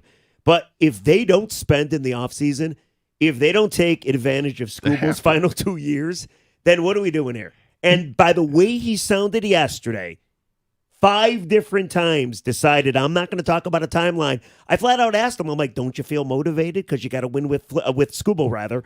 And he wouldn't answer. So it sounds like they're not going to do what we want them to do. And if they don't, that's a problem. Well, the other thing they could do in the offseason is trade Scooble. Okay, and maybe they do it at the winter meetings. Fair. But if they maybe don't, Baltimore realizes, like, money. Hey, I can't believe. The goal isn't to hoard prospects. The goal is to win a World Series. Yeah. What do you think Baltimore fans are saying right now? I think they're very torn. I think some of them would feel like they did because you got fans. You know how fan bases are. Fan bases love their own guys. And when you see that you have the number one prospect in all of baseball, and you got 3 of the top 12 or top 15, whatever it is, you don't want to give those guys up for anything. We'll give you our scrap heap for the best pitcher you got in baseball, in Tarek Skubal. Right. So there's half of those guys are going to say no, and the other half are going to be like, we haven't won a World Series since 1983. This piece would set us up not only for this year, but for the next 2. You're an idiot. Elias just likes looking at the rankings. He's like, we got Jackson Holliday's the best prospect. Who's the GM in Baltimore? And they just brought him up, too. Right. So, but it's like my mother. My mother is a big Subway fan. She has 1,000 Subway points. Thousands. She will not use the points to buy a sub. She just likes looking at the 1,000 points that she has. That's Elias, the GM for the Baltimore what's funny Orioles. is I do that with my Capital One points. I save and save it, but then there's a big splurge. Like the whole vacation's paid for. Freddie, get a foot-long tuna. What are we talking about? She won't do it. She won't do it. She needs to be over 1,000 points. Wow. So, interesting. Yeah. Same mindset. Have a great show. Thank you. Stay safe, everyone. Treat each other with respect. 97.1.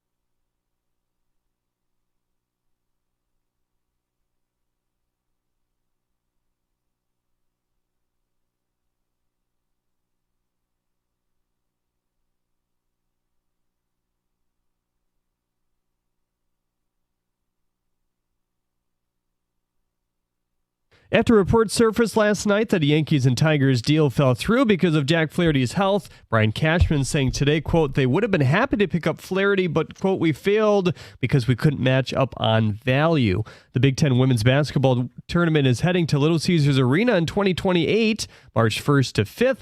The NCAA also releasing the next 4 locations on the men's side. Next 2 seasons, we'll see Gainbridge Fieldhouse in Indy host the tourney. Dan Campbell confirming today that John Kaminsky will be, quote, down for a long time as well after his MCL injury the other day. USA men's basketball getting ready to face South Sudan at 3. The 2 teams met earlier in an exhibition that saw the U.S. win by 23. Former Detroit Mercy player Bo Quoll is on the South Sudan squad. This update was brought to you by Precision Garage Doors of Southeastern Michigan. At the Corwell House Sports Desk, I'm Jeremy Otto. For more, go to 97.1 The Ticket or Odyssey.com.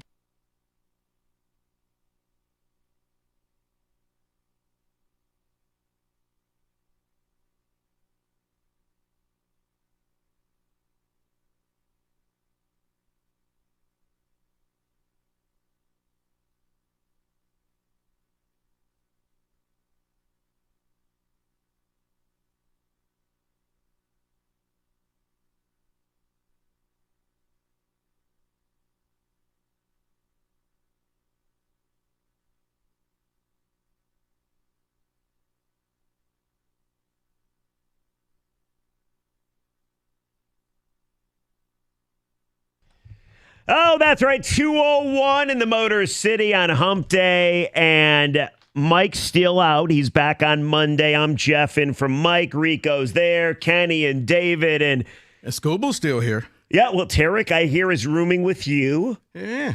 You got a spare bedroom? He's not helping moving? He's not, no? Are they still moving Andrew Chafin?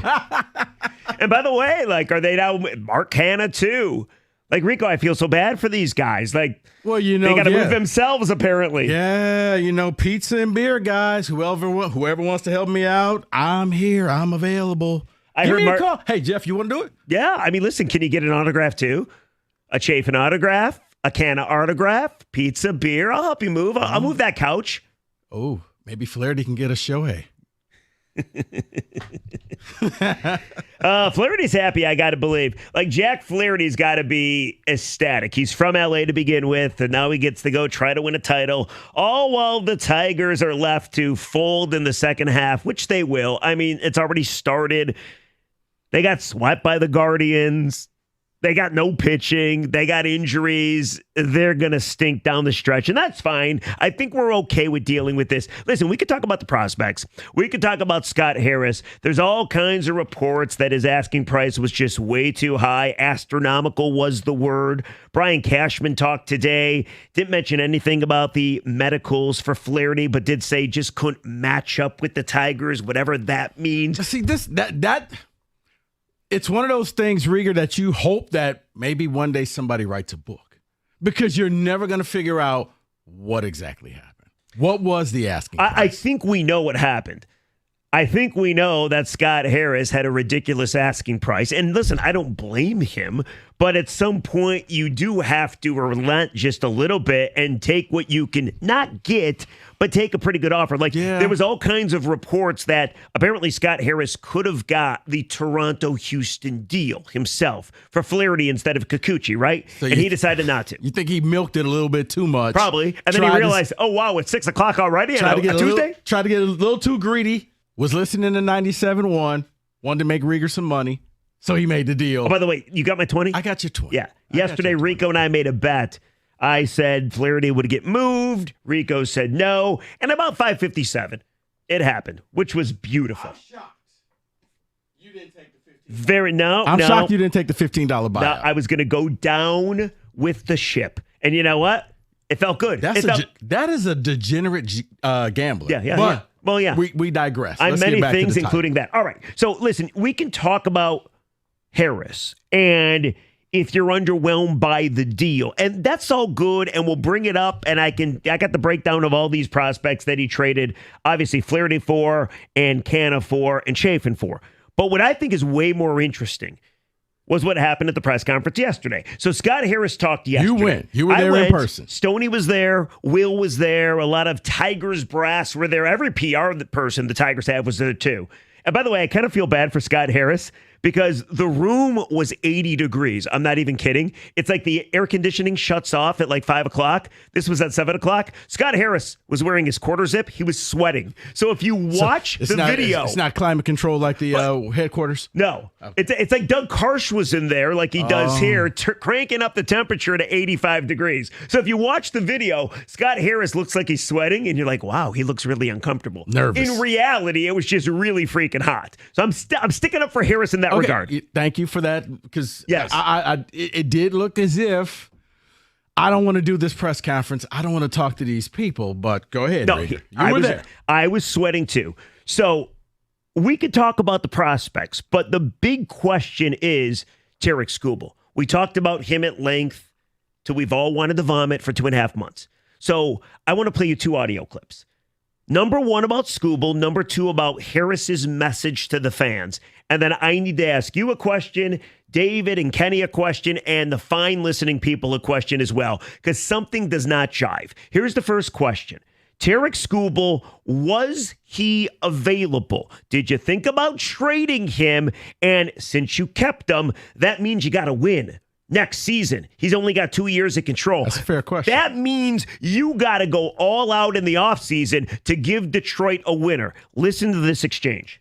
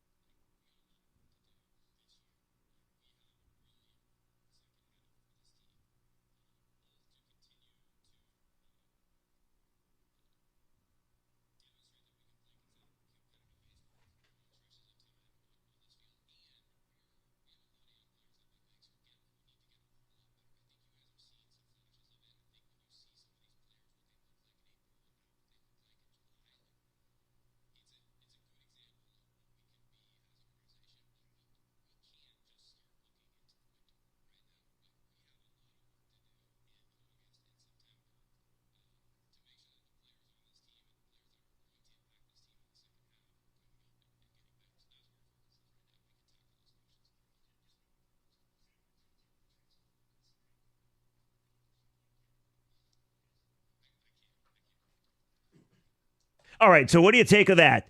Does that sound like a guy that is ready to push all his chips in for the offseason and give Detroit a winner next year? Does it? No. Okay. It does not. And but I you know agree what? with you. Maybe because I was wondering, what was it called? The Panic Platoon? I was a member of Panic that. Platoon, I was believe, one of yes. the founding members. Yes. David, you're a future Major League Baseball coach. You coach your son's team. What do you think about this? Because this to me sounds like more kicking of the can. This to me sounds like something that should anger the city of Detroit. This to me sounds like yet another team that is not trying to win. This sounds like, hey, accept mediocrity. I got your back. I'll give you something on the back end. That's what it seems like, because it doesn't seem like there's a sense of urgency. It does not seem like, yeah, we're going to be all in. We got a ton of money to spend. We're going out to get players. We're going to get some everyday position players to back up Skubal. So, all right, so it doesn't sound like Scott is thinking next year is the year, which, by the way, is so infuriating because you should have traded Skubal. Instead, you're going to waste him. However, there's more. No, hold on. And before we get to this, you just nailed it. Not only are you thinking about next year and not wait, you've wasted this year. Yeah. This man is on the verge of winning a Cy Young. Congratulations. You get the individual award, but what did your team get? Nothing. So you wasted a year. And we would have been fine with everything if we had some form of promise that in the offseason, you're going to go out and make a go for it. And here's the deal, real quick, Rico. 5 different times yesterday, I counted. He was asked to give his timeline. He was asked, when is this team going to be competitive? 5 times he refused to answer. But I got one more for you, okay? One more, then we got a big question. I asked him, what's your message to the fans? Because Stoney asked him about a timeline. Wojo asked him about a timeline. Will Birchfield said, you hope your buyers at this time next year. Harris wouldn't answer any of it. So I'm like, what about your message to the fans? Here's what he said.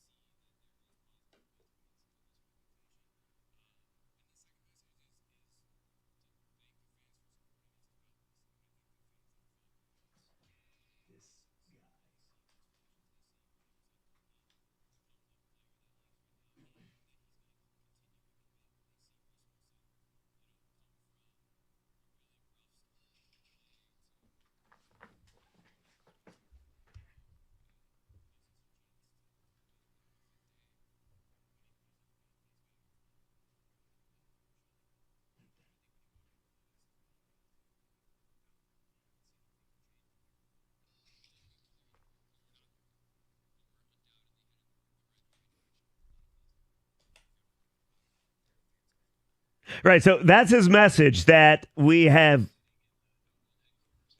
Thank you. Now, we were not in the world headquarters, by the way. We were at Comerica Park. They do not allow just anybody at the world headquarters, I don't think. And by the way, Scott Harris did not walk out with the pizza sphere, the spear. He did not. Because he didn't hit a home run. Yeah, well, that's a good. You know, that's Maybe only he thinks if you hit home runs. Oh. Okay? That's only if you traded Scooble. Right. If he hit a home run or if he had come with a deal for Flarity, I would have been like, you know what? That's my cocky president right there. He's walking in there with the pizza stick. Yep. We're all about that. He could have put on some buffs. I don't care. So 248-539-9797. Again, if you want to talk about how you think Scott Harris did at the deadline, we'd love to hear from you. However, I have a question, and I feel like I was one of the leaders on the trade Scooble train. Now that you realize that they're not going to try to win crazily next year, why the hell didn't you trade this guy? Why in God's name didn't you trade this guy? This to me is such an infuriating, almost, it's irresponsible. Brother, it just amazes me. It's like pick a tiger to hype up. Remember, it was all about Matt Vierling for a while. Oh, yeah, for 3 days, yeah. Right, it was like, oh, well, look what Vierling's doing. Look what this guy do. You know, if this was a week ago, they would be like, hey, Javi Baez has really turned this thing around. He's hit 3 homers. It's like, God, it's whack-a-mole. You just, whatever tiger's hot, that's the one you're going to promote.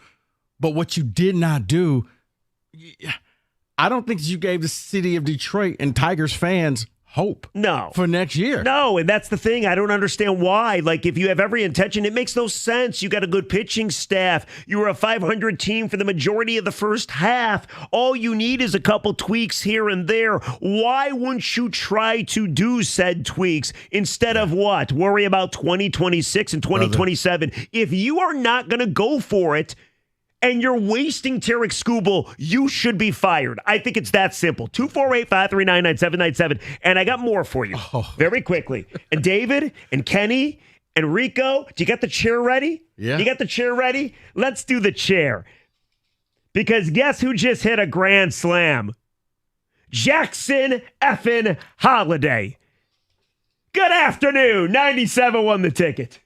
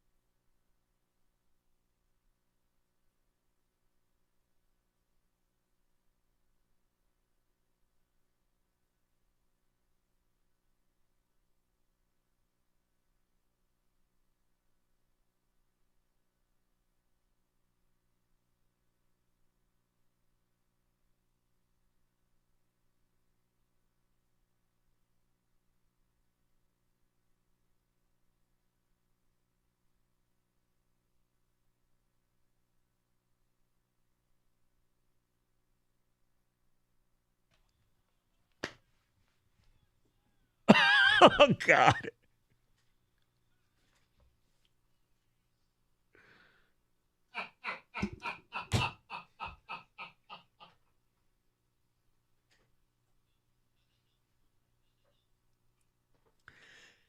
Yeah, that was Jackson Holliday. Grand slam for Baltimore the day after Scott Harris, many are saying, got played by other GMs and president of baseball operations.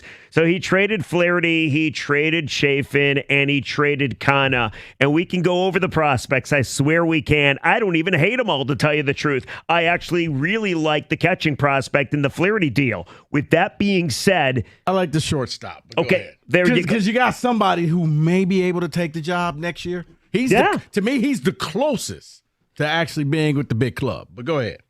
Trey Sweeney, 24, hitting 255, 13 dongs, Rico, in AAA.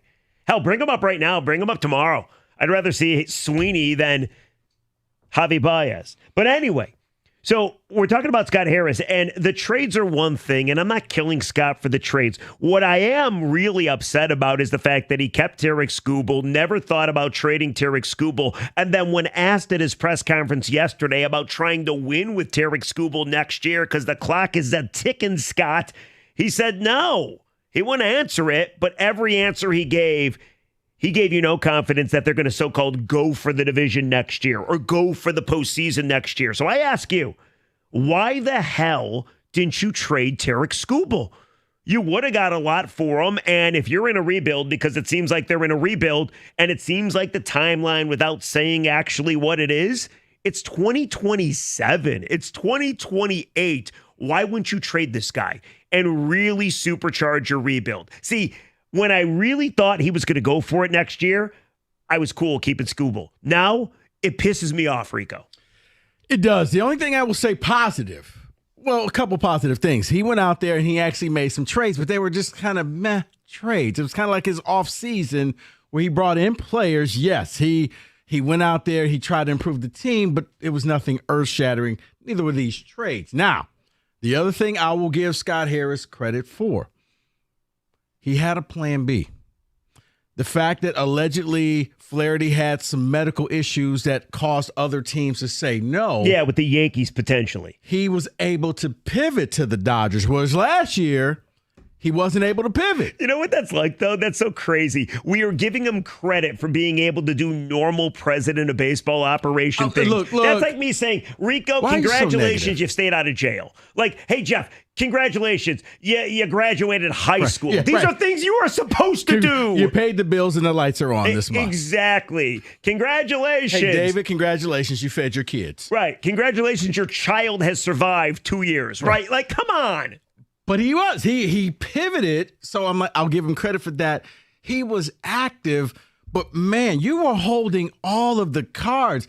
Everybody in baseball was looking at you. What are you going to do? And this is the haul that you brought back in. It is underwhelming. And then once again, when pushed to, well, when does this team finally take off?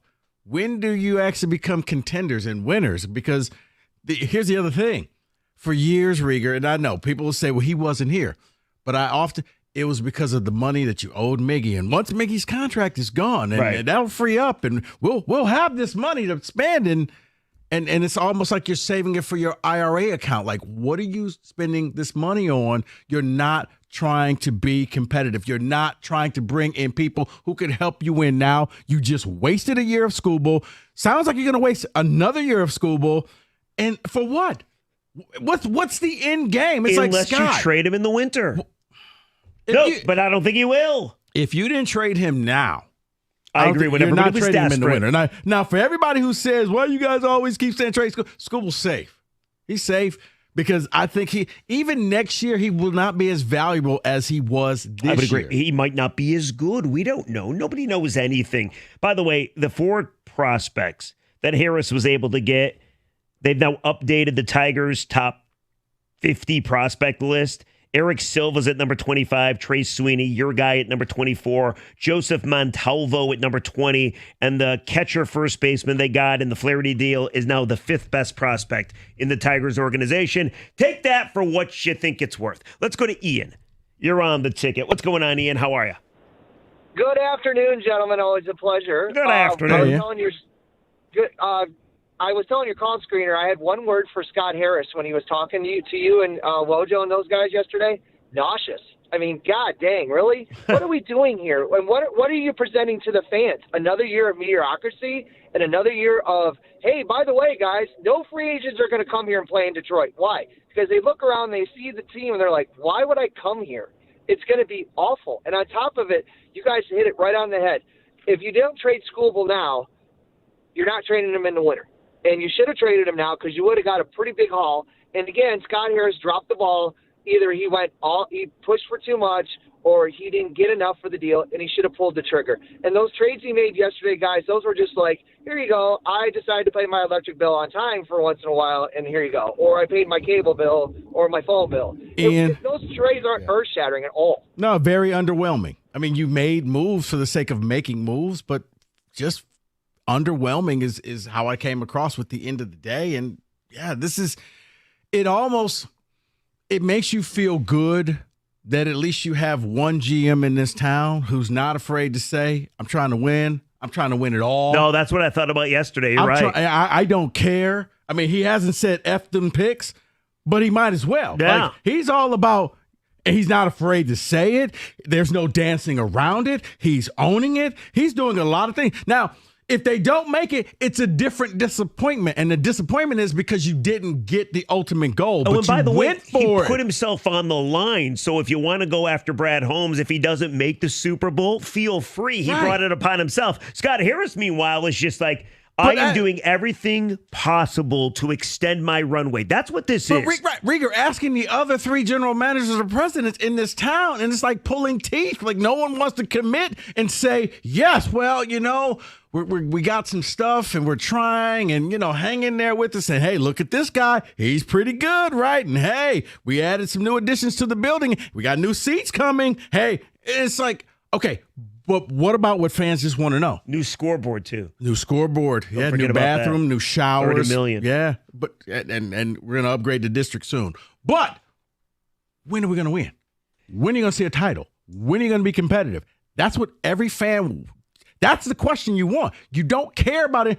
Your ballpark could be a dump if you are winning games. You don't care. So I just get this ticket text, and I want to read it to you, Rico, because I think people don't quite grasp maybe what we're saying, and then we'll get to the calls. It says, Rigo, are you mentally ill? After seeing what this guy got for Flarity, did you really want this, I'm not going to say what he called him, to trade the biggest chip in baseball?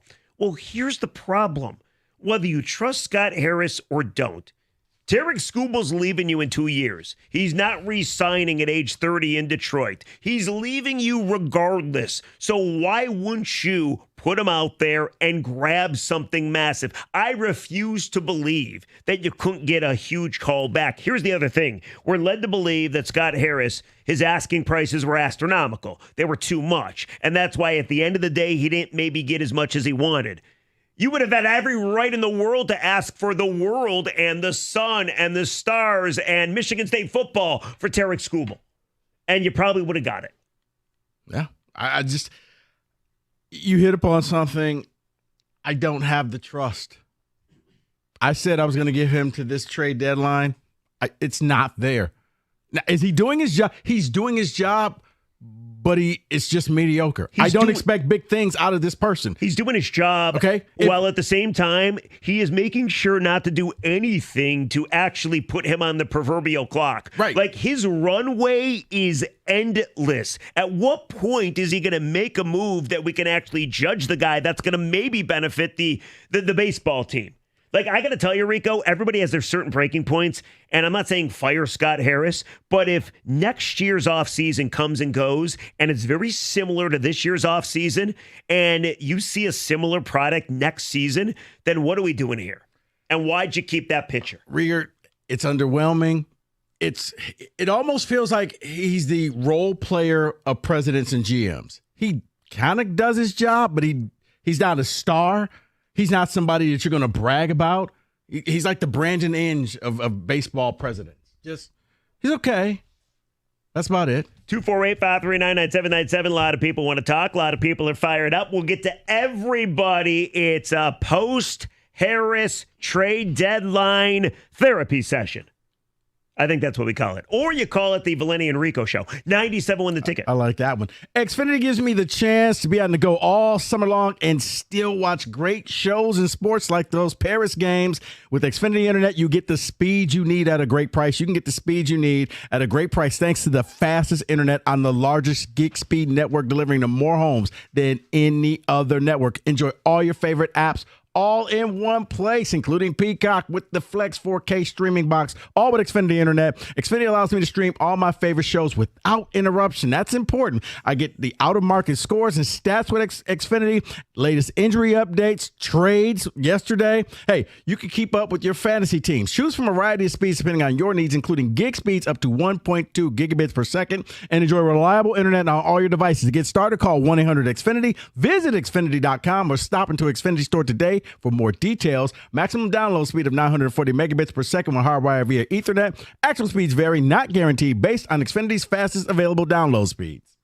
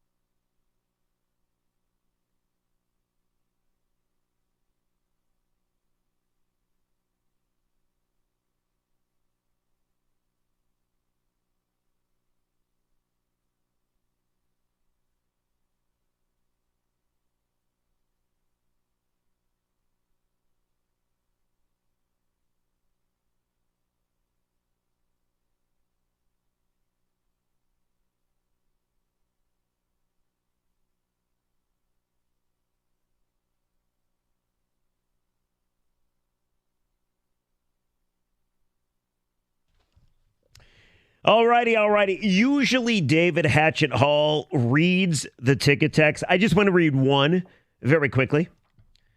It says, you got a guy that instantly becomes the number 5 prospect in your system and a shortstop, which we needed.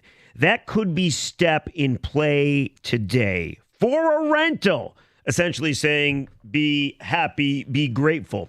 And listen, I have not trashed Scott Harris for the dealings yesterday or at the trade deadline at all. I give him a lot of credit for Carson Kelly, actually, too. We're talking about moving forward. We're talking about building this organization, making it healthy, as he said his message to the fans was, and then at the same time trying to freaking win because you have a pitcher on your roster that is going to say goodbye to you that you could have traded for a freaking haul. And it's funny because Jackson Holliday was the name mentioned. He hit a grand slam today for Baltimore, his first major league home run. You think Elias, the GM at Baltimore, is going to be like, right now he's probably sitting in the GM box. He's like, oh yeah? You guys wanted me to trade that guy? Yeah, I'm sitting in the world headquarters in Baltimore. Anyway, you want to take some calls? Let's take some calls, man. Right. People are fired up, and I to me, I'm angry because once again, we're just served a poo-poo platter. Don't ask for expectations. Don't ask for winning. And people get angry at me, but this is why I always say, when it comes to the Tigers, come out to the ballpark, have a hot dog, a beer, a pop with your boys, with your family. Enjoy it. Who cares if you win or lose? Just have a good time. That's the way Scott Harris was treating it yesterday. Like, he said everything but that. I was half expecting him to say, listen, we're not going to be very good in the next 3 years. Go but have a slice of pizza. we got have these fun. new like beer bongs. They're pretty cool. And but people Yeah, we get got a angry Ferris at wheel. People get angry at me when I say that, but it's days like yesterday. That's why I feel that way, because it doesn't look like a team that's really serious about winning. They look like a team that just wants to entertain you and basically spin their wheels until a few more weeks when we care about the Lions. I find and then it they funny. fade into obscurity Right. until spring training. Then they get their pass. Nobody's going to talk about And us. they will Nobody find cares out that about us. Javi Baez is in the best shape of his life. Oh, yeah. Different sound of the ball coming off the bat there. Let's go to Brian. On a cell, you're on the ticket. What's going on, Brian? Yeah, I got to congratulate Harris. Did a great job. Not caving in, not taking Baltimore's BS and all their garbage. Stay put, maintain focus, and go into next year with Scooble like you should. I'm very proud of that man. I was about to give up on this team and everything, and shows to me they're serious about winning. Well, how do you see that, Brian? Let's just have a discussion. Because I'm not going to take Mateo and Westberg and some pitcher named Irvin who got downgraded from a starter to being like a setup guy in the seventh inning. Nope, I'm good. I love it. Brian, I think it's the right thing to do. Brian, I hear you. And, I hear you if you're going to win next year. Like, I totally agree with you. I'm in lockstep with you. We always have been if you're going to win. But when I asked him the question, and when other people asked him the question about trying to win, doing different than he did this offseason, he didn't seem like he was going to do it. He essentially said, we're not doing anything without saying it. So, Brian, if you have a similar type team with Tarek Skubal next year, what's the point? Yeah, he's not going to answer those questions, just like Pat Mahomes isn't going to answer the Kermit the Frog questions about the Raiders antagonizing him. But Brian, these guys don't do any of that. Brian, it's different. No, because here's the thing. Hold on, leave him up. Here's the thing, Brian. When you have winning teams, coaches, or players, they're not afraid of talking championships. They're not afraid about talking about winning. Now, yes, some stupid thing at a Raiders camp, yeah, I'm not going to give that the time of day. But when asked the question, by the way, when asked the question, about this team in next year, you don't dance around it. That's when you embrace it and say, hey, we're about to do some big things. We're about to become competitive. We're about to do something. Instead, it's like, hey, look at these guys right here. I'm only worried about the month of August. Rico, all Harris has to say is, I give him food and clothes and time. Well played, Brian. Good, brother. Well played. Good, man. Well played. Right. So we got pranked the entire time. That's what that was, right? We got played. Kind of like Scott Harris might have got played. Yeah. He didn't David, agree what's with all wrong? that stuff he said.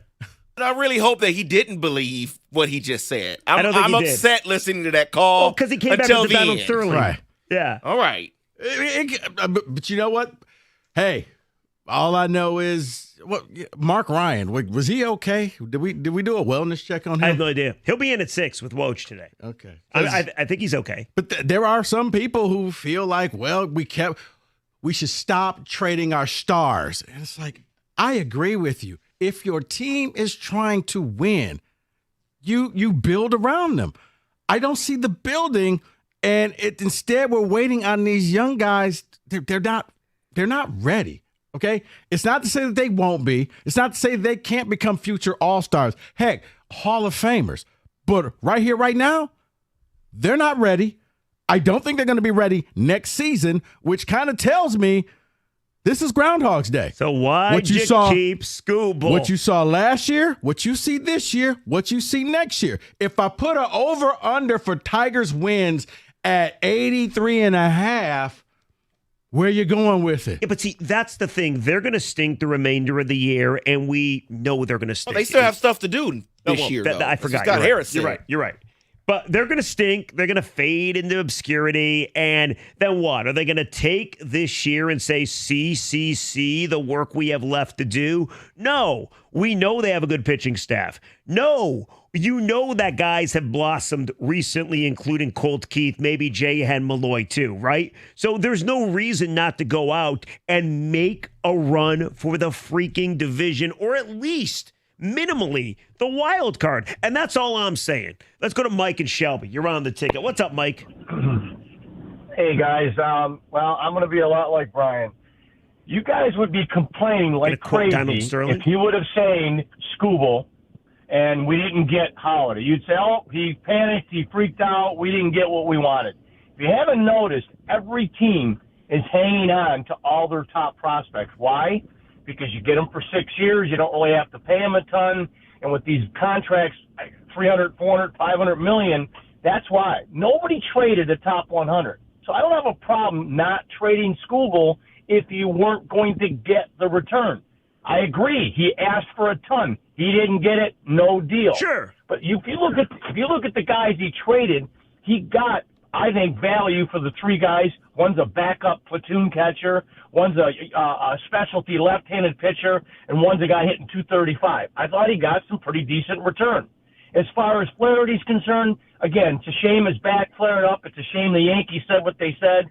But he did get two guys that are pretty highly rated. I don't disagree. And again, well, and you can disagree, fine. I don't. Opinion. I agree with what you're saying, Mike. I think you're spot on, but you're missing a part of the story. So you're happy they didn't trade Skubal, which I'm with you, right? No, actually, I would like to have traded Skubal, but only if you were going to get. I wanted five guys. Okay, I wanted Holiday, I wanted Mayo, I wanted Basello, and I wanted Povich and McDermott. Basically, you wanted to go with a shopping cart. Mike, if you wanted a shopping cart and you wanted to walk down the aisle of the Oreos and say, I want this, and this. I'm with them on that. Mike, I think we actually agree. I didn't think so at first, but I think we do. Because I don't think you trust Harris like I don't trust Harris to actually get the deal done. It's not that Rico, it's not that I don't trust him. One thing I wish and maybe they did this, we'll never know, but I would have made him an offer like, hey, I can almost guarantee the World Series by giving you Flarity and Skubal, and I could even sweeten the pot with Chapin because they wanted a lefty pitcher. Give those three guys and give me those five guys. Now, I think if that happens, you guys would have said, this is great. We now have three guys that play. We have two new pitchers. But unfortunately, I just don't think the market was there because I would have been totally upset if they didn't get Holiday and gave up Skubal. And I think everyone else would have been the same way. Here's my question for you, and I understand that. You're right. You want to get the haul for trading Skubal. But my question to you is, okay, so they don't want to give up prospects. Why not trade Flarity to Baltimore for Norby then? If they want to bring Jackson up, they don't want to give him up. Getting Norby sounds good to me for Flarity. Why didn't that happen?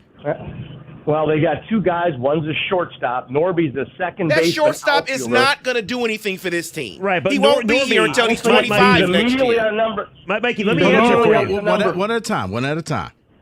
Go ahead. Okay, honestly, he's considered a pretty good prospect. I mean, we have the number 4 farm system, and this guy shot up to number 5 on our list. So he can't be too bad. I mean, he can't be. I mean, or why is he number 5? No, and Mike, I agree. Maybe our system isn't that good. No, I agree. Well, both. You know what? This is one of those things that both can be true. Don't you guys hate when you hear this guy's a first baseman DH or he's a second baseman left fielder? that tells me they're not very good defensively. Yes. We got a ton of those guys. Norby, to me, would have been another second baseman, left fielder. Yeah, and I just personally, I wanted to trade. I would love to have seen those 5 guys. I would have done anything, and I really believe Baltimore. God, I'd love to know if this is true or not, but I really wonder if Baltimore was offered Flarity and Skubal, and then they could come back and say, well, we had to give up Holiday, but we got Skubal for the next 2.5 years. But we got Chafin for this year, this next year, and Flarity was obviously a rental player. But you put those 3 guys on that team, they got a really good chance of winning the World Series. Mike, we appreciate the call. Listen, I don't think we're all that far off of agreeing or disagreeing with each other. I think we all want the same exact thing. Real quick, though, as far as the Norby trade for Rodgers with Miami, Rodgers is 2 years of control. Flaherty is a free agent, a rental, You can go back and he's got and get back him. issues. Yeah. So I'm not exactly sure that Baltimore wanted Flaherty again, even though there was that report saying that they would take him again. 248-539-9797. The ticket text, the exact same number. How you feeling about your Pobo? President of baseball operations, and still trying to make this happen. It's a thing. Pobo. It's so not. And why did you hang on to Tarek Skubal if you don't intend to try to win next year? It feels like an episode of Mean Girls. It's never going to happen.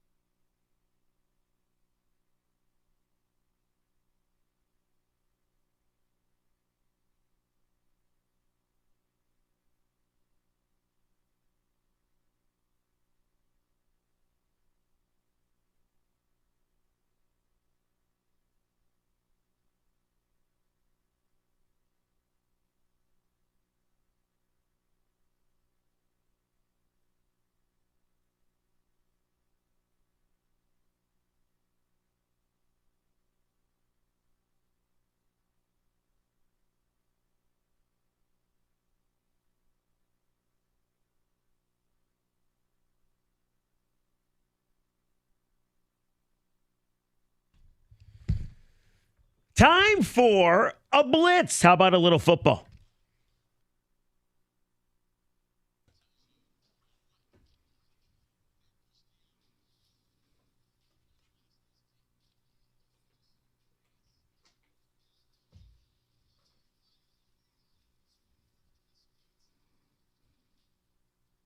So I found an interesting thing here. I love stuff like this, but I want to get you all's guess. So CBS Sports put together a list. They ranked each division based on the quarterbacks. So they took each team in the division, their quarterbacks, and then they ranked them within the NFL. So what I'm going to do here is I'm going to take your guess on which one you think is the best quarterback division in the NFL, and then I'll go through the list.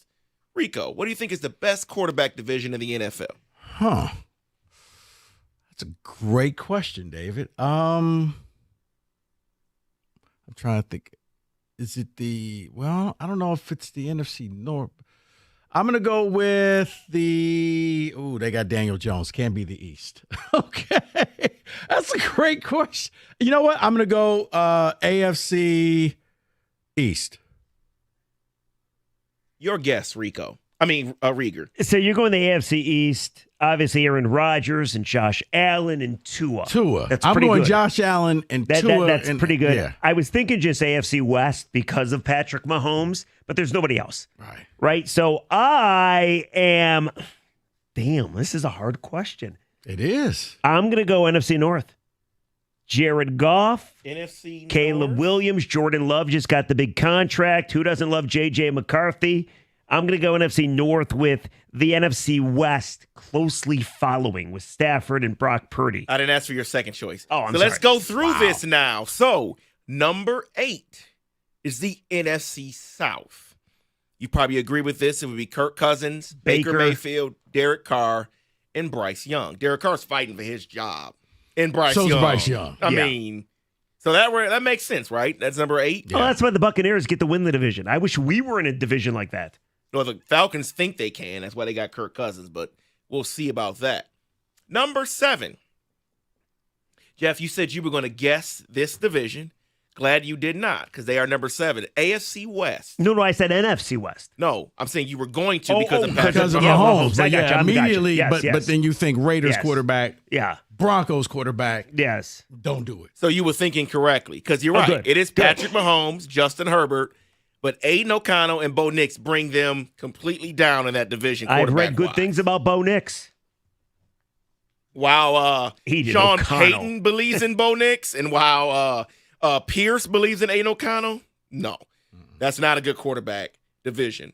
I'm surprised by this one being number 6, the AFC South, because you have C.J. Stroud, Trevor Lawrence, Will Levis, and Anthony Richardson. Question marks there? Yeah, you know what? Because they're all too young. Can Stroud do it 2 years in a row, or is he a flash in the pan? No, but Richardson got he's hurt injury after prone. like 3 You're right. games, so you don't know there. You know, Trevor Lawrence is, I guess, the hot name, but when you really look at it, I mean, him and Justin Herbert are like the Spider-Man meme. They're the same quarterback. A lot of hype, but what have you really done? Where's the substance? And I thought it was fitting they played each other in the playoffs. So, yeah, in Tennessee, yeah, okay. Number 5. Jeff, you guessed this one. You were wrong. They're not number 1. NFC North. NFC North. Well, crap. Jordan Love, Jared Goff, Sam Darnold, and Caleb Williams. Those two right there. Yeah. Because he's a rookie, Caleb Williams, and Sam Darnold is Sam Darnold. Yeah, because, you know, at first you were hearing that Sam Darnold is his job for the year, and then I saw something yesterday or this morning. It was like, well, JJ's going to, you know, he's really throwing darts out there. And I'm like, guys, that's 707 drills. This is already coming after him. Every quarterback looks great. Except for Caleb Williams. He has not looked good in Chicago, but I hear you. But no, I don't expect rookie. What CJ Stroud did is he's a unicorn. It's an aberration. Rookie quarterbacks do not come into the league playing that well. Yeah, you can think about the greats. Peyton Manning didn't look good. John Elway Fair, didn't look good. But let me explain myself since I had such a bad guess. I thought to myself, Jared Goff, no questions there, a top 5 quarterback, top 7 quarterback in the NFL. And Jordan Love is the new hotness that just got paid after playing a year and a half of football. So I thought to myself, 2 really good quarterbacks, that's pretty good in a 4-team conference. But it's division. I think it's Sam Darnold and Caleb Williams is the They bring unknown. it down. They bring it down. I blame them. That's why. I blame Minnesota if and not, Chicago. Yes. Yeah. Awful cities. Rico, you were thinking about this division. Glad you didn't go with it because the NFC East is 4th. Jalen Hurts, Dak Prescott, but Daniel Jones and Jaden Daniels. Yeah. Kind of bring that down. Oh, Daniel Jones. I listen to the Daniel Jones hater every day, which was, nope, not doing it. And they signed that man to that big contract. Was there ever a Giants quarterback that Mike actually liked? No. He Never. hates Eli. Yes. I'm like, dude. Sims. Who? Oh, Phil. Yeah, Bill like, Sims back like 40 years ago. Exactly. Yeah, Eli when he won was you like an impressionable kid. Eli won you 2 Super Bowls, Mike. Yeah, but he sucked in every other playoff game. Who Are all cares? fans like New York from New York like Mike? Or is Mike just Mike? You know what? I don't want to be stereotypical, but yes. Yeah, I agree. Number 3 on this list, division ranked by quarterbacks, NFC West. Okay, so that was my Purdy, second guess. Stafford, Geno Smith, which I forgot. Kyler he's still there, Murray. and Kyler Murray. So you didn't allow me to. You know what? I should have went with that one. So Rico's still in play for the best. He is still alive. Number 2, the AFC East. That is the division you went with. Wow. Josh Allen, Rodgers, Tua, and Jacoby Brissett. That's the reason. Jacoby Brissett. Because he's the Patriots starter. Versus number 1, the AFC North. So you're talking about Burrow, Lamar, Jackson, Watson, and Wilson. Oh. Yeah, but doesn't the Steelers situation bring you down? I think Wilson is higher than Brissett, so that's why they're better. Watson? Right, very unproven. Joe Burrow, about as injury prone as it gets. He cut his hair, too. You might as well put a barbecue fork in his back because he's done. I thought maybe it was rust. Oh, he'll come. Something happened. I know something happened. But in that year that he took off because of legal reasons, he digressed. He's horrible. So, yeah, when Cleveland started winning, it was winning with somebody they pulled off the street.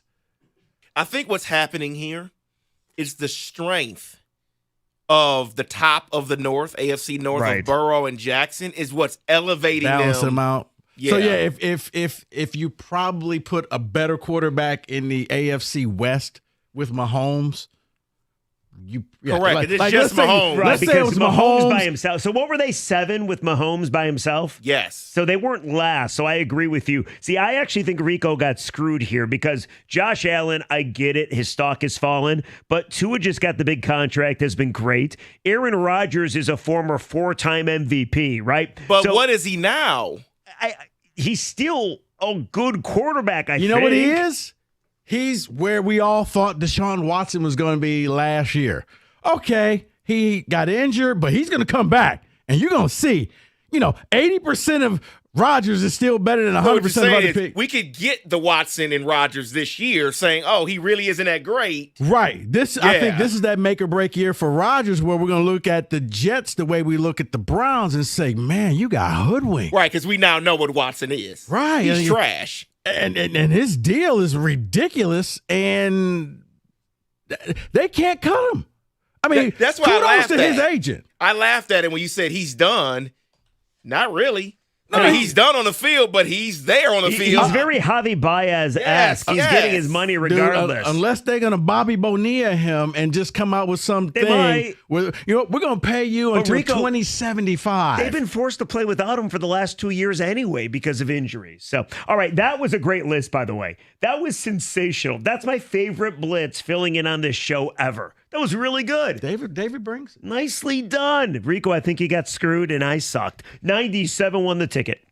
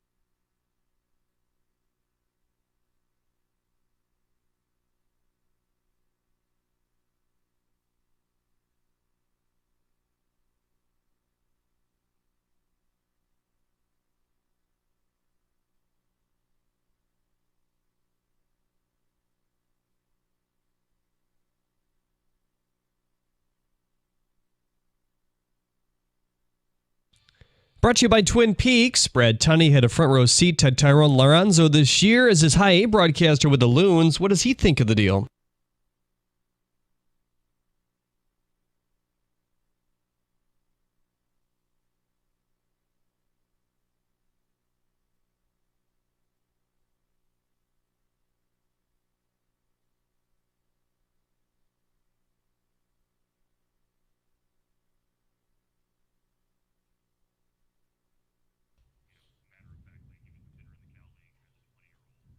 The Tigers have the day off. They'll start a series with the Royals tomorrow. NFL is pondering replacing the chain gang on the sideline with Hawkeye technology to figure out the line to gain. The system would notify officials immediately if a first down was earned or not. The league thinks they can save 40 seconds each time the technology is used. Hey, and next, let's get rid of leather helmets and move into modern day reality instead of having a bunch of guys out of shape trying to determine a game. Are you a fan of the automatic strike zone too?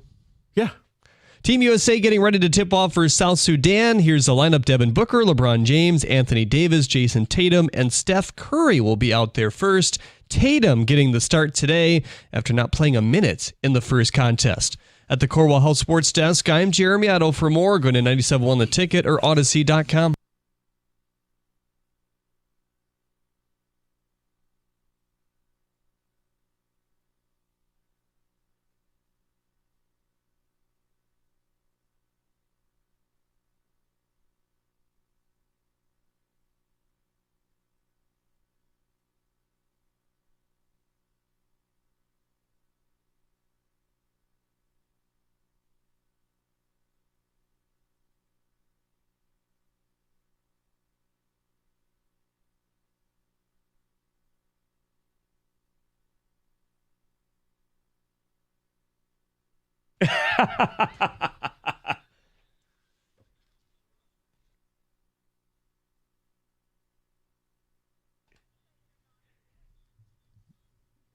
Once a day, the Naughty Boys, kind of like the Fat Boys. Remember the Fat Boys?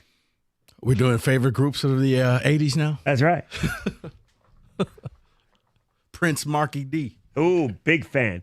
248-539-9797. We'll get back to the Scott Harris calls. 3 o'clock hour, we're just simply talking about the job Harris did. Are you satisfied with the haul he got in return? But more than anything, Scott Harris stepped to the podium yesterday. Seems like he has no interest in trying to speed up this so-called rebuild to compete for next year. So why'd you keep Tarek Skubal? And Rico, big news before we go back to the phones. Oh, it's huge. This is huge. It is just come into 97.1 The Ticket Studios. We got confirmation as we walked out. Tomorrow at 9:02 on the Costa and Jansen radio program. One Pobo, Scott Harris coming on the show. Scott Harris is coming on the morning show. 9:02 tomorrow. You got the Gov, you got the cookies, you got the Heather, and you got the John. That's right. That's big. Because it's always easier, I think, to get more out of a guy in a radio interview than at a press conference when there's like 20 other people there. Unless they hang up. But yes, you're right. Because he's not going to hang up. You can ask specific questions, and it's not just word soup. Right. You know, if you ask the right questions, you know, you may get a breaking story. You may get something that comes out of an interview. But, yeah. This is good. 9:02 tomorrow. Because my first question Pobo is, of the Tigers. Would you let that go? No. Jesus. Yeah, my first question is, when does this team start becoming a World Series caliber team? Right, and I love Second the question is, will you go out and spend money this offseason and bring in 2 to 3 players that can help this team right now? Rico, I love the questions, and they're so valid. But after having just seen Scott Harris talk to the media, he's not going to answer them. And I'm not ripping on the man. He just isn't going to answer them. And by the way, it's probably a smart thing not to put a timeline on something because then, of course, you're held to it. With that being said, why? You getting paid a whole lot of money I understand. to just sit there and keep kicking the can? No. I agree with you. Put your name on it. As Campbell said, say it. Say it with your chest. Say it. Say World Series. Say we're going to be competitive. Because here's the thing. You're going to be fired either way, whether you win or lose. So it doesn't matter. You might as well just go ahead and be bold about it. So when you get fired, you can say, well, I tried, and the team really didn't back me up. I asked him. Will asked him. Wojo asked him. Stoney asked him. All pretty much the same question, trying to get an answer. Are you going to spend in the offseason? Do we have a team with Tarek Skubal that you're going to go for the division, go for the playoff? He didn't answer the question. He's not going to answer tomorrow either. I would not expect him to, but I can't wait to listen. 9:02 tomorrow on the morning show, Scott Harris, the president of baseball ops for the Tigers, coming on. Yeah, he's scheduled to join the show. It's awesome. All right, let's go to Jeff. You're on the ticket. What's going on, Jeff? Hi, Rico. I wanted to address something you said, first of all, about, the experience of going to a ball game, having a hot dog, enjoying it. I did that a lot when I was 14 to 18, and we get a bunch of guys in a car, and we go to Tiger Stadium and spend about $20 a person for a decent seat and some hot dogs and some drinks. But now, to do that, you're talking $100 a person instead of $100 a car. So that kind of changed that thought process. Fair. But Rico, you have nailed it about kicking the can, because I would say you got 7 prospects for 4 rental players. That on the surface don't look so bad, but it doesn't look like any of them addresses this year, next year, the following year. We're still see you in 2026, 27. Am I wrong on that impression? No, or is that no. what everybody seems to think? No, Jeff, it's exactly what I thought. Like, okay, well, in 2027, this team will be competitive, but good luck selling it to your fan base. Hey, be patient with us. It's coming. Yeah, but by the way, in 2027, they might be competitive. That's the thing. When you build a team, and listen, I know you have to do it this way, but when you are looking 3 and 4 years down the line, and it's our prospects that's going to save us, the Clarks, the Naganagals, the Rainers they just got, the new kid they just got in a trade who's now their 5th best prospect, the catcher first baseman Lorenzen. When you do that, maybe it works, and it will be glorious if it works. Or maybe it doesn't, because Jeff, I don't know how old of a guy you are, but I've been around a little bit, and I've been hearing about prospects my entire life. Whether it's Matt Anderson, Raul Casanova, Juan Encarnacion, all the way to the Curtis Grandersons and the Justin Verlanders. Justin Thompson. Some don't. Yeah, Justin Thompson. And Forget about so Justin I see those prospects come through Toledo, and Toledo looks very much like Detroit, about a 500 team, win a bunch, lose a bunch, erratic as heck. It looks like that just still goes down not just to our major league team, but it's going down into our AAA part. We have this mirror image, and what's going to change that? Is one player or not? I don't know. Like Rico said, it they're kicking the can down the road, and it doesn't appear they want to spend to jumpstart that. Thank you very much for your time. Thank you, Jeff. I mean, here's the deal, though. Like, it would be nice, and maybe, hopefully, the morning show can get it out of him. It would be nice to just know what he truly believes. I think we know what he believes, that it's 27, 28, it's the Clarks. But it would be nice to tell the fan base. No, you can't tell the fan base that, because now you've telling them, you know what? Cash out, come see us in a few years. So you have to drag them all. Rigger, when you know you have a team that's a winning team, you scream it from the mountaintops. You can't wait to tell people, oh, we're good. So you agree, though? You agree there's no team? He knows that they're not ready, but so he has to sell you on the Veerlings and all of these other guys, and look at Henry Malloy, and they're doing this, and we got something. We're building something. We're not quite ready yet. That's management talk for. Please stop asking me this question, because you don't want to hear the truth, because it's going to hurt your feelings. It's going to be a while. The interesting thing is, despite the fact that they're not going to be so-called good to great for a long time, and maybe it never happens, maybe it happens sooner, who knows? You can't deny baseball is now set up to get that cheap playoff. The third wild card is the cheapie. Mm-hmm. And anybody, go look at the National League wild card standings. There's like 6 teams still in it. Go look at the American League. There's like 4 teams still in it. So it's not like you need all that much of an upgrade here or there to try to be a playoff team next year. All while you could still build your core and still, help the young kids blossom. That's all we're talking about. I think they were 2 everyday position players away from being a competitive team right now. Sure. that, you know what? Screw that. You keep Flarity and you try to re-sign him because you're trying to win. But they went on the cheap in the offseason. They just kind of they went a Frankenstein at third base. And, we'll figure it out as the season goes. Well, how's this working for you? But you agree with me. That seems like Scott Harris is not going to spend next year. Fair? Yes. Why'd you keep Tarek Skubal then? Until I see otherwise, I've lowered my expectation of what to expect from the Tigers. That is the main question we're asking. 248-539-9797. And it's not to say that they can't. No. It's just saying my expectations are now lowered. And you know what? I wanted you to be an A student, but maybe you can only give me C+ work, B- work. So I just have to accept what it is. 248-539-9797. We'll get to the calls. We'll get to the text. And again, Scott Harris on the morning show tomorrow at 9:02, 97 win the ticket. Let's talk about the Chevy dealer in the area that's leading the way. You guys have heard me talk about Hamilton Chevrolet in Warren at 14 Mile and Mound. Rev up and drive with unbeatable deals at Hamilton. Andrew Pavlik and the sales staff, they're waiting for you to stop in there because they want to be your Chevy dealer. It is time to hit the road in style. Hamilton is your go-to destination for top-notch vehicles and savings. Sleek, powerful cars ready to conquer the roads, and Hamilton Chevy has them all, from fuel-efficient compacts to rugged SUVs. They've got the wheels to match your lifestyle. And with Hamilton, you know you're getting excellence. It's not just about selling cars. It's about delivering an unmatched driving experience. They're more than just a dealership, folks. It's a commitment to quality and customer satisfaction. And right now, take advantage of the July RICO deal. Still a few days left. Actually, it's just today.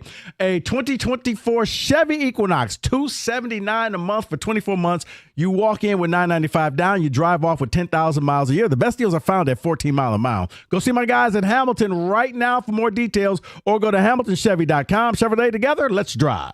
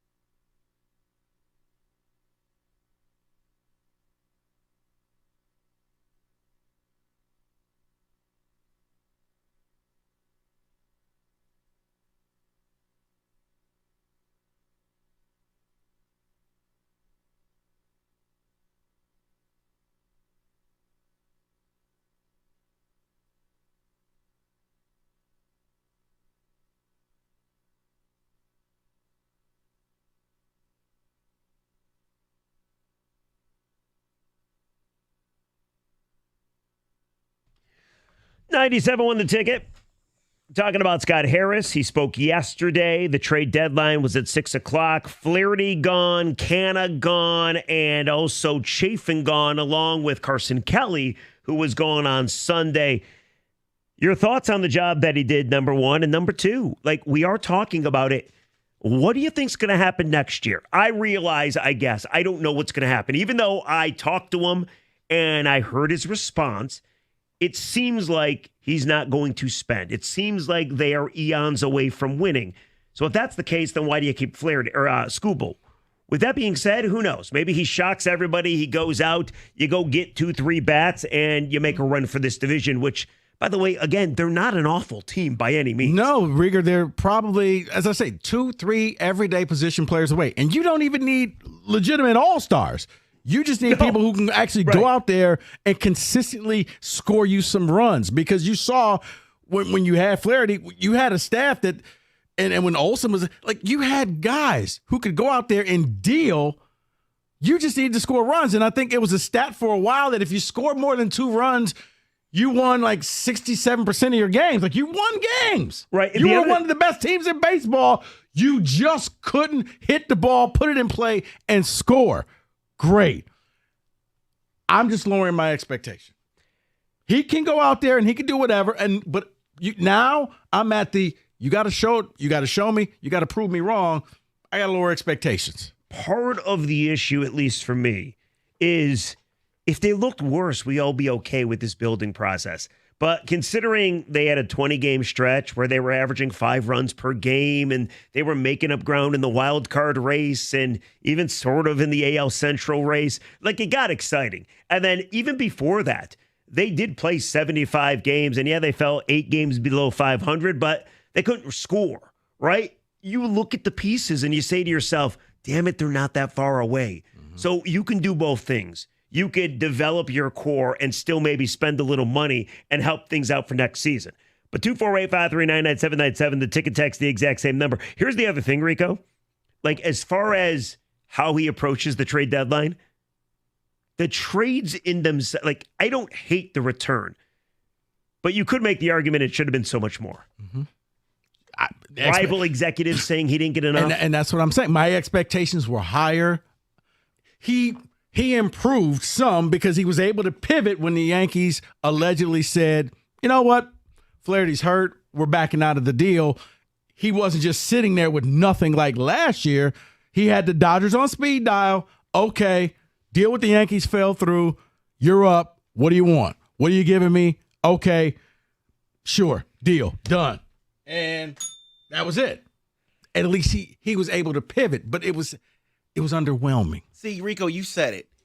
They've improved very little.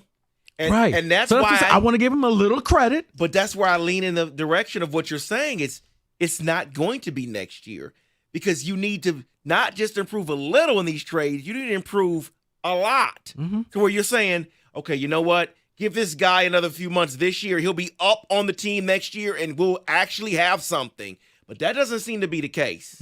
No, it doesn't. That's why my expectations are lowered. You got to go out and wow me. You got to go out and show me that you're different from what I've seen from last year's trade deadline, the offseason, this past season, and this year.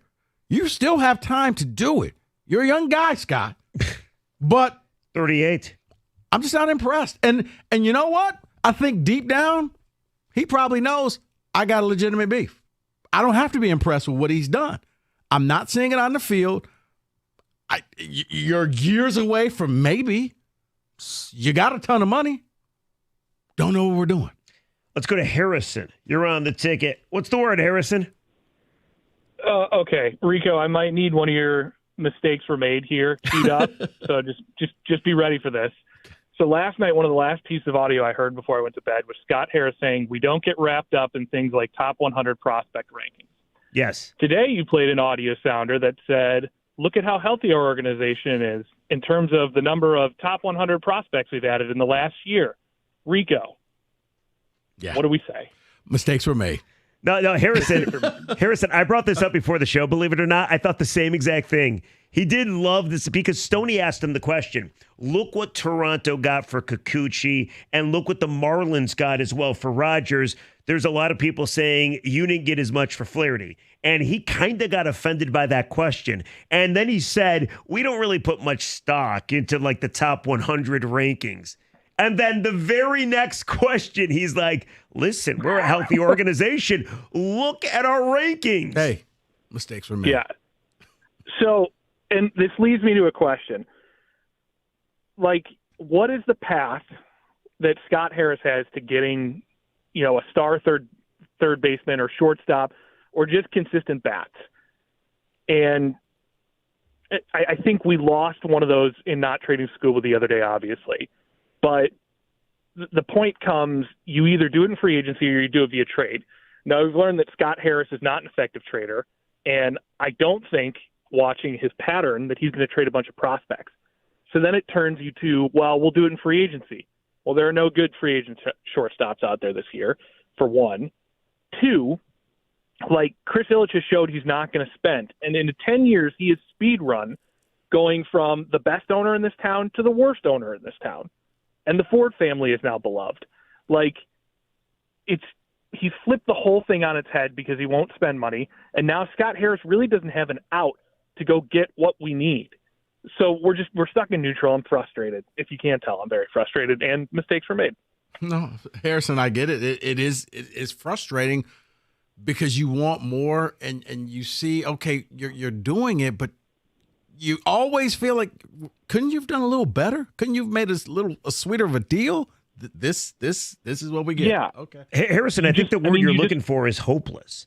I did walk away from yesterday's press conference feeling hopeless. There's no guarantee these prospects will work out. No, but see, I think hopeless may be a little too harsh. I would say I was underwhelmed. Like, okay, you did something. But I'm not talking about the deadline. I'm not even talking about the moves. I have no problem with the return because everybody does have a different ranking, and I'll wait and see if these kids work out or not. I'm not going to go crazy on what you got back because who knows what you wanted or what you could have got, what your scouts say. But the thing that bummed me out is what Harrison's talking about too. How are you going to get better right now? Nobody wants to hear about 3 and 4 years from now. We've been going through this for 10 years. How are you going to get better right now? And you kept your best pitcher, and he's only got 2 years of control. So tell us, how will you get better? And if the answer is it's going to be status quo, then that's not good enough. And Jeff, the last thing, sorry, I hate to take up so much of your guys' time. Go for it. We're here till 6. The last thing is now the book is out on Scott Harris. If you wait him out till the deadline, he'll take what you give him. If you just sit there and don't answer the phone until 5:56, he will take what you give him. And now everybody knows that. There's no way he can leverage trades anymore. He's cooked. Unless he finds a way to reinvent himself. And Harrison, I appreciate the call.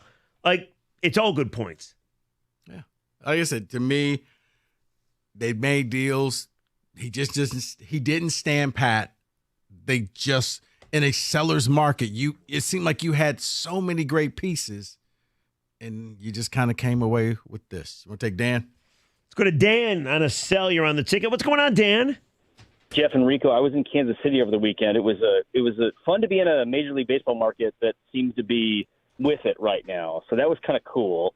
But I guess the point I want to make, on Friday, I was watching a game, the Royals versus Cubs, and it was wall to wall. Kansas City's packed right now. They should be. That won 100, lost 100 games last year. It's crazy to see how quick that turns when you bring a star like Bobby Witt Jr. to the ballpark every day. Mm-hmm. And I think the point I want to see, and Tigers fans are going to see it, Salvador Perez has passed the baton off to Bobby Witt Jr. Sure. 10 years ago, the Royals, 14-15, were a great team to watch, thrill-ing young baseball team. Moustakis and Hosmer, they won the World Series. Yeah, and Salvi's been with that team, and went through a brutal stretch last year, lost 100 games, and right now it's a resilient young ball club that could make a run. And you saw their tickets are showing that at the gate, and I think I am frustrated that the Tigers just seem to be stuck in this low gear of mediocrity. Dan, it's funny you bring up the Royals because they won, 56 games last year, 54, something like that. They went out, they spent $100 million which isn't even that much when you're talking about baseball money, but it's the most they've ever spent in free agency. They really bolstered their bullpen and their starting rotation. And of course, they got Bobby Witt, who's hitting 347 or something to that. I mean, he could win the MVP, probably will. And next thing you know, they're going to be a wild card team, or at least we think they're going to be a wild card team. So you look at the Royals, who were bottom feeders, it seems like forever, and you're saying to yourself, why can't the Tigers do that? It's frustrating when you think of the Tigers failing without purpose or being mediocre without a purpose. And I feel like I live in Kansas City. I've lived in probably 7 or 8 major league markets. I live in Kansas City and in St. Louis for periods of time. You always felt with the Royals, you know what? We got young players. They're in our farm system. There's potential. Let's see if it's real or not. And you throw them at the major leagues. They fail. They fail often. But when they find their stroke, they find it. And you sort of have this Royals potential. And I feel like the Tigers are missing these opportunities to develop players. They grind them down to a nub, and they come up here, and we just are left with, I don't know, very mediocre Major League Baseball players. Dan, thank you. A little sobering. Jeremy Otto's got an update. He'll cheer us up. And then Rico has a great question. A fantastic question about the Lions. It's very good. We'll get to that as well. 97.1 The Ticket.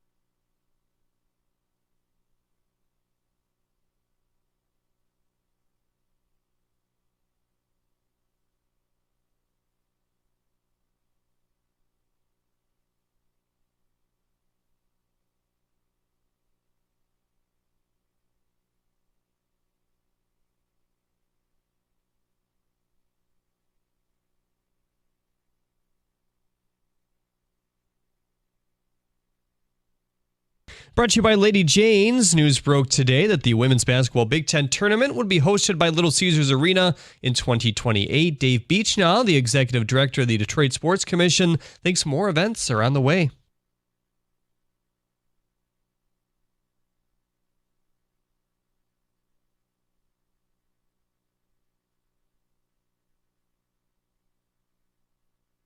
Dan Campbell confirming today that defensive lineman John Kaminsky will be, quote, down for a long time, unquote. He was carted off the practice field Tuesday with a torn MCL. The Tigers have the day off. The Royals are up next tomorrow at Comerica Park.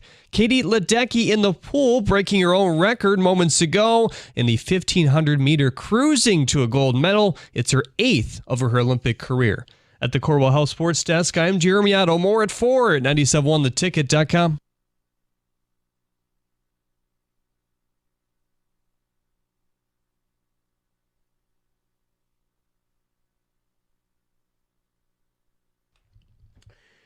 All right, Rico. I got a question for you. I think this means I'm a great guy, but I'm going to tell you a quick story and you can decide for yourself. So, you sticking around, Jeremy? Sure. Okay, this is going Did to I cheer you up, number one? Was that good enough or no?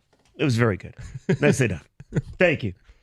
We can get back to Scott Harris. By the way, Scott Harris on the morning show tomorrow at 9:02, and we have a great scheduled Lions question by Rico Beard coming up at 4 o'clock. However, so Saturday, I told you I lost money to you. It was our company golf outing.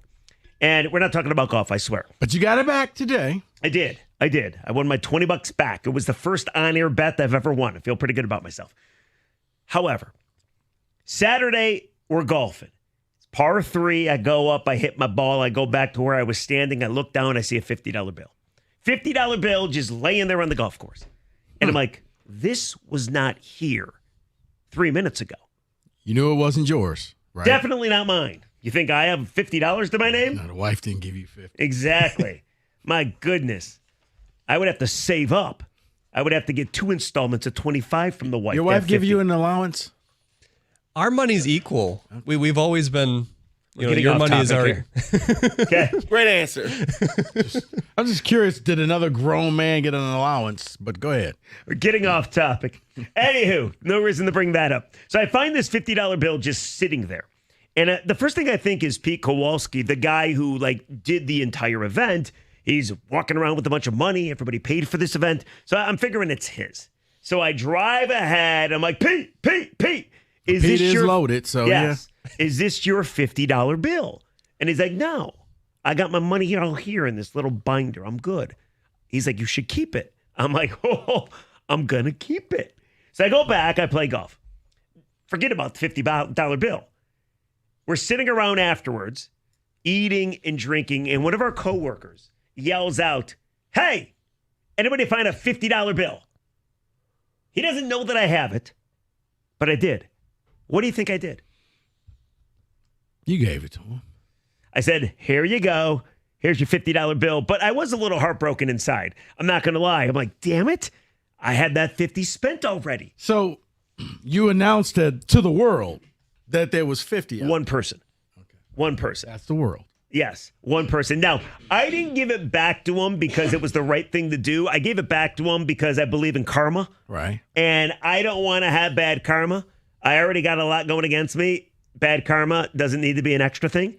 But I ask you, because I was thinking about this on my drive home, and I brought it up to David and Kenny and Evan.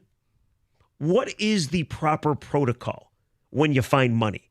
Is it automatically yours, or do you have to ask a certain amount of people before it's actually yours? Like if you find a 50 in the grocery store, it's yours. You're not going up to customer service and saying. I think it's like if you found money in this studio or out here, you gotta ask. Then I know it came from somebody. So you got to ask. You're at the grocery store. You're at some place where a bunch of strangers. You look around.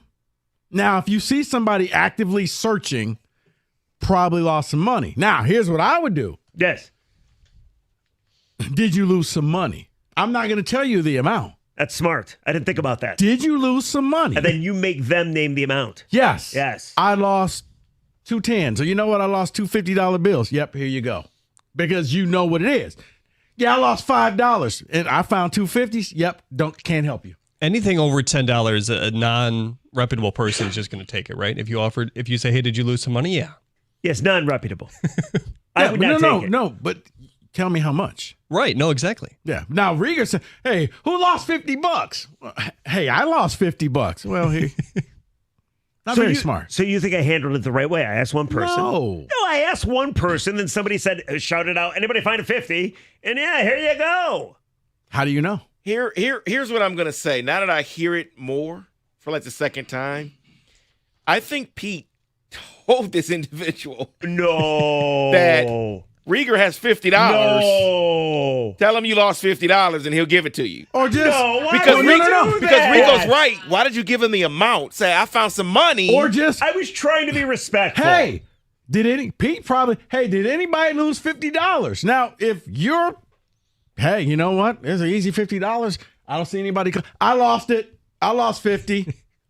And he's now $50 richer. But isn't karma a real thing? Like, don't people believe in this? You didn't do anything wrong. I understand you just didn't handle it correctly. I understand. So I get it. I don't doubt it was his money. With that being said, I'm willing to give up the money anyway because I don't want something awful. Like, I believe in this stuff. Figure your whole life. Never mind. Yeah, you did. It's amazing I've made it to this point to begin with. Let's be honest. Yeah, Rico's right. You did the right thing. You asked Pete if he lost some money because he's the one taking care of things and handling things. But when you gave him the amount, that was the wrong thing to do. Now Pete just got a $20 kickback. You think they played me? Possibly. I'm just saying. I don't know. Possibly. Get a little gas money to drive back home. He drives a far way. I mean, it's Rieger. He'll give so you thought that the news would break on X this week if you didn't say anything right after you got off the air, right? Because that's what you always say. You said yesterday the trade news was going to break at 6:05. Yes. So you thought that's what was going to happen to you if you didn't give this 50 exactly. back. I thought if I didn't ask, if I just picked it up, if I just did one of those things where I bend down, I pick it up, I look to my left, I look to my right, nobody notices that I'm picking it up, and I just pocket it. If I did that and didn't tell anybody, yes, I feel I'd get in a car accident on the way home. It's a test. Everything's a test. You don't believe that? Like, I don't believe in religion at all, not in the least, but I do believe in karma. That means you believe in something. What? You know what? Never mind. What? So you don't believe in religion at all? No. So how are you Jewish? I mean, I'm Jew-ish. I'm not. You're probably more Jewish than me. You're more Jewish than me. I'm sorry. Say that again, Jeff. You're what? I'm Jew-ish. That's what I am. I'm not really Jewish. I don't practice. My mother was Jewish and my father was Jewish. You're Jewish as a culture, but you're not Jewish as a religion. Right, exactly. Okay. Thank you for clarifying that. You guys are religious men. I guess I didn't know how to like. No, that was better. I like Jeff's way. Jewish. Yeah, like I didn't have a bar mitzvah because I don't want to go through Hebrew school, so I never became a man. David eats deviled eggs. He's black-ish. Right. Exactly. I'm just saying. I'm just being honest with you. So you don't believe in religion, but you believe in karma. Yes. That's my religion. I believe in karma because karma will F you if you give it a reason to. All right. Okay. 248-539-9797. You did the right thing. Thank you. You just handled it the wrong way. You just think I could have walked away with Colored 50. me shock that Rieger handled it wrong. I'm just curious, though. You would have said anybody lose money. Yeah. And then if nobody says $50, then you're keeping the 50. Yeah. Who lost some money out here? And you know what? I like that. It would have went all the way until I got in the car and went home. And even if later somebody said, hey, you know what? Rieger lost $50. All right, I'll still give it to you. Yeah, it's very nice. But you have to give me that amount. Right. Now, after 24 hours. You got to prove it to me. Yeah. That's the deal. Rico's like, anybody lose any money, this offer stands only 24 hours. All right? Kind of like Scott Harris at the trade deadline. All right, 248-539-9797. We have a great Lions question right at 4 o'clock. A blitz next, 97 The Ticket.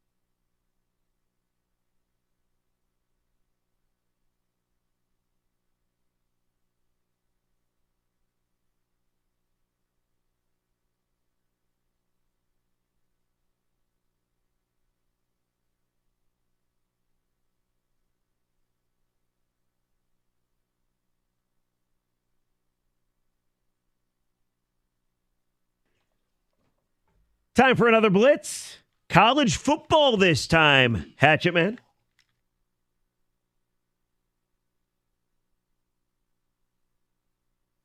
So I was reminded as we get into this, what day is it? Today? Yeah. Wednesday. The date. 31st? 31st of July. Which means we are 1 month away from Georgia and Clemson kickoff at noon. Oh! Woo! What, MSU doesn't get any love? They play Friday night. Yeah, nobody cares. I don't care about that. Under the lights, No, straight no to the cares. stadium. No love. No love whatsoever. So here's what we're going to do. We're going to go through some schedule stuff here. Like Georgia players schedule Ubers? What is it, 24 players since? 24 players have been accused of a driving-related crime since January. Hey, Kenny, mistakes were made. Go ahead, David. Don't you think they should just have like a driving class there? You would think so. Or get the driverless Ubers. Anyway, go ahead. Oh, yeah, Dave. get a Tesla. So let's go through this here. There's a few things here we're going to go through that ESPN put together. So the toughest overall Power 4 schedule goes to Florida.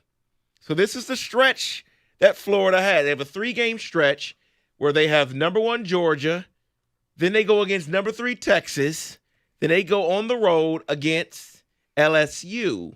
So they face 4 of the top 14 teams away from home this year. So they have the toughest overall Power 4 schedule. I agree, along with the most pressure on a coach. Okay, yes. Because Billy Napier may not make. David, if he splits those games, even though they're top 14 teams, he's fired. I don't think he finishes the season out. They just do things differently in the SEC. They want it more. So listen to this, though, because Georgia Tech, they say they also belong in that conversation of tough schedule. So the Yellow Jackets open the season in Dublin against number 11 Florida State. Are they still in the power? Yeah. And then close the season on the road against Georgia. Oof. They face 4 more ranked opponents in their season, in Notre Dame, in Atlanta on October 19th. Yeah, So but that would be a tough schedule. It is, but I don't think anybody cares about Georgia I was about Tech. to say, what are Georgia Tech, the Ramblin' Wreck fans really I mean, thinking? they weren't even good with Calvin Johnson. Like, they just, it's been a long time since they've been relevant. Like, hey, it's the year of Hayes King, our What was it, quarterback. 90 Let's when go. they won a title? I can't. I think they it's split been a it with long Colorado. time. And you know who the coach was, I believe? Wasn't Bobby Ross the coach of that team? He was. Yes.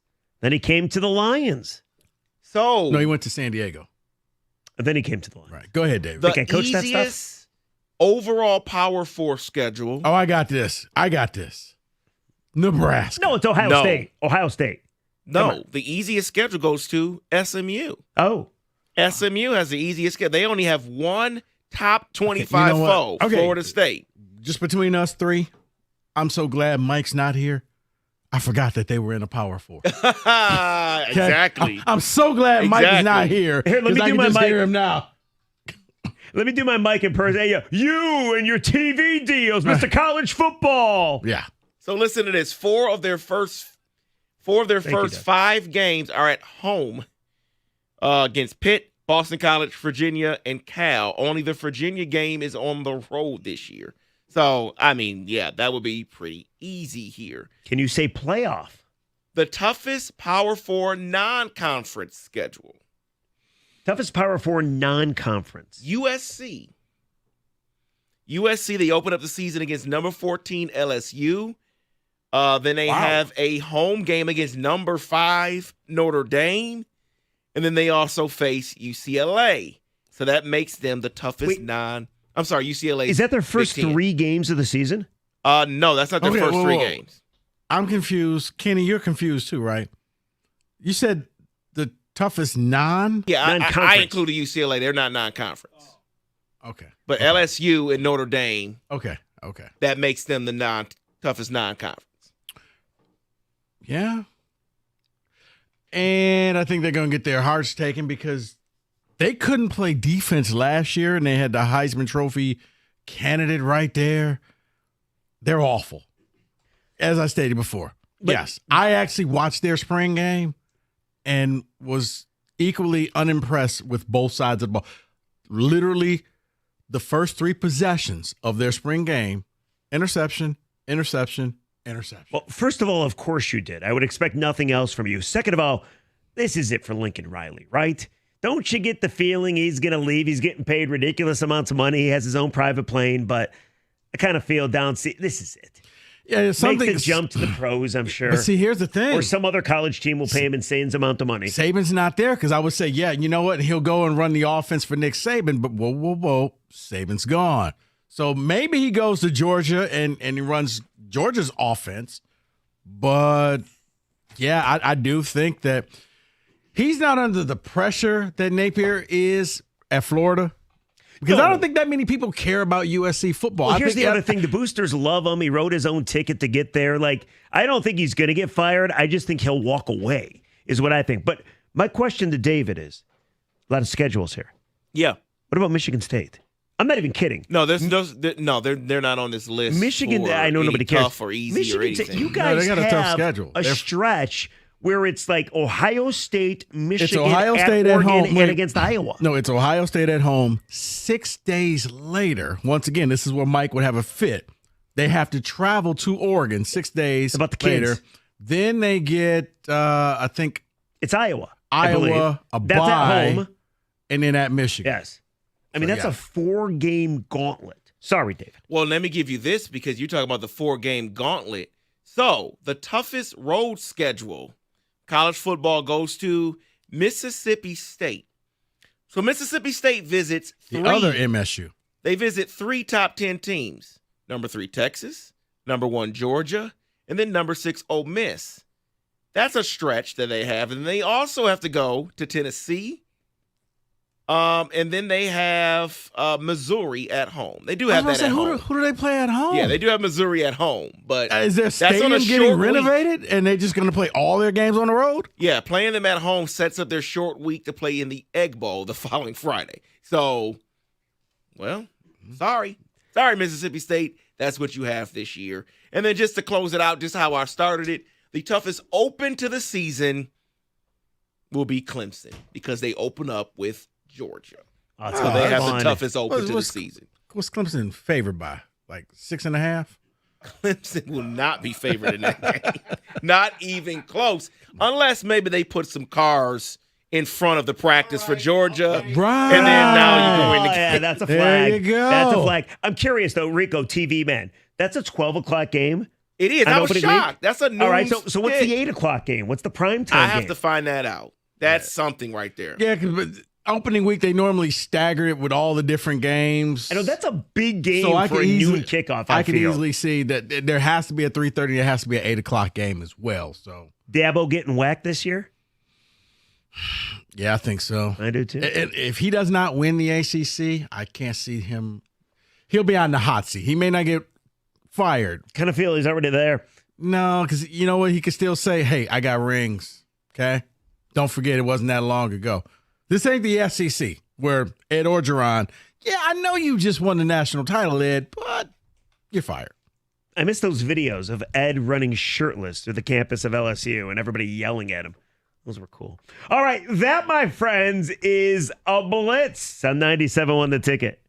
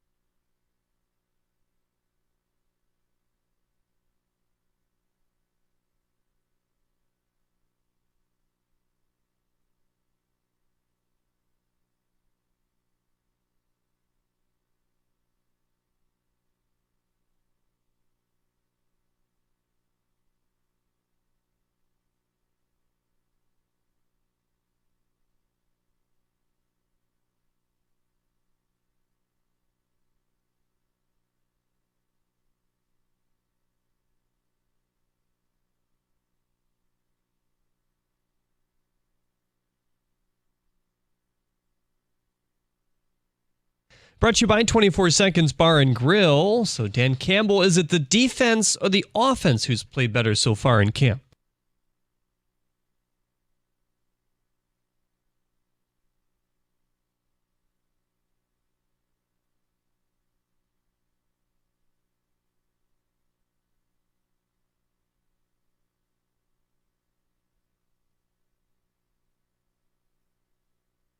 Dan also confirming the news yesterday that John Kaminsky tore his MCL. He was carted off the field on Tuesday. He will miss significant time. The team hopes he is back for the playoffs.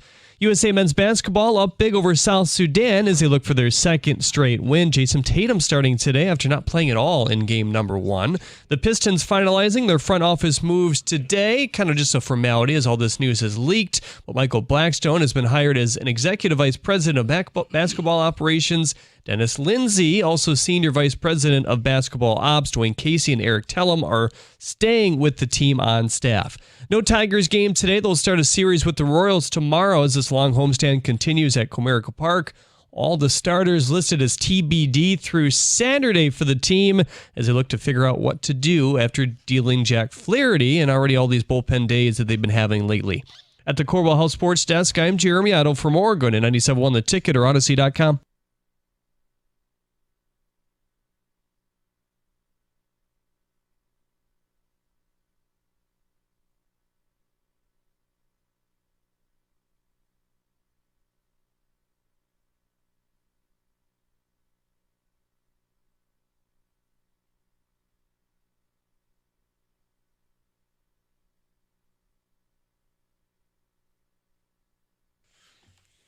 What were we talking about? I think you know. That's right. That's right. Hour number 4 o'clock hour. 248-539-9797. We broke down Scott Harris, the trade deadline. Don't forget Harris tomorrow on the morning show at 9:02. That's going to be must listen to radio. And we did the Harris thing. We might bring it back. However, every now and then, Rico has an unbelievable radio question. So what are you saying? I normally don't? Normally you, every now and then, yeah. Wow. You don't always, do you? Actually, I do. Don't be so sensitive. Just deliver the damn question. No, I'm not. Lions training camp is going on. And this is a question that I want you, the listeners, to think about. 248-539-9797. The Lions are probably going through the best time that we've ever witnessed, ever. They've been mentioned in the Super Bowl.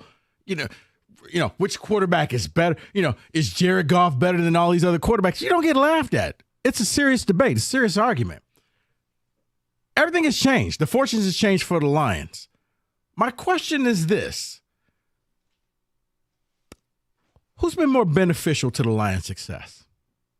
Is it Brad Holmes, the architect, or is it Dan Campbell, the coach of the team? 248-539-9797. There's no wrong answer here. I'm curious. It's almost like a barbershop debate. Which one of these guys have been more beneficial to the Lions' turnaround, to the Lions' success? Is it Brad Holmes? Is it Dan Campbell? Oh, first of all, can I go to your barbershop? Sure. I need something with this beard. Take me there, will you? Sure. Thank you. I want to get in one of those barbershop debates. I've never been in one. Anyway, it's a great question because when I asked it to Kenny and to David and to Evan, we were all sitting around, everybody had a different answer. And I don't care what people's answers are. You just know it's a good radio topic when everybody's like, no, but, and they start arguing.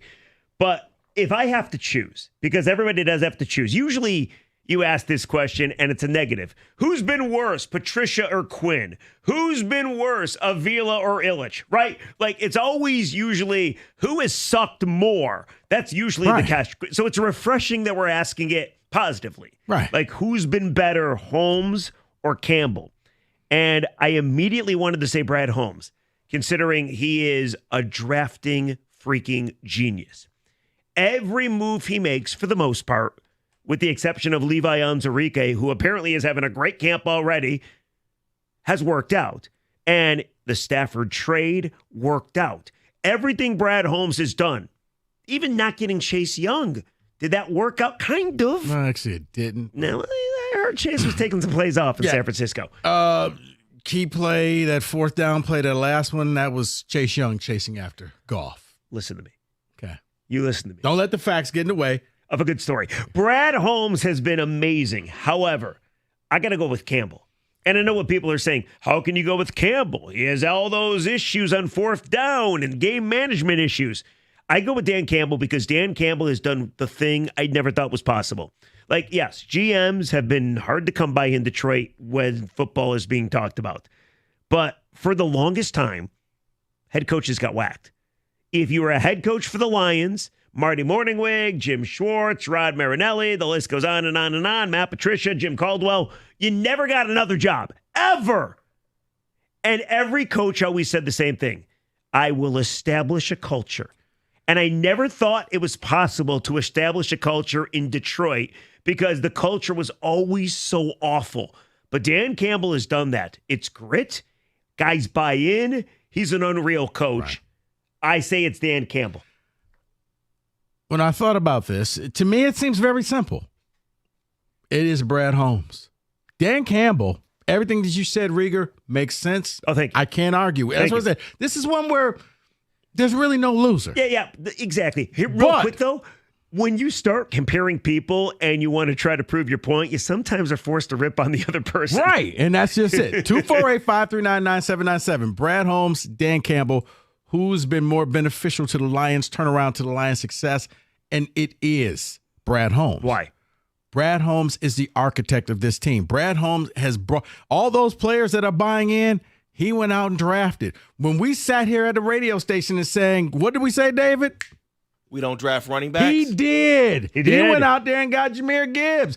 He trades. He gets J-Mo. J-Mo's no good. All of a sudden, J-Mo is now the X factor. Hey, Matthew Stafford, he's untouchable until he wasn't. Hey, Matthew, you're going to L.A. And we got Jared Goff coming back. Yeah, guys, he's not going to be a Band-Aid.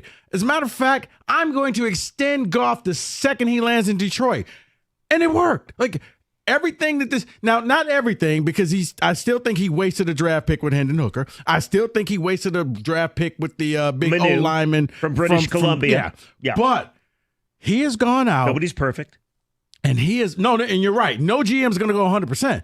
But he is bringing in players. And I think he is the one changing the culture because he's bringing in the Lions type of players. And he doesn't care what the media says. He doesn't care what the fans say. If there's somebody out there he wants, he gets. And here's the other reason why. He recognizes talent, and he's already locked them up. So eventually, he's going to have to pay the piper. But it's not going to be for a few years. This window that they're in, it's going to be open for at least 3 years. I'm just curious, and I think Brad Holmes is a genius. I've already said this, but your last point, identifying talent and locking them up, sometimes it can actually work against you. Like the latest but until one. It does, nope. You're right. But until it does, the look, latest earlier one in of the show, Taylor I said, Decker, it could. But yes. Earlier in the show, I said that there was a certain president here of a team. You got to impress me. I don't believe in you. Brad Holmes. He's been amazing. You can make a mistake, and I'll be like, yeah, I probably wouldn't have done that. But you know what? You're aces. Keep it going. Well, I was hearing earlier today driving in, Doug and Gator were talking about the comment from Dan Campbell about Levi Onwuzurike and how he's one of the best, he says. One of the best defensive players, one of the best D-linemen. He just said he was one of the best, right? And Doug said, I don't care what anybody says. I believe anything Dan Campbell says, considering how successful they've been. That's an amazing thing because I believe the same thing with Brad Holmes. Whatever they say, I usually buy into. It's amazing what those two guys and Sheila have done. And before we get to David and Kenny on what they think, and the other thing, Dan Campbell's like a man of the people, right? Yeah. Man, Brad Holmes is high-fiving fans on the road. Oh, dude, he's hanging out with them. He's dropping F-bombs. He's doing it all. He's getting into elevators and yelling at the top of his lungs, and it's freaking awesome. 248-539-9797. Who's been more beneficial to the Lions' turnaround and success? Brad Holmes, or is it Dan Campbell? David, you want to give us yours now?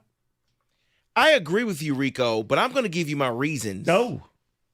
On the other side. Oh, what a tease. Karshian-esque. All right, 248-539-9797. It's a great question. It needs an answer. 97 won the ticket. See, what David did is a tease. You know where you learn teases? Specs at LTU. Rieger, Specs grad. I've been teased my whole life. You, too, can be a Specs grad. You want a radio show? You want to be like Jeff Rieger? You want to be better than Jeff Rieger? Specs at LTU. You always want people to be better than you. Specs at LTU can help you achieve that goal and get it started. Or you want to go into radio or graphic design artist, TV. Specs at LTU is the place for you. Why? Because you're going to be taught by people who work in the business like yours truly.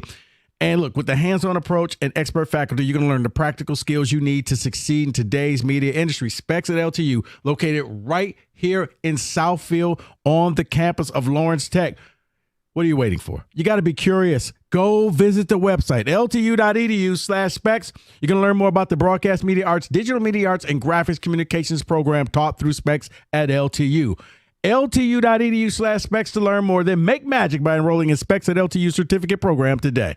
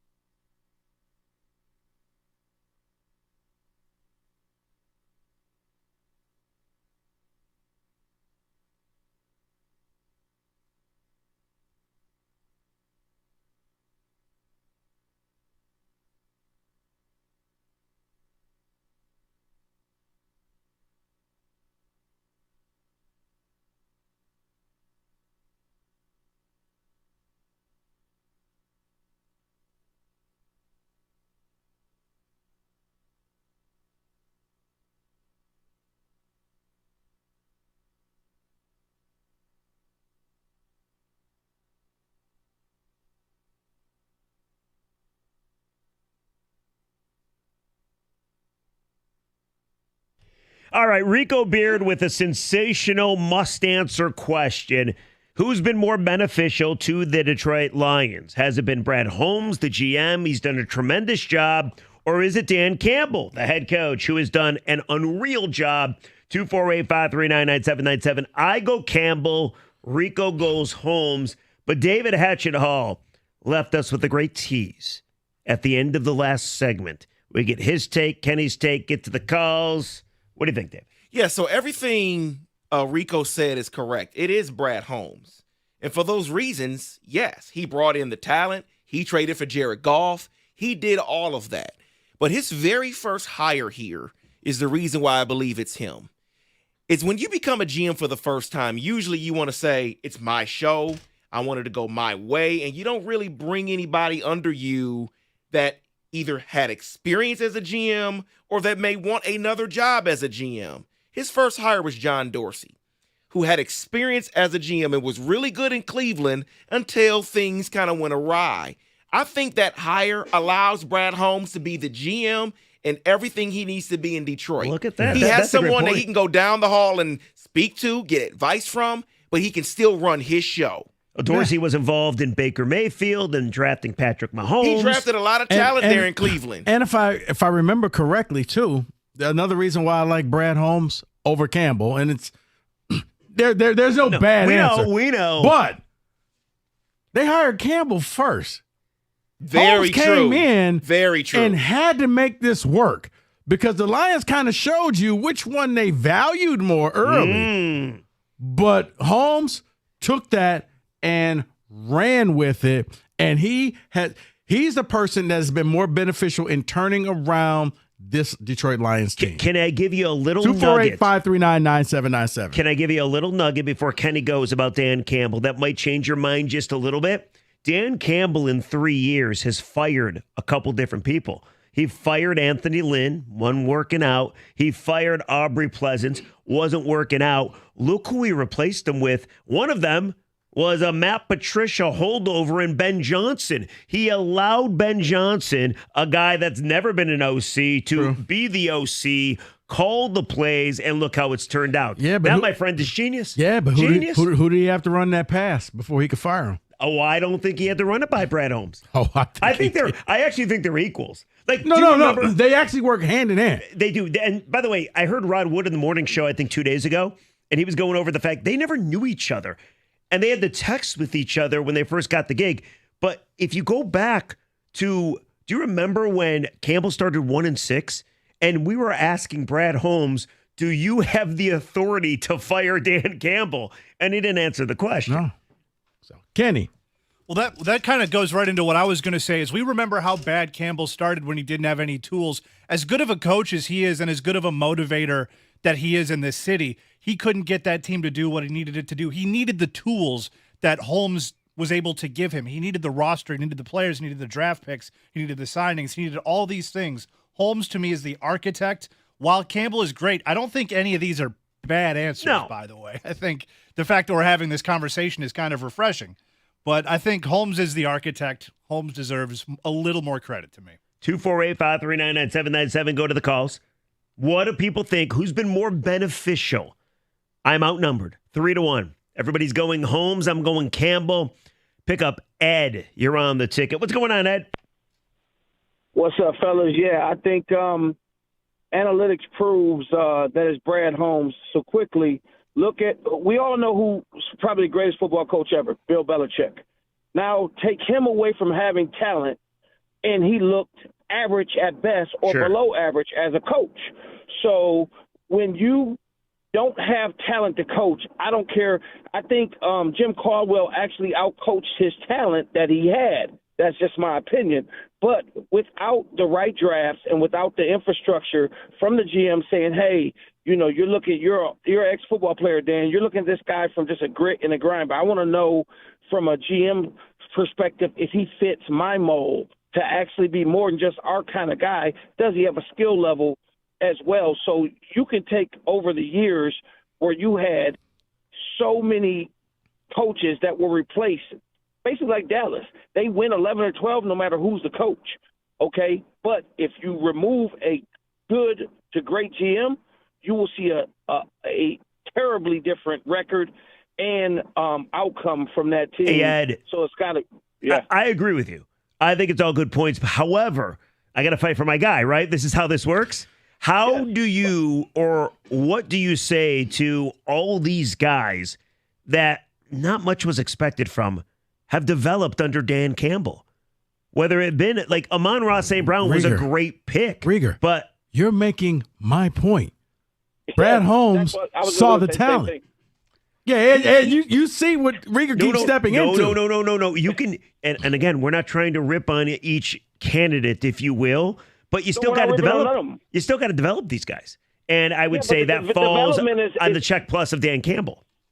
It's kind of like, so my boy Valenti, he loves horses. You have to buy the right horse. The trainer has to then get him in condition. But if you don't buy the fastest horse, you ain't winning the Derby. You could also make the case that if you don't have the right coach, the right trainer, that horse isn't winning either. I mean, these guys run through a wall for Campbell. Yeah, yes, they do. But there's a better chance you'll get another coach that can get them to run through a wall than you'll get another Brad Holmes. Just my opinion. But I think, yep, all right, bro. No, it's a good point. I mean, and again, we're not looking to rip on either one. They've both been tremendous, and we love them immensely. Sounds to me like you want to get rid of. Oh my God, that's what we're gonna do in there.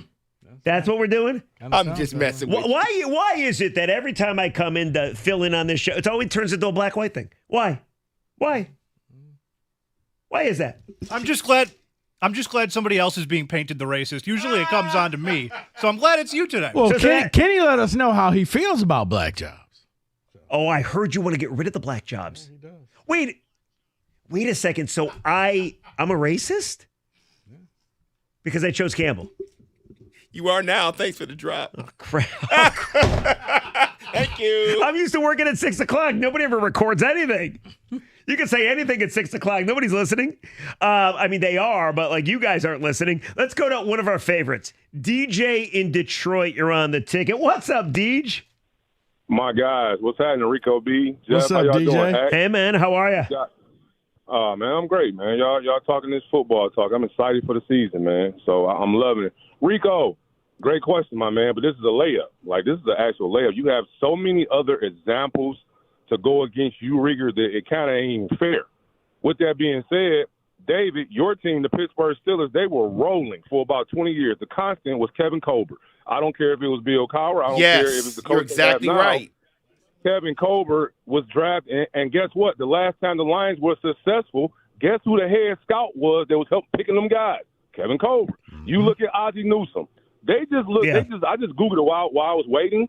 They put Ozzie Newsome's like top draft picks. Like when I tell you that dude drafted like about 6 Hall of Famers from Ray Lewis, Jonathan Ogden, Ed Reed, Terrell Suggs, like all these guys, man. It's not even close. Well, So it's when funny. you get No, to our DJ. It was almost like kind of how Holmes just sits at Alabama. Ozzie was just sitting at Miami like, and you. Come on. Exactly, Rieger. So you my dog, but on this one, bro, you way off. I mean, all right, Deej.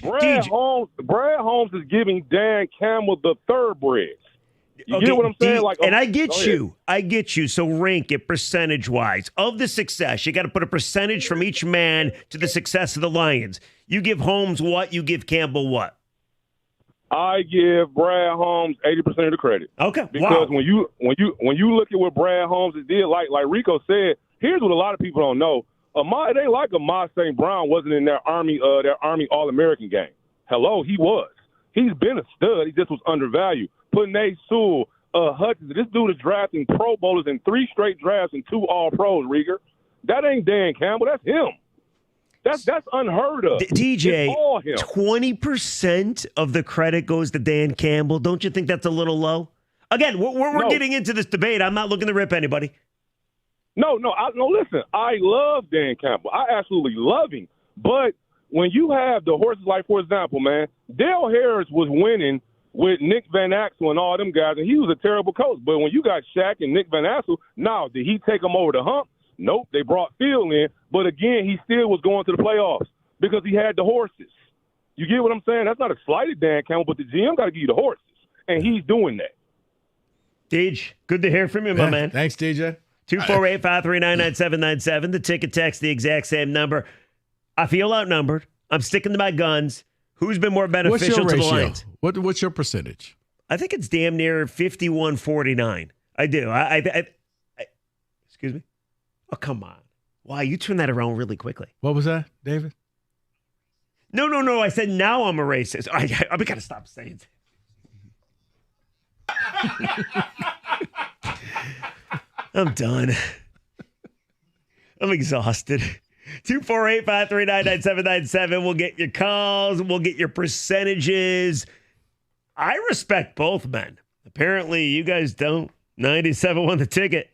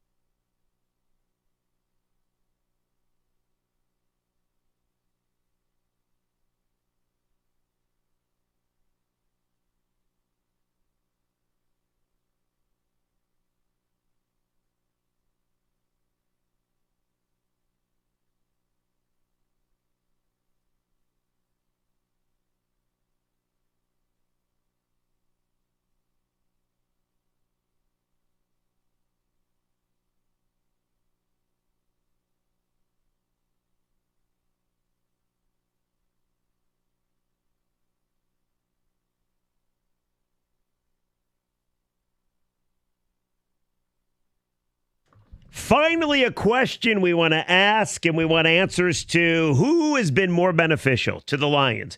Brad Holmes or Dan Campbell? The GM or the head coach? 248-539-9797. The ticket text, the exact same number. If you would like to chime on in, a lot of people do want to talk. You want to read a couple ticket texts, Dave? Anybody ever call you Dave? I don't think I ever have before. Only my aunt. You're not allowed. Okay. All right, Dave. Brad and Dan are only this successful together. If I had to pick only one, though, Dan Campbell, because he is who the players' coaches look to each and every day. That's Chase in Grosse Pointe. Another one says Campbell is the guy who rebuilt Goff and made him an above-average quarterback again.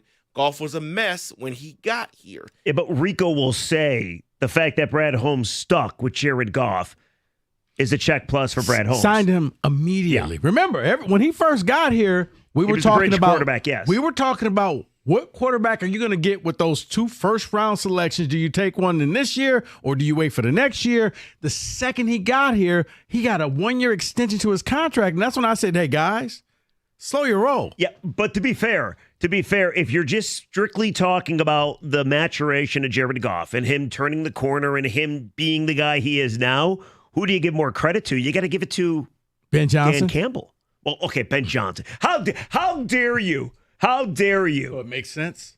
Unbelievable. You got one more? Yes, I got one more here. Says Holmes easy. He's drafted incredibly well. Campbell is helped by the genius of Ben Johnson's play calling. So now we are undermining the greatness of Dan Campbell. That poor man never gets a fair shake. Tony in Port Huron, you're on the ticket. What's up, Tony? How are you? Hey, what's going on, guys? Hey, Tony. So, it's a great question, but I also despise the question because... Makes you think. Right. It also makes you kind of like downgrade one of the candidates. Right, exactly. Because, just thinking about it realistically, not trying to be biased to one or the other, if you have one and you don't have the other, are they going to do what they've done thus far? Okay, that's something to think about. And to be honest with you, personally, I like Dan Campbell's personality more. One answer, kneecaps. Second answer, he's on the field with the guys doing up downs. You can't ask for much more. He doesn't just say he believes in this team. He shows it, Hey, Tony, you know what I found interesting? The morning show had Taylor Decker on this morning talking about his new contract. And Decker twice talked about he was uncertain about if he was going to get to resign. He wanted to be in Detroit the entire time. What'd he do? He didn't go to his agent. He didn't go to Brad. He went to Dan Campbell. And Dan Campbell reassured him that everything's going to be okay. Just give it some time. And next thing you know, he's signing the contract that he wants to sign. I think you're right about Campbell. He's got that crazy bond with his players. But who had to okay that deal? Sheila?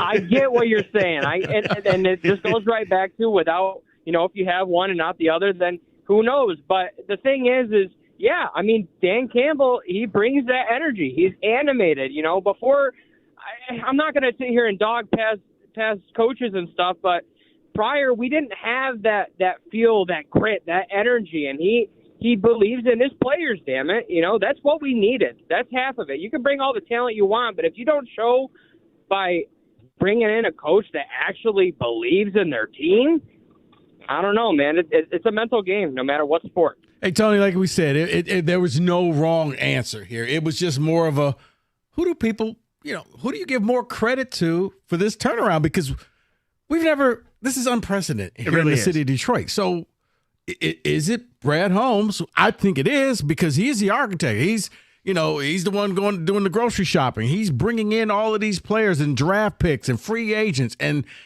Rieger, it seems like the hit rate is like 80+%. Like the guys he bring in work. You're absolutely right. Think about this. Penei Sewell is here. He's an all-pro.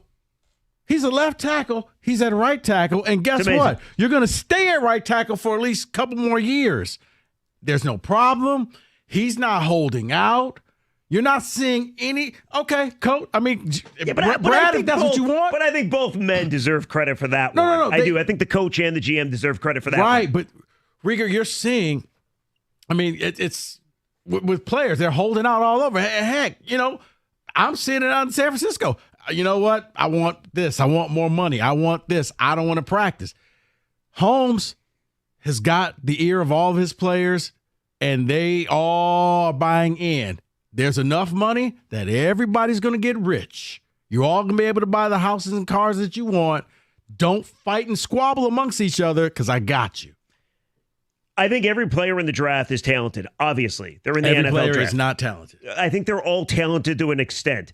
I do think, and just look at the Tigers, not that it's football, but how many Tigers offensive players leave town and all of a sudden start being good elsewhere? Like Willie Castro seems to be the latest example. Goes to Minnesota, Harris doesn't want him, he's a freaking all-star, right? I do think there's something to be said for not just drafting the right guy, but you have to put said guy in the right system with the right teachers and coaches, and that's where I give the edge to Dan Campbell. Because the guys that you speak highly of, the gems, if you will, that Holmes finds in the draft, they got to go and play. And the guy coaching them and that guy's staff is pretty damn impressive. That's why I give the check plus the slight edge to Campbell. Okay, here's the last thing, because in order to make my guy look good, I got to bring your guy down. I understand. It's very respectful of you to tell me that. And I'm going to say this. You're very respectful. Brad Holmes, I like the fact that he can go out there and find the players. How much of this is Ben Johnson and not Dan Campbell? It's unbelievable. That is, you said you were going to be respectful. That was very respectful. Who hired Ben Johnson? Biggest free agent acquisition this offseason for the Lions was Ben Johnson coming back. Well, I'm just saying, a lot of Ben Johnson coming back, he credited who? Dan Campbell. If there was another coach here, Ben Johnson might be elsewhere. Just saying. Who fixed Goff? You're fighting dirty. Cliff, you're on the ticket. What's going on, Cliff? Oh. Break it down, guys. Here we go. What do you think this is? I don't know. David looks disgusted. Let's put him back on hold. All right. Why we hang up on him? I'm sorry. All right. A lot of people want to talk. Who's been more beneficial to the Lions? Dan Campbell, Brad Holmes. We're respectfully fighting about this. 97 won the ticket.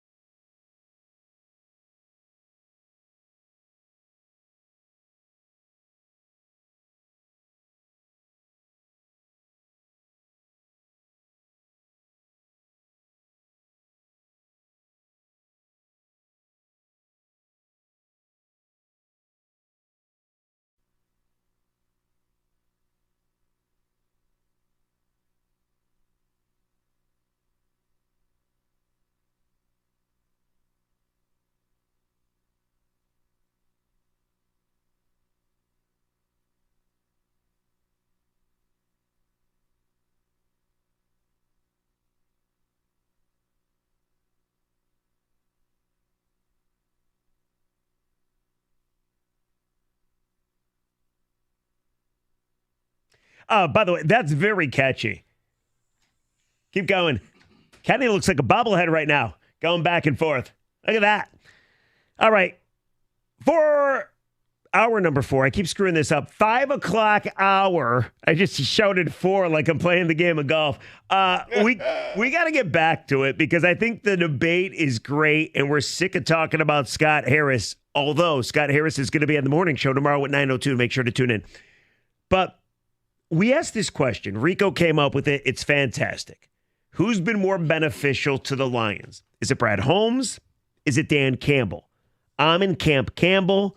Everybody else on this program currently is Camp Holmes. What about you? 248-539-9797. The ticket text, the exact same number.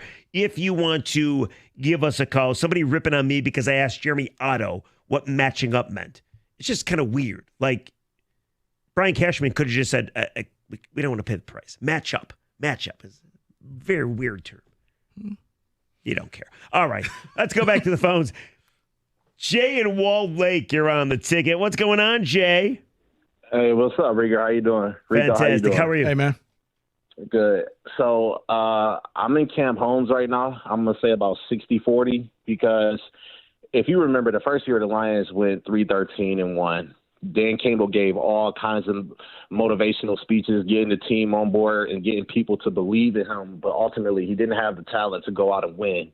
So when I look at Holmes, Holmes is like hand in hand. I know with Campbell as well, like recruiting these players, going out scouting them and everything. But Dan Campbell makes that decision to draft that player. He know what player he wants. He know what player that's going to fit this offense and that's going to fit the defense as well. You look and see, with our team being 12-5 and how good they were last year and how we praise Aaron Glenn for being a good defensive coordinator, still didn't have the defensive backs to go out there and compete with top teams. You've seen Nick Mullins threw for 400 yards against the Lions last year. And so I think ultimately when you look at it, I think Brad Holmes have just a little bit of an edge. That's not discounting anything that Campbell we get it. does. But Jay, I think – is it fair to talk about the first year for either of the guys? I mean, neither of the guys could have any success early on. But I would say, yeah, because if you think about it, look who came in that first draft. You got Amon-Ra St. Brown, Penei Sewell, Levi Onwuzurike, and McNeil. You look at those guys are good, with the exception of Onwuzurike still being a bit of a question mark. All the other guys are great. Yeah, but Jay, I do remember that. I remember that 3-13-1 year towards the end of the season when they lost that heartbreaker to the Ravens, and then they finally beat Minnesota. I remember other teams saying, like, "Damn, they're not very good over there, but they hit the crap out of you. Like they are violent. They kill you." Yeah. So I kind of say maybe Dan Campbell gets some kudos for that, eh? He does get kudos, but they still went 3-13-1, Rieger. Like they didn't win. And, you know, the next year you added a few more pieces like Aiden Hutchinson, you added J-Mo, and you added, you know, more people. It's just Holmes is ultimately picking that talent to come in and change this culture.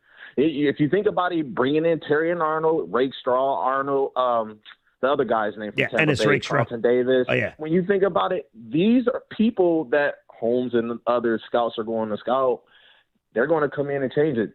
Dan Campbell, I think you can have all the motivational speeches like I said you want, but if you don't have the talent, you won't win. Yeah. That's just my opinion. Thank you for having me on, guys. Good call as always. Jay, like I said, he's the architect. He brought in all of these people. And think about it. You walk in the door, and one of your first moves, you give it to Matthew Stafford. Yeah. Okay? That's the cornerstone of this team. He was the sacred cow. No. We're going to win with him. And then he's gone. Poof. Just like, well, Jared Goff? Oh, well, he's never going to. And now people chant his name wherever he goes. And even if he's not there, they still chant his name. 248-539-9797. The ticket text, the exact same number. Rico's just sitting back because the majority of people are agreeing with Rico Beard. Not by a lot, though. You know, Jay from Walled Lake, the last caller, is like 60-40.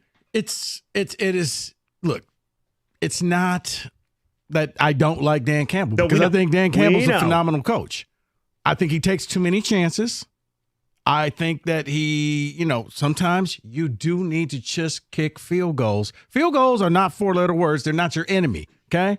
It counts for 3 points. It's okay. Let the bravado go, because that's one of the reasons why I do like Holmes other than Campbell. It's because I question some of Campbell's coaching style. It works until it doesn't. Yeah, but we question some of Brad Holmes' building style. Yeah, I questioned his. I mean, how many times did you, not you specifically, but the chair throw, the chair break, that came from not bringing Chase Young to Detroit. Right. Yes. And they did nothing, and you can make the case, I guess, if they were more active at the deadline, maybe they would have won a Super Bowl. So, but when I look at what Holmes is doing, and once again, I like Dan Campbell, but how much of that is Dan Campbell and how much of that is the OC? That's disrespectful because he hired the OC. Well, not to be on the team, but to be OC. 248-539-9797. JP, you're on the ticket. What's going on, JP? Hey, guys. So studying architecture, I studied architecture. Now I'm studying construction management, Shadow Fanshawe here in London. You're in London right now? An architect is nice, but an architect is just a dreamer. Without a good general contractor or a good head coach, your dream's going to be nothing. So that's why I put it as Campbell at 60 and Holmes at 40. Yeah, you got to implement, right? I mean, you're given the talent, you got to implement. Yep. Because you can bring in all the players you want. But the coach has to develop the coaching staff. The coach has to develop the players.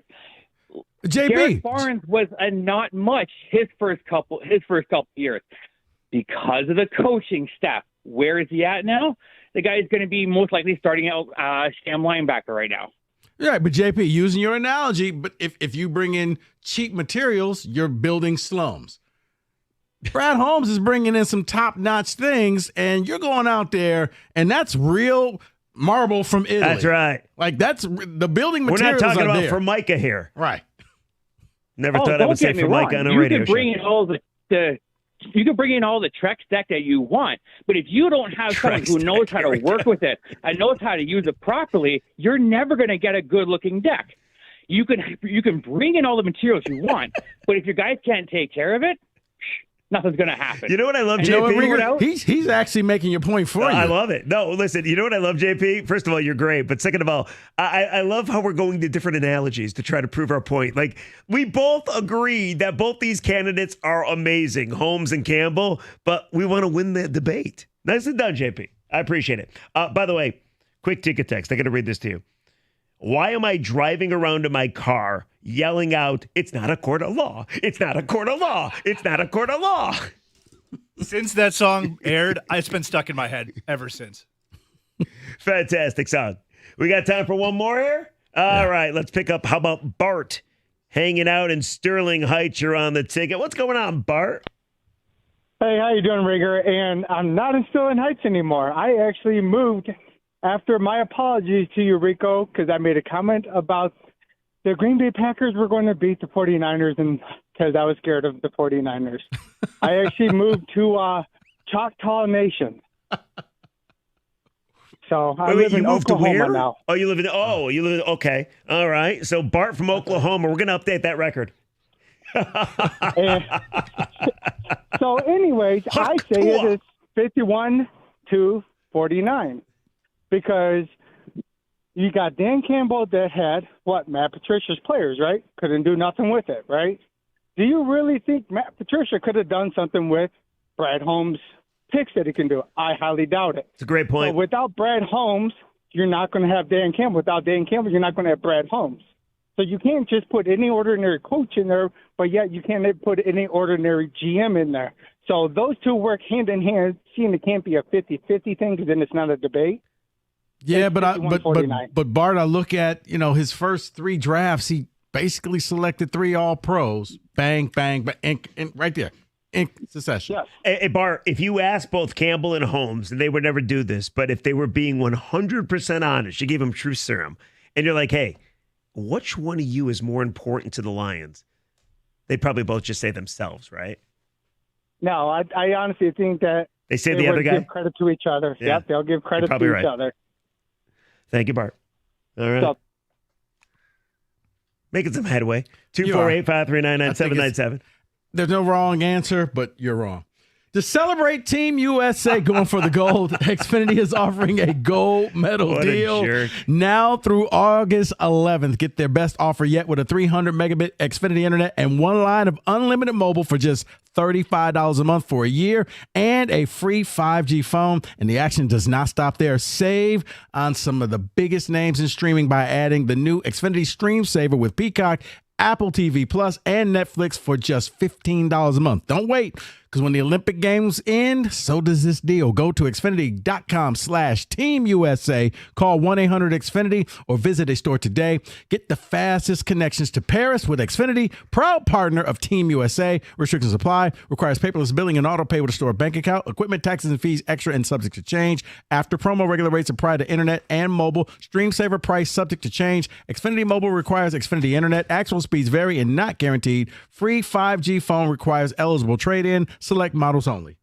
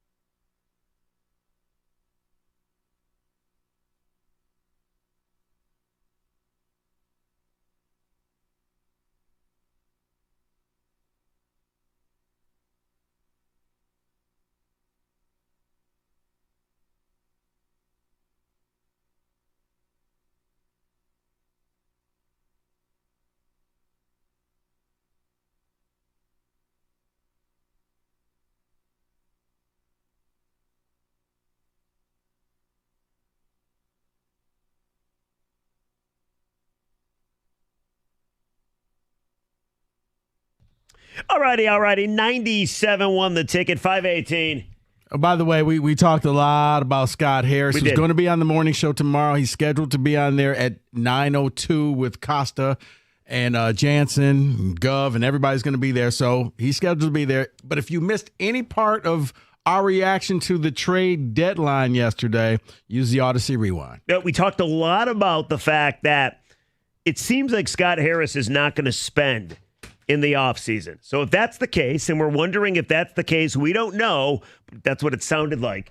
Why didn't you trade Tarek Skubal? That was one of the things we talked about, because you don't want to waste Skubal.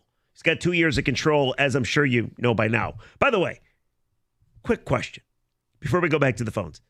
On a level of 1 to 10, how excited are you that you don't have to do the should we trade Tarek Skubal topic again? Oh, no, it's a 10. It ranks right up there with draft fatigue, where you're just happy the draft is happening.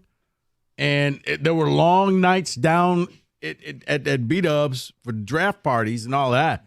But, oh, my goodness. Oh, yeah, it was great. I was so happy that we're drafting. We don't have to talk about who the Lions should take and blah, blah, blah. Or figure out a different way how to talk about the same damn topic. So, yeah, you know what? We get a reprieve. It's football season, and that's why I said, you know what? Lions are doing great. Who's the architect of this? Dave, what were you about to say? That's okay. Never mind. Oh, all right. I wanted to hear that. Because I was just going to say it was a lot during draft season, and it's a good thing this time around because they draft later in the first round now. So you never know what the scenario would be in front of you. So that's why it's a little difficult, but whatever. Go ahead. Yes, thank you. Would you agree? I love that cup, by the way. Would you agree the top 3, I'm sick of talking about topics we've done recently, trading Tarek Skubal, NFL draft, and Connor Stallions and the whole Michigan deal? No, because by the end, I enjoyed that. I'm still not done with that because Central Michigan still has a team. Let's get to the callers. Tyler, you're on the ticket. What's going on, Tyler? Hey, how you guys doing? Good, man. So I would have to be, for this question, I want to be 100% Dan Campbell, but I'm like 70-30. I feel like you can be a good team with Dan Campbell no matter what. Like he could took the Lions to playoffs with Brad Quinn's players. Where I find it interesting that Rico brings up Ben Johnson.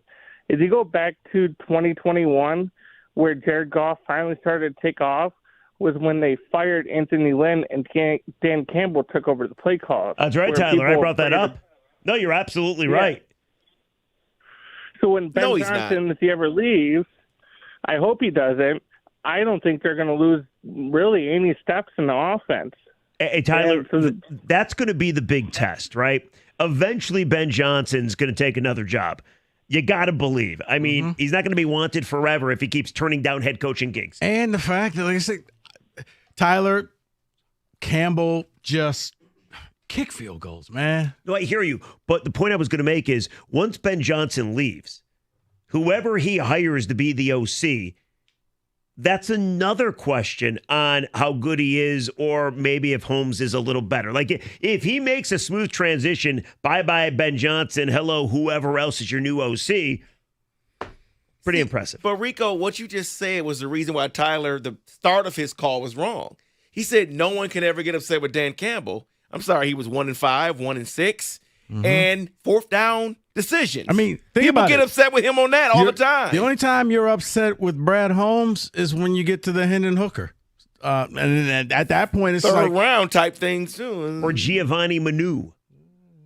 I enjoy saying his name. But other than that, you're right. There's really nothing you're getting upset with Brad Holmes about. By the way, did you guys see Matthew Betts, the dude, defensive lineman from Canada they picked up? Apparently not playing all that well. That's kind of a shocker, right?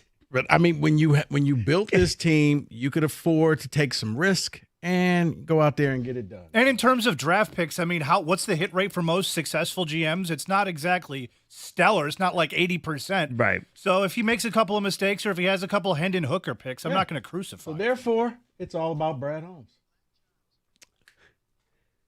Always goes back to black and white. Can't we just have a race-free discussion? Because he's not blackish. What are you talking about? Brad Holmes. There's that great TV show, Blackish. Right, but we're still laughing at you saying, well, I'm Jew-ish. You asked me, I told you I'm not religious, but I do believe in karma, right? And you're like, hold on, I thought you were Jewish. And I said, no, I'm more like Jew-ish. Yeah. Let's go to Scott. You're on the ticket. What's up, Scott? Hey, how you guys doing? Hey, Fantastic. Scott. How are you? Save us from ourselves. Easy to make these guys laugh. All right. Well, I guess, first of all, Scott Harris was very underwhelming over the weekend, I saw, or over the trade deadline. But going back Agreed. to the Lions, I felt it was a moving target. So the first 3 years, I'd have gave it 65-35 to Holmes. But I believe the next 3 years, it's going to be 75-25 Campbell to get us to where we want to go. So you're thinking it's going to flip? Because the players are already here, is what you're saying. You already got your foundation, you already got your base, so now it's on Campbell. Got us going, and Campbell's the right man to get us to where we want to be in the playoffs.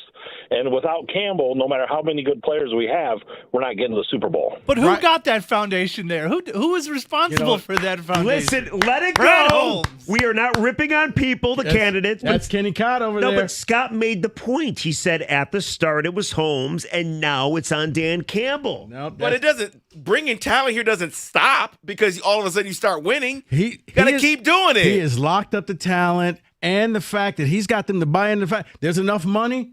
We don't need to squabble. You're all going to get paid. Kenny Cott for the win. Scott, I think you make a great point. Yeah, we have to, go to the next step. And Brad Holmes can keep bringing in talent after talent, but without Holmes, we're not getting to the Super Bowl. Thank you, Scott.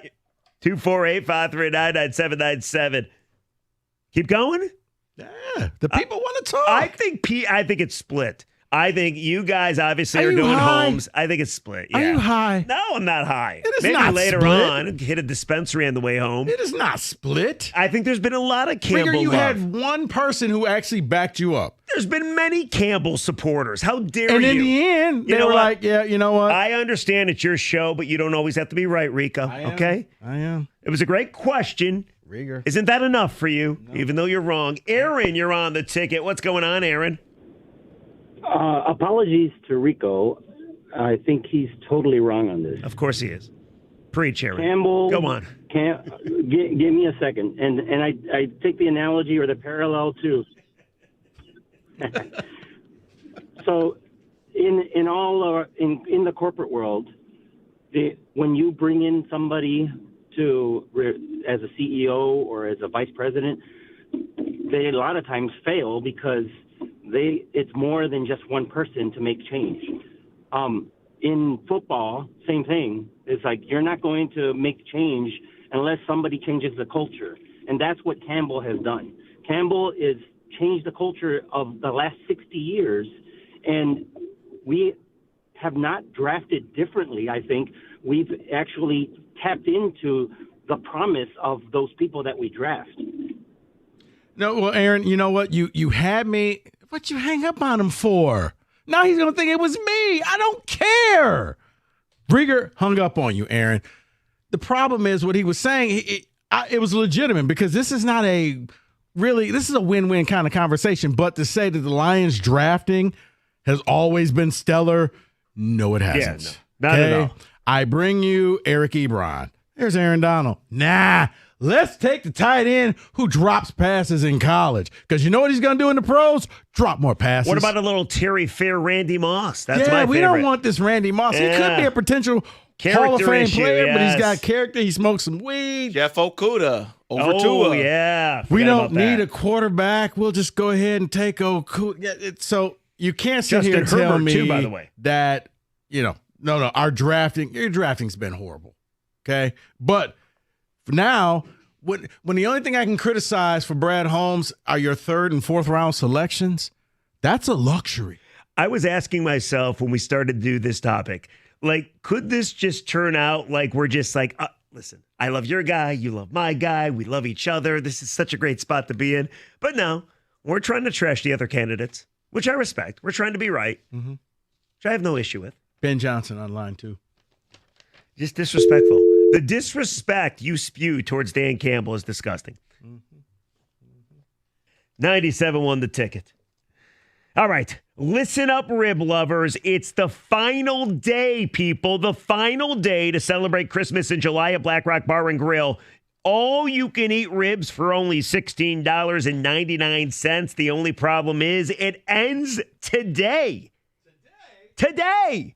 So you better get down to Black Rock Bar and Grill right now. You heard it right. Just $16.99. You can't get fast food for that price. Just $16.99 for as many baby backs as you can handle. The savings are endless with bottomless ribs for only $16.99. Hurry in for the last week of Christmas in July at Black Rock Bar and Grill.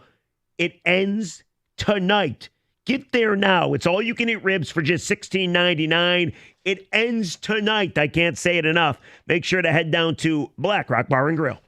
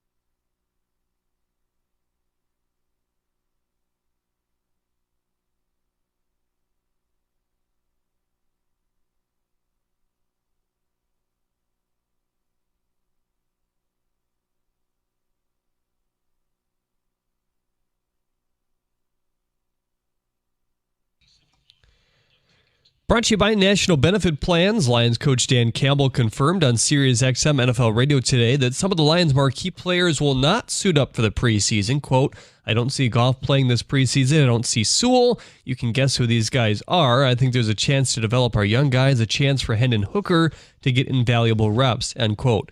Another Michigan Panther player is heading to the NFL. Jake Burton joins Jake Bates as one of the newest Lions.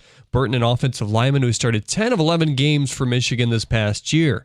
Eric Silva, who is playing in Double-A for the Giants organization before being traded for Mark Canna yesterday, has officially been added to Double-A Erie's team, according to Emily Walden, who covers the minor leagues. In breaking another one of her own records today, Katie Ledecky now holds all 20 of the top 20 times in the 1,500 meter in women's swimming history. At the Corwell Health Sports Desk, I'm Jeremy Otto. For more, go to 97.1 The Ticket or Odyssey.com.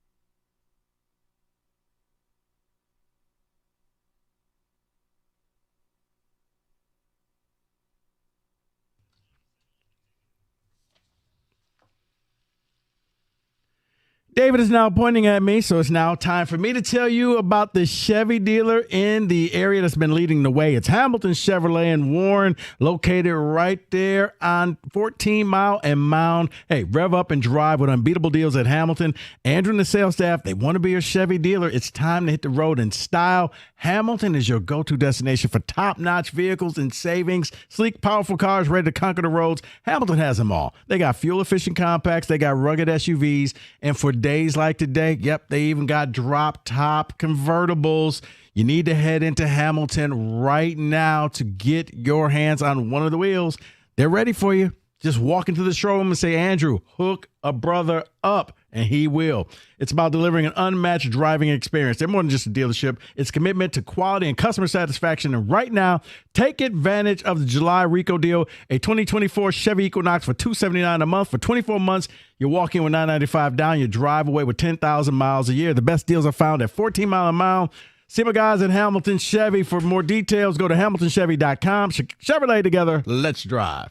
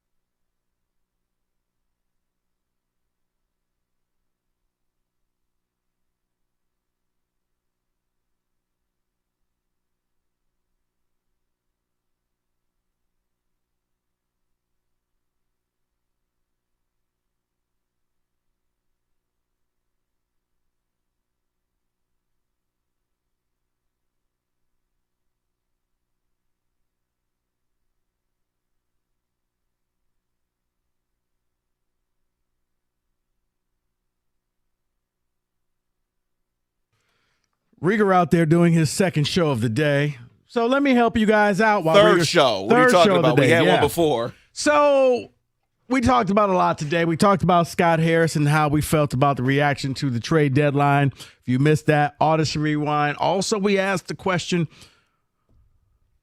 who has helped out the Lions more in changing that entire image? Was it Brad Holmes? Was it Dan Campbell? Use that rewind button. And I think more people agree with me. It was Brad Holmes. It's not something that, it's a right or wrong answer. It was supposed to be thought-provoking. The listener stepped up. Well done. You didn't, but the listener stepped up. What do you mean I didn't? They made your argument better than you. I made 17 points. How dare you? It's unbelievable. This guy. And you know what? And as soon as I say Ben Johnson, that's not fair. That's just not fair. Well, he hired Ben Johnson. He put Ben Johnson in the position that he's in. And come on. He got rid of Anthony Lynn. He made sure Ben Johnson was calling plays. Not all head coaches would do that. Remember, he took over play calling for a little bit. So, anyway, Rico, we also talked about Rico's philosophy. If he finds money, you ain't getting it back. No, that's not what I said. I said, I'm not a sucker like you. I'm not going to go out, get a bullhorn. Hey, did anybody lose $32? I felt bad. It was 10. It was 3 10s, 2 singles. Listen, anything. All I know is I'm just going to say, hey, did anybody lose any money? Yeah, how much? You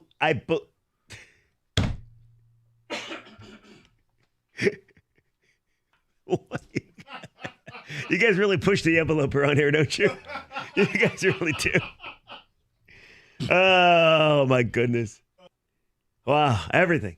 Can we get through one show tomorrow? There's no black-white talk. Okay. As you can tell in that tone, can you play that again, David? My voice cracks way too much. However, you could say I'm asking. I'm not telling. I'm not declaring I'm a racist. Wait, crap. You sure? Yeah, we're going to update that real quick. Thank you for that. He just doesn't learn.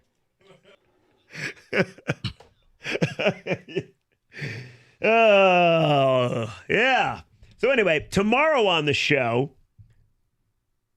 I have no idea what we're going to talk about. We'll figure that out. But Scott Harris is going to be on the morning show tomorrow at 9:02. Something tells me. So make sure to tune in for that. Something he'll say something. I'm sure we'll talk about that. You know what it is to talk to Scott Harris? And listen, I give him credit because I went into the press conference yesterday all fired up because I wanted answers. And I left the press conference pretty much with my tail between my legs. And I'm like, he's really good at not giving you the answer you want. Like there's some he's GMs. Wojo. Yeah, well, exactly. Oh, whoa, he's Wojo. You're right. Actually, Wojo never gives you an answer. They both went to Big Ten schools. But the second you get Wojo on the ropes, he just goes into comedian. Yes. Oh, look at you. You know your Wojo. I do. Yes. That's when you know you walk out. I got him. He's got to go the clown route. Jim and John are going to ask the good questions tomorrow. I don't know if Scott's going to give them what they are looking for. You know? Like, I don't think Scott's going to give any kind of indication. I think he's going to deflect. I think he'll give us what he wants, but the timeline, I will be shocked if he gives any type of timeline. I'll be shocked if he starts to talk about the offseason. Honestly, I don't even know why he's bothering to do it, but we're glad he's doing it. Oh, it's fantastic that he's doing it. Yeah, I hope tomorrow he goes on and says, listen, I thought about my press conference the other day, and I want to just make sure everybody knows that next year, we're going to try to win the division. Let's go. That's it. What are you laughing about? Nah, Scott Harris just coming out of him and Cookies, just imagining how that conversation is going to go. He's going to be professional, but it's smarm versus smarm. Oh, who's smarmier? Right. That's what I'm saying. He'll be professional, but Cookies is probably going to try to take the high road. I think Scott's going to take the high road, too. I mean, I think Scott's... I think Scott... Oh, yeah, he's going to pat him on the head. Nice try there, young fella. I think Scott's pretty happy with what he's so-called built so far, even though the fans might disagree. Speaking of disagreeing, Wojo's in the house. Whoa, what was that? So now we have two cuts saying that. Wojo. Oh, there's no question about it anymore. Wojo, did you know this about your usual radio partner? What? Rieger? It went from wondering if I'm a racist. So apparently I am a racist. Oh, I gotta There stop was no this. wondering. I don't know what you're talking about. There's never been a wondering. What was the initial cut? Can you play the initial cut? What's the initial cut? So next year in the Stoney and Wojo No, that's not gonna Invitational, make it. It's going to be versus. Oh my! I kind of always suspected about both of them. I mean, let's be honest. I mean, Kenny. Yeah, come Kenny. on. Look at the beard. So what's that giveaway? What's that region going to be called? Racist white dudes, I guess. Okay, there you go. Yeah, hello. There you go. Now, Rieger. So who do you think we're going to vote for in the election, Wojo? I'm kidding. I'm kidding. Why don't you discuss that tomorrow? He really wants to do it. Yeah, he Rico, does. he really wants. Oh, that could be. Did that make the contest or no? Yeah. Oh, good. Rieger. Wojo. I love how Rieger builds a straw man and then when it doesn't come through, destroys it as if it was going to happen. What are you talking about? How could he not trade Scooble? And then because you thought he could or should or would, even though there was no evidence he would, and because he didn't, you use that as the foundation of your argument to prove that they're not going to try to win ever. Apparently. No. They're going to try to win, I'm sure. But you were at the press conference yesterday, and we played the audio. He had a bunch of times to say, hey, listen, we're going to go out and spend. Hey, listen, we don't want to waste Tarek Scooble. He didn't.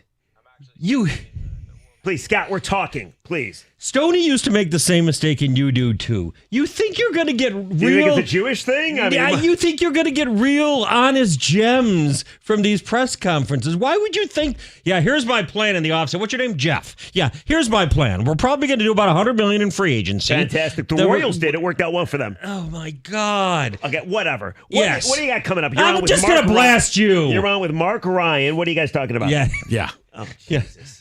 Mark Ryan. We are going to talk about the Tigers. Where's Mark? He's right out there. Why is he not here? He's doing whoever does a show with me has to do a pregame show out in the bullpen. Well, I don't think he's raced against Mark.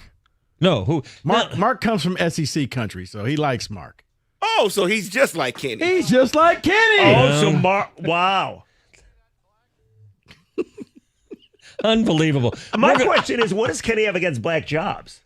He hates them. Oh, by the way, Woj, yesterday we were talking about... if David and I are gone, it's Mike and the Cone. Oh, so he has a vested interest to get rid of you. Mike and the Cone from 2 to 6. You say Mike and the Cone? Yeah. Wait. Like you never knew the story? That's Jazzy Cat and the Cone. Oh, I thought you were talking about. Absolutely not. Wow. I thought you were talking about the hat. Not. The hat. Wow. Oh my God. You know what? What color is that cone? 97-1. David, play us out.